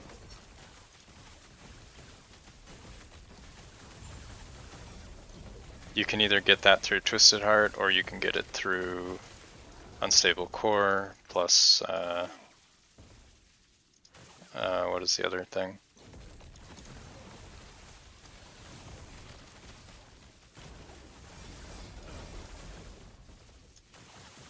$25 without. I mean, you can kind of make some compromises, but yeah, so basically the way it works is if you have all these nodes here, and 3 out of 3 here, then you recover 21.6 mana per cast. So as long as your mana cost is around that, or slightly higher, you'll be okay for mana. You also need this to be 0, which you can get by just putting 3 points in here. And you also need, for me not having levels on my relic, I need 2 of these with mana efficiency. Otherwise you have mana problems. I have no mana regen basically on any of my gear, but you do need all that cost reduction. Unless you have +4, then you don't really need. And then for levels, you get 1 here from lightning, because my Frostclaw is lightning. You get 1 here, and you get 1 from the base Twisted Heart, so that'll take you to 23. That's all you really need. Even a +2 claw, yeah, a +2 claw would be okay. But you're probably not slamming that onto a Twisted Heart though. So I don't think I would bother running a +2 relic, unless you don't have Twisted Heart yet. But yeah, otherwise it helps to have a pretty good amount of int. I have 146, you could probably get by with 100. Some of these slams are probably not necessary to get started. These rings are not really necessary in low corruption. Enigma slam is nice, but not necessary.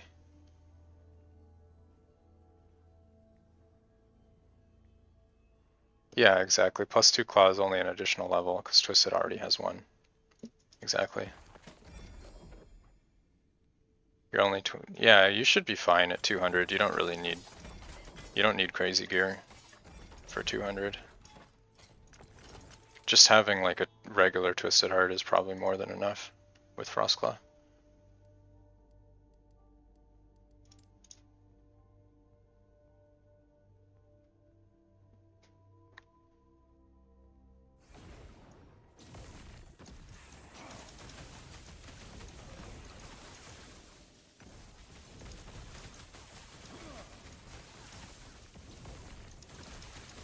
+1 is 12 mana efficiency. Yeah, exactly. You only really need, what is it? About 40% mana efficiency total. So if you get that from the skill or you get it from the idols, it doesn't really matter. That's just roughly how much you need. Alternatively, you could get a bunch of mana regen to make up the difference. Like if you have T7 mana regen on your amulet or your belt, you can also get by. But that's not ideal.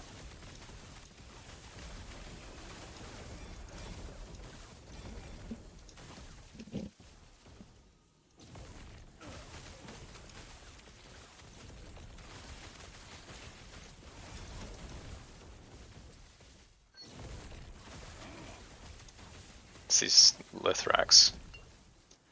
These are how you die in high corruption.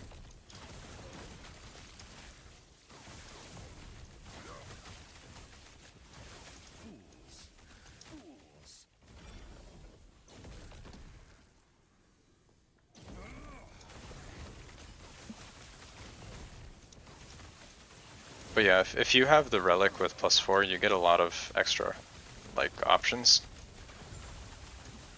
You can use different gear, you can use static shell, you can drop the idols if you don't want them, you can do extra war gen in the Frostclaw tree. You don't have to do lightning. It's a lot of flexibility.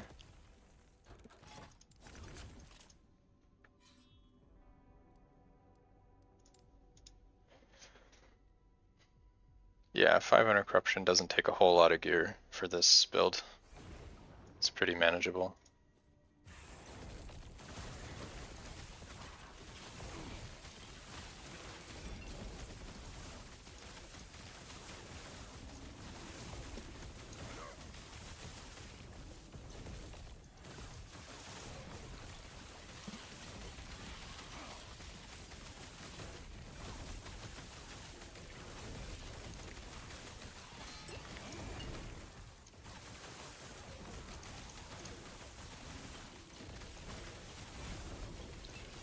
This map is like entirely elites. Do I have a build planner? Yeah, I can link that in a second.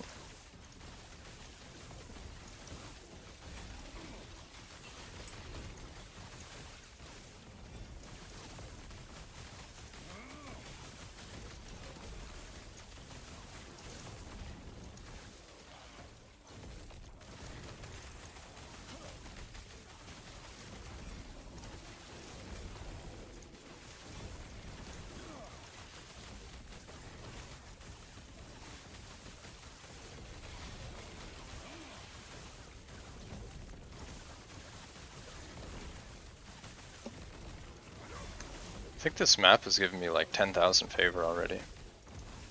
Just from all the elites.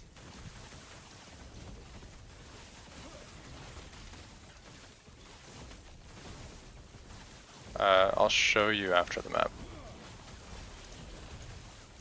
I'm testing if the prophecies are affected by corruption. Like if you do higher corruption and you proc prophecies, does it actually make the prophecy better?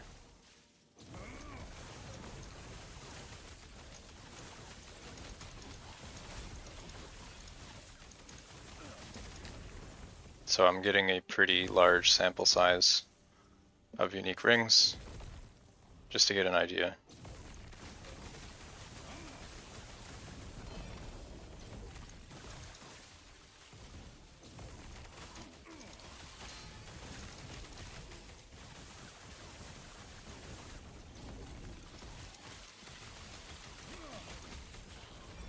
Holy lag.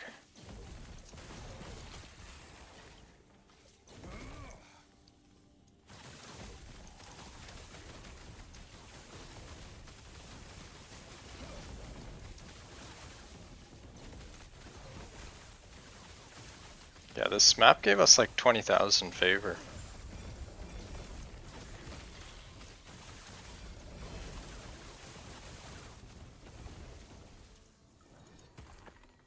Yeah, here's what I've already got.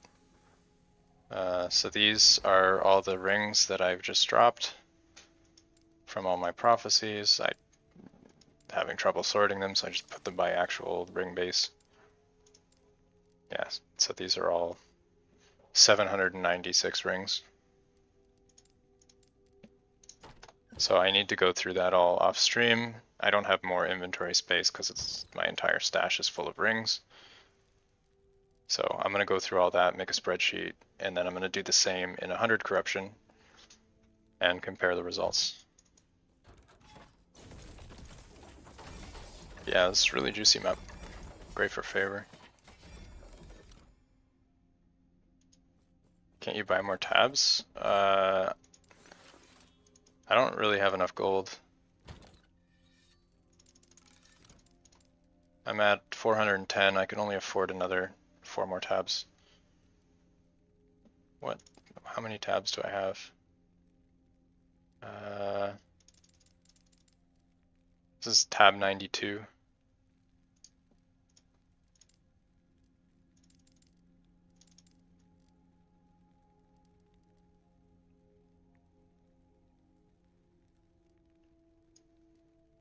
Oh, this is in the wrong category.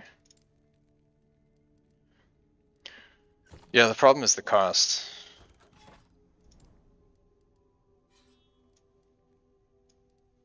So Arena Prophecies blocking. I feel like Diablo added a 6th tab, didn't they? It's like huge inventory. Yeah, just do the Arena.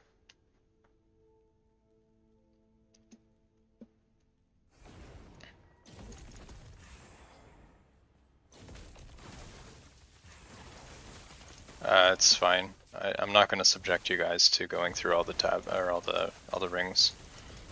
I'm going to do that after stream. So I need to spreadsheet it.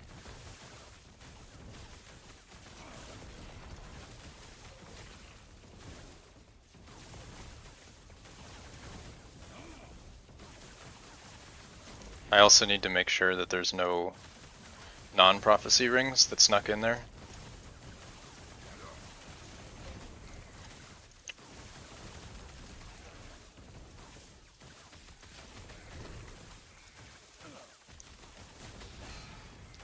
Yeah.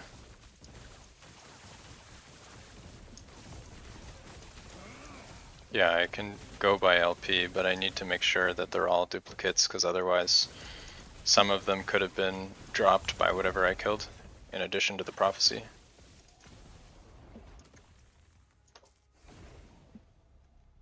Pretty sure over half of them are going to have LP though.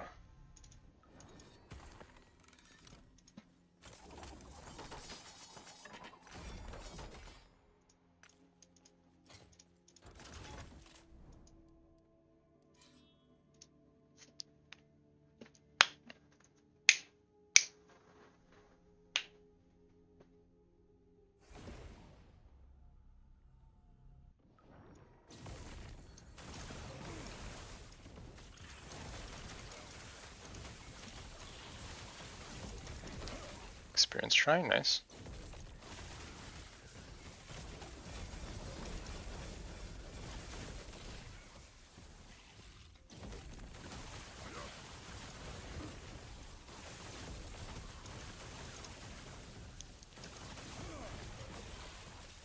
Hmm.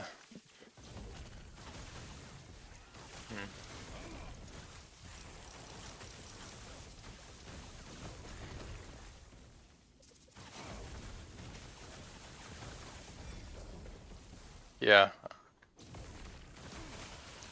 Yeah, that's true. It'll test both. The base 100 corruption should be close to the base rate of LP chance. So anything extra is probably from CoF.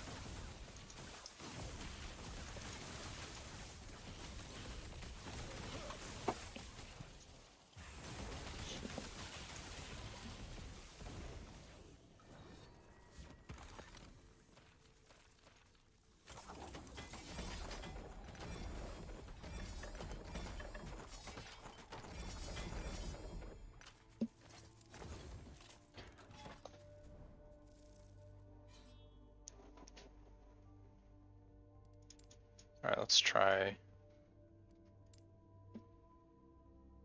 I think we'll do one more shade and one more boss, and then I'll have to call it a night.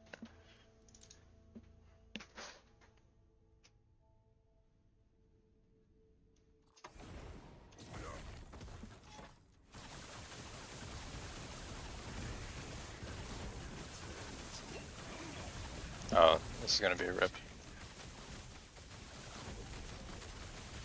It's extremely hard to see the meteor with this build. I don't know if I'll be able to do this.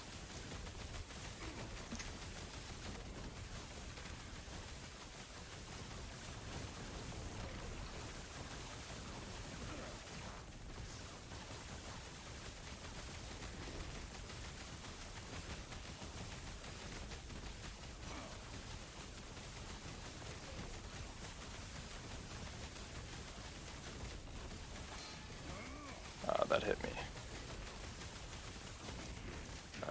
Oh, wait.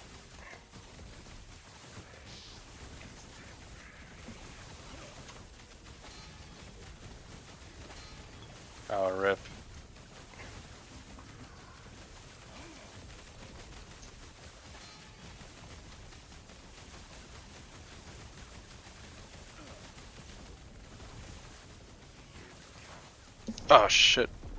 I didn't see the marker on the ground. Yeah, that's what happens. Question about the variation, do you think it having more crit? I don't know. Probably, I think the ladle scales better. So the ladle gives you more damage, it gives you cast speed per int. Just gives you a lot of stuff.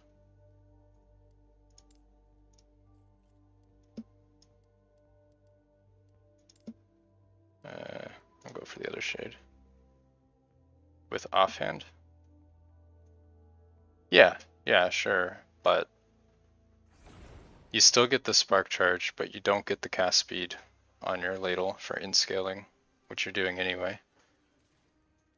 You don't get the more damage. You get the lightning blast for crit, which is good. And you also don't get the -3 here. You don't have to use this helm because you get crit from the dagger, so you can use other plays with ladle. Oh, I thought Ali was playing with the claw. I don't know. I'm not up to date.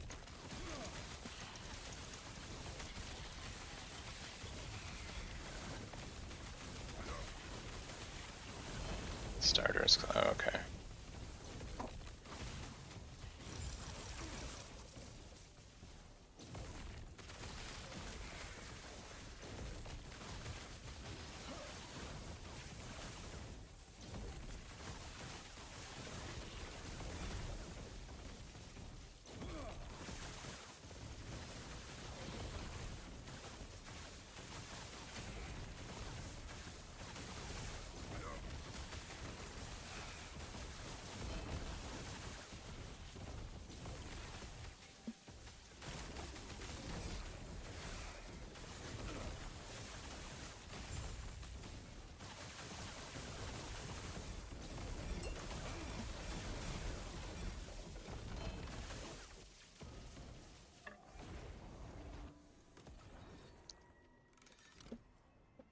The LA Nova Unity Crest. Yeah, the Unity Crest gives DR. You need the relic if you're gonna do that though. How does Ali cap crit without crit on the helm?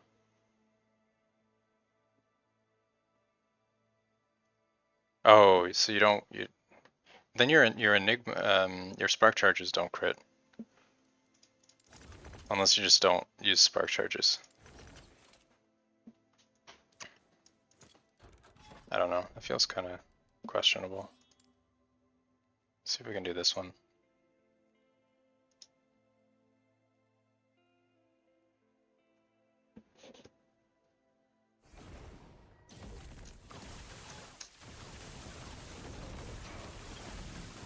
Just too much visual clutter is the problem.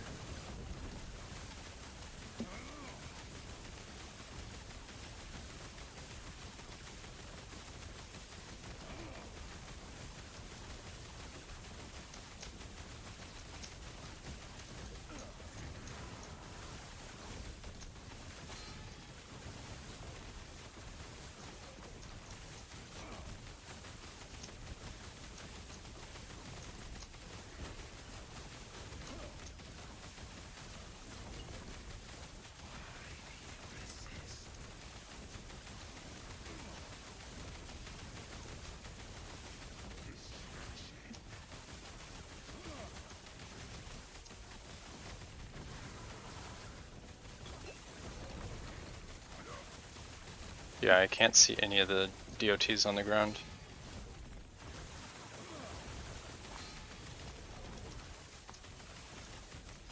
I can't actually tell what are my attacks.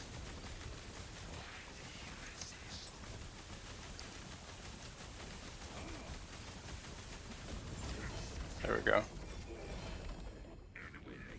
3 LP gel core.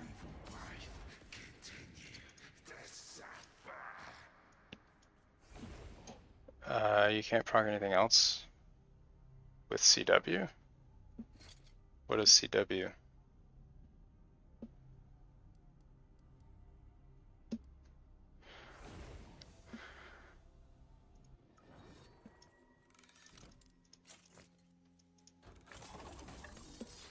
In one podcast they mentioned corruption affects LP drops rate. You'll have 10%. Yeah, I understand that. That applies to regular monolith drops. But the question is, does that also work with prophecies? And I think the answer is no, but that's what I'm trying to find out. Prophecies work a little bit differently than other drops. You can't proc anything. You can proc Ice Barrage, but I think that's not really for this build. It's kind of a different build.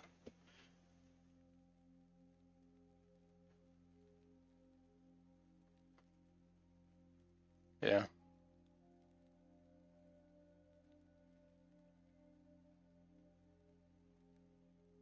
Ice Spiral. Yeah, I don't know. There's kind of the Frostbite build setup that you could do, but it's a little different.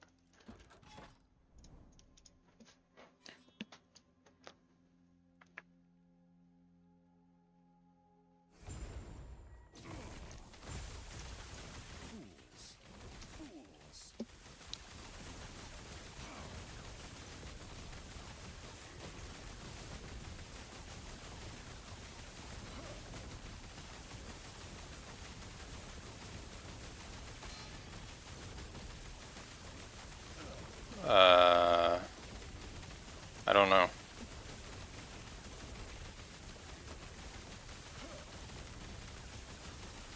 I don't think so. I don't think there's any point. Unless I'm missing something.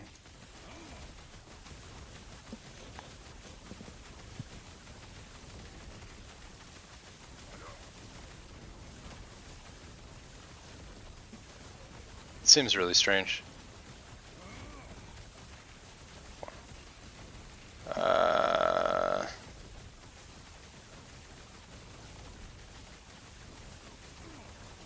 Did they have Frostwall? You can do something with Frostwall.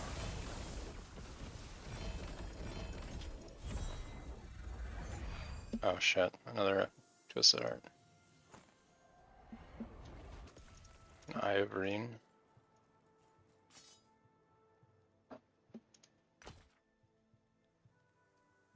Another one of these. I don't think I have a T7 relic to slam into this.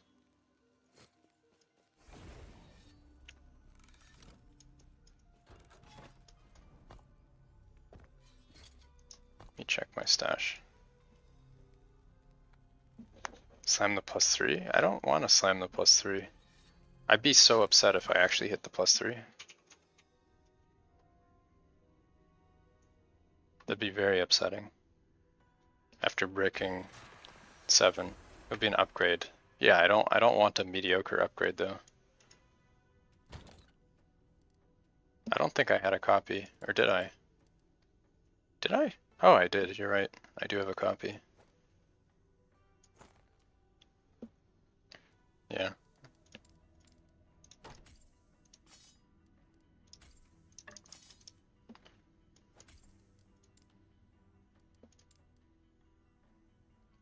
I don't want to slam a +3. That's no. Because I know I'm probably going to actually hit it, and then I'm going to be upset that it's just like not quite good. It's like almost there, but not there. That'll bother me. So we're just going to go for the 16.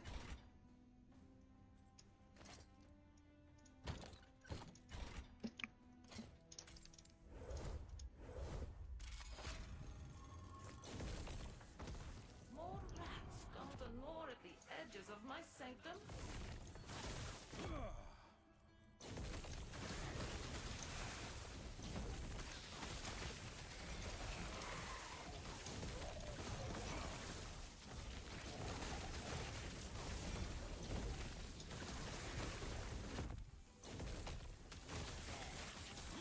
Yeah, I don't think you can proc either. Not sure what the build is doing.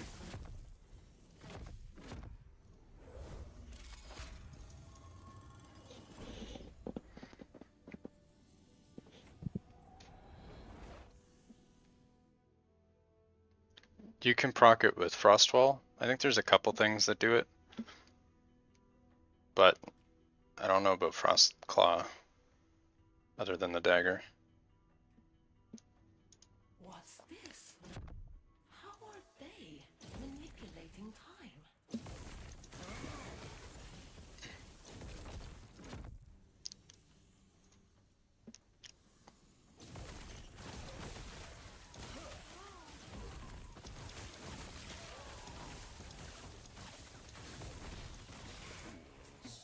Yeah.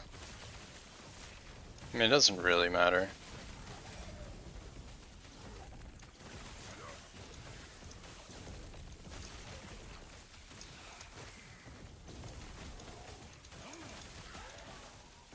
The epoch. Finally, I will have its power. I could drop a 2 LP. That is true. And then probably brick it.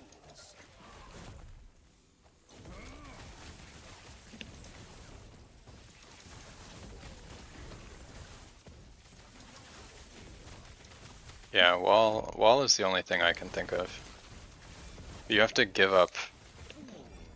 You need a skill tree for wall, and you need a skill tree for lightning blast, and you need a skill tree for frost law. It doesn't really leave a lot.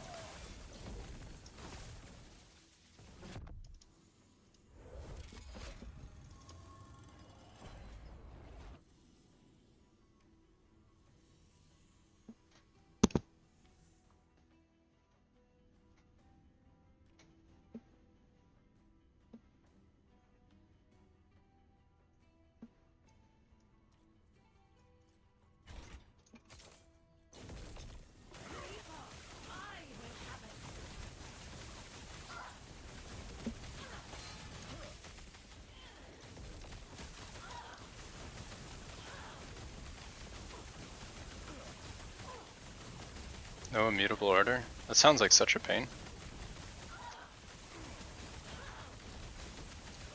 This feels like a troll build.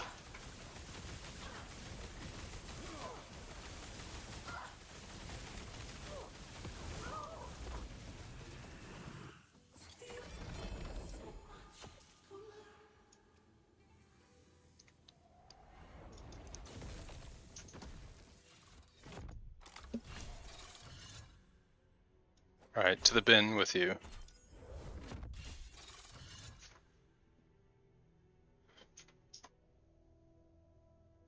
Guys, we did it. It only took 8 Twisted Hearts, but we did it. There it is.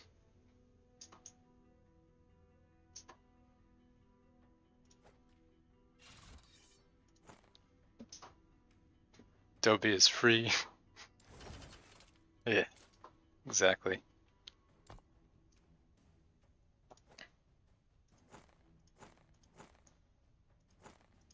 See the stats.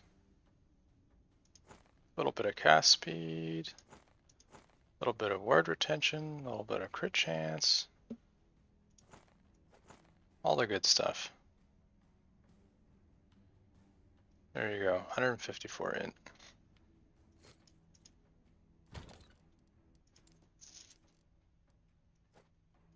To the graveyard. Look at all these rips. Oh yeah, it's actually 32, isn't it? 32 per int. Or 2 per int. I think I need to slam cast speed onto this. Oh, compared to 8, yeah, you're right. Exactly. Alright, what else do we have? So next, I think we need to slam the boots. We need some really nice int move speed cooldown. And then maybe crit damage reduction. Try and slam that. What else? These are probably already good enough. I don't think I'm going to try and slam this until we get a 2 LP.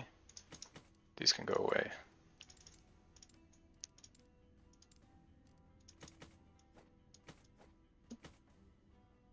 Oh, sorry, I didn't link the build planner, did I? Here you go. Thank you, thank you. Finally got a good slam.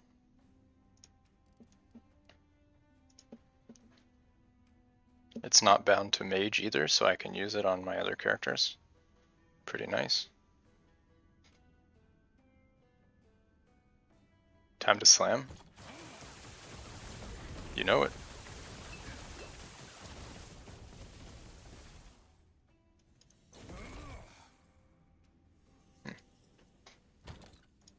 See, do we have boots with int?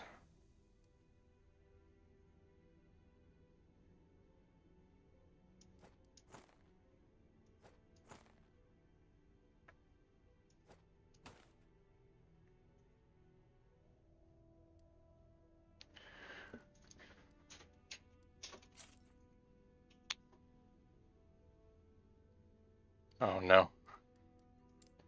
Not another brick.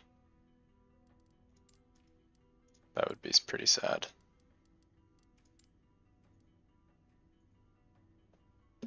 Alright, so we have these.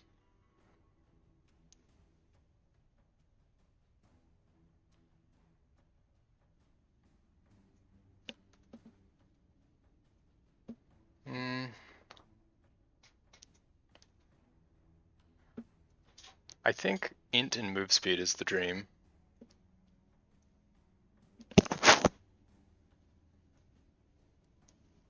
Another good option would be reduced crit damage taken, so I kind of want that. Cooldown would be nice.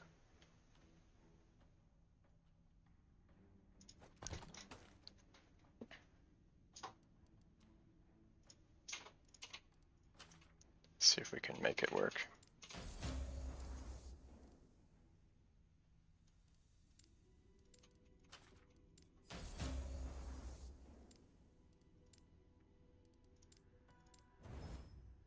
Okay, this is a 14.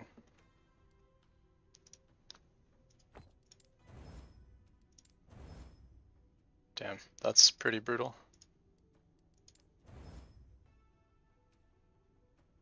Yeah, these are dead.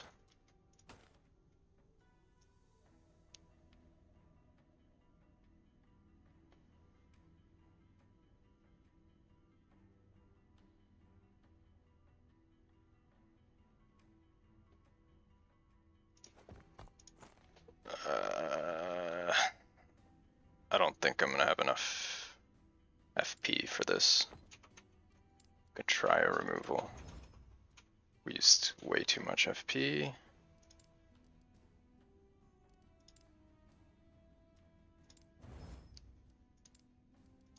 Not a chance.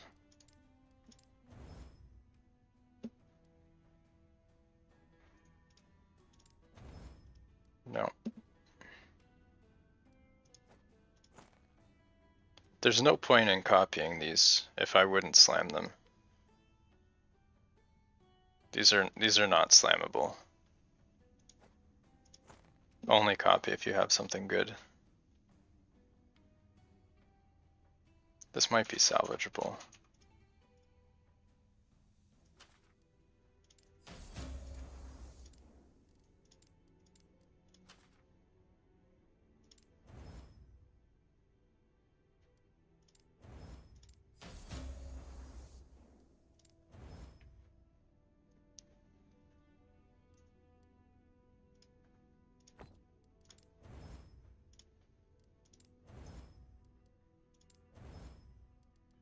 Man.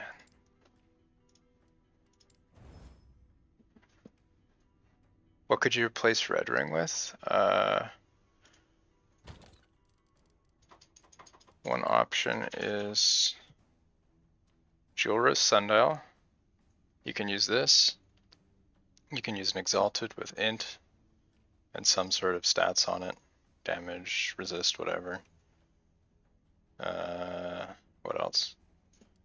Another thing you can use is these rings if you have nothing else. This gives up to 18 int. Some resist, some armor, bit of health regen. It's a pretty good placeholder ring if you don't have anything.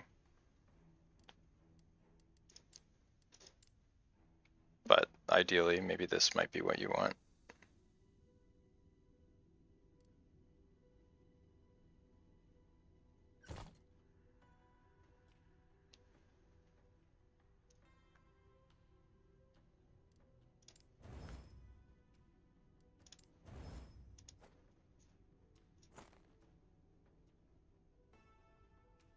Yeah, none of these boots are great. What about ocean rings? You could reach 300 mana threshold, yeah. That is an option. I don't have anything that requires 300 mana threshold though. That's one way to get your crit capped, is with the idols.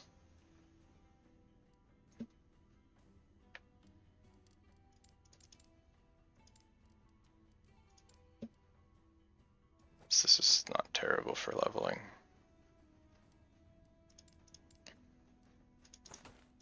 Just put in there.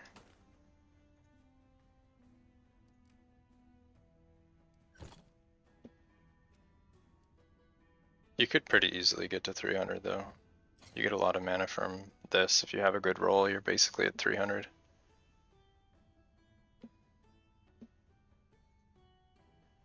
Yeah, well, I think I'm gonna have to call it a night. That was a 5-hour stream, and we still need to go through all of my rings before I go to bed, so I have a lot of work. Alright folks, thanks everyone for stopping in, and I will catch you in the next one. Have a good night.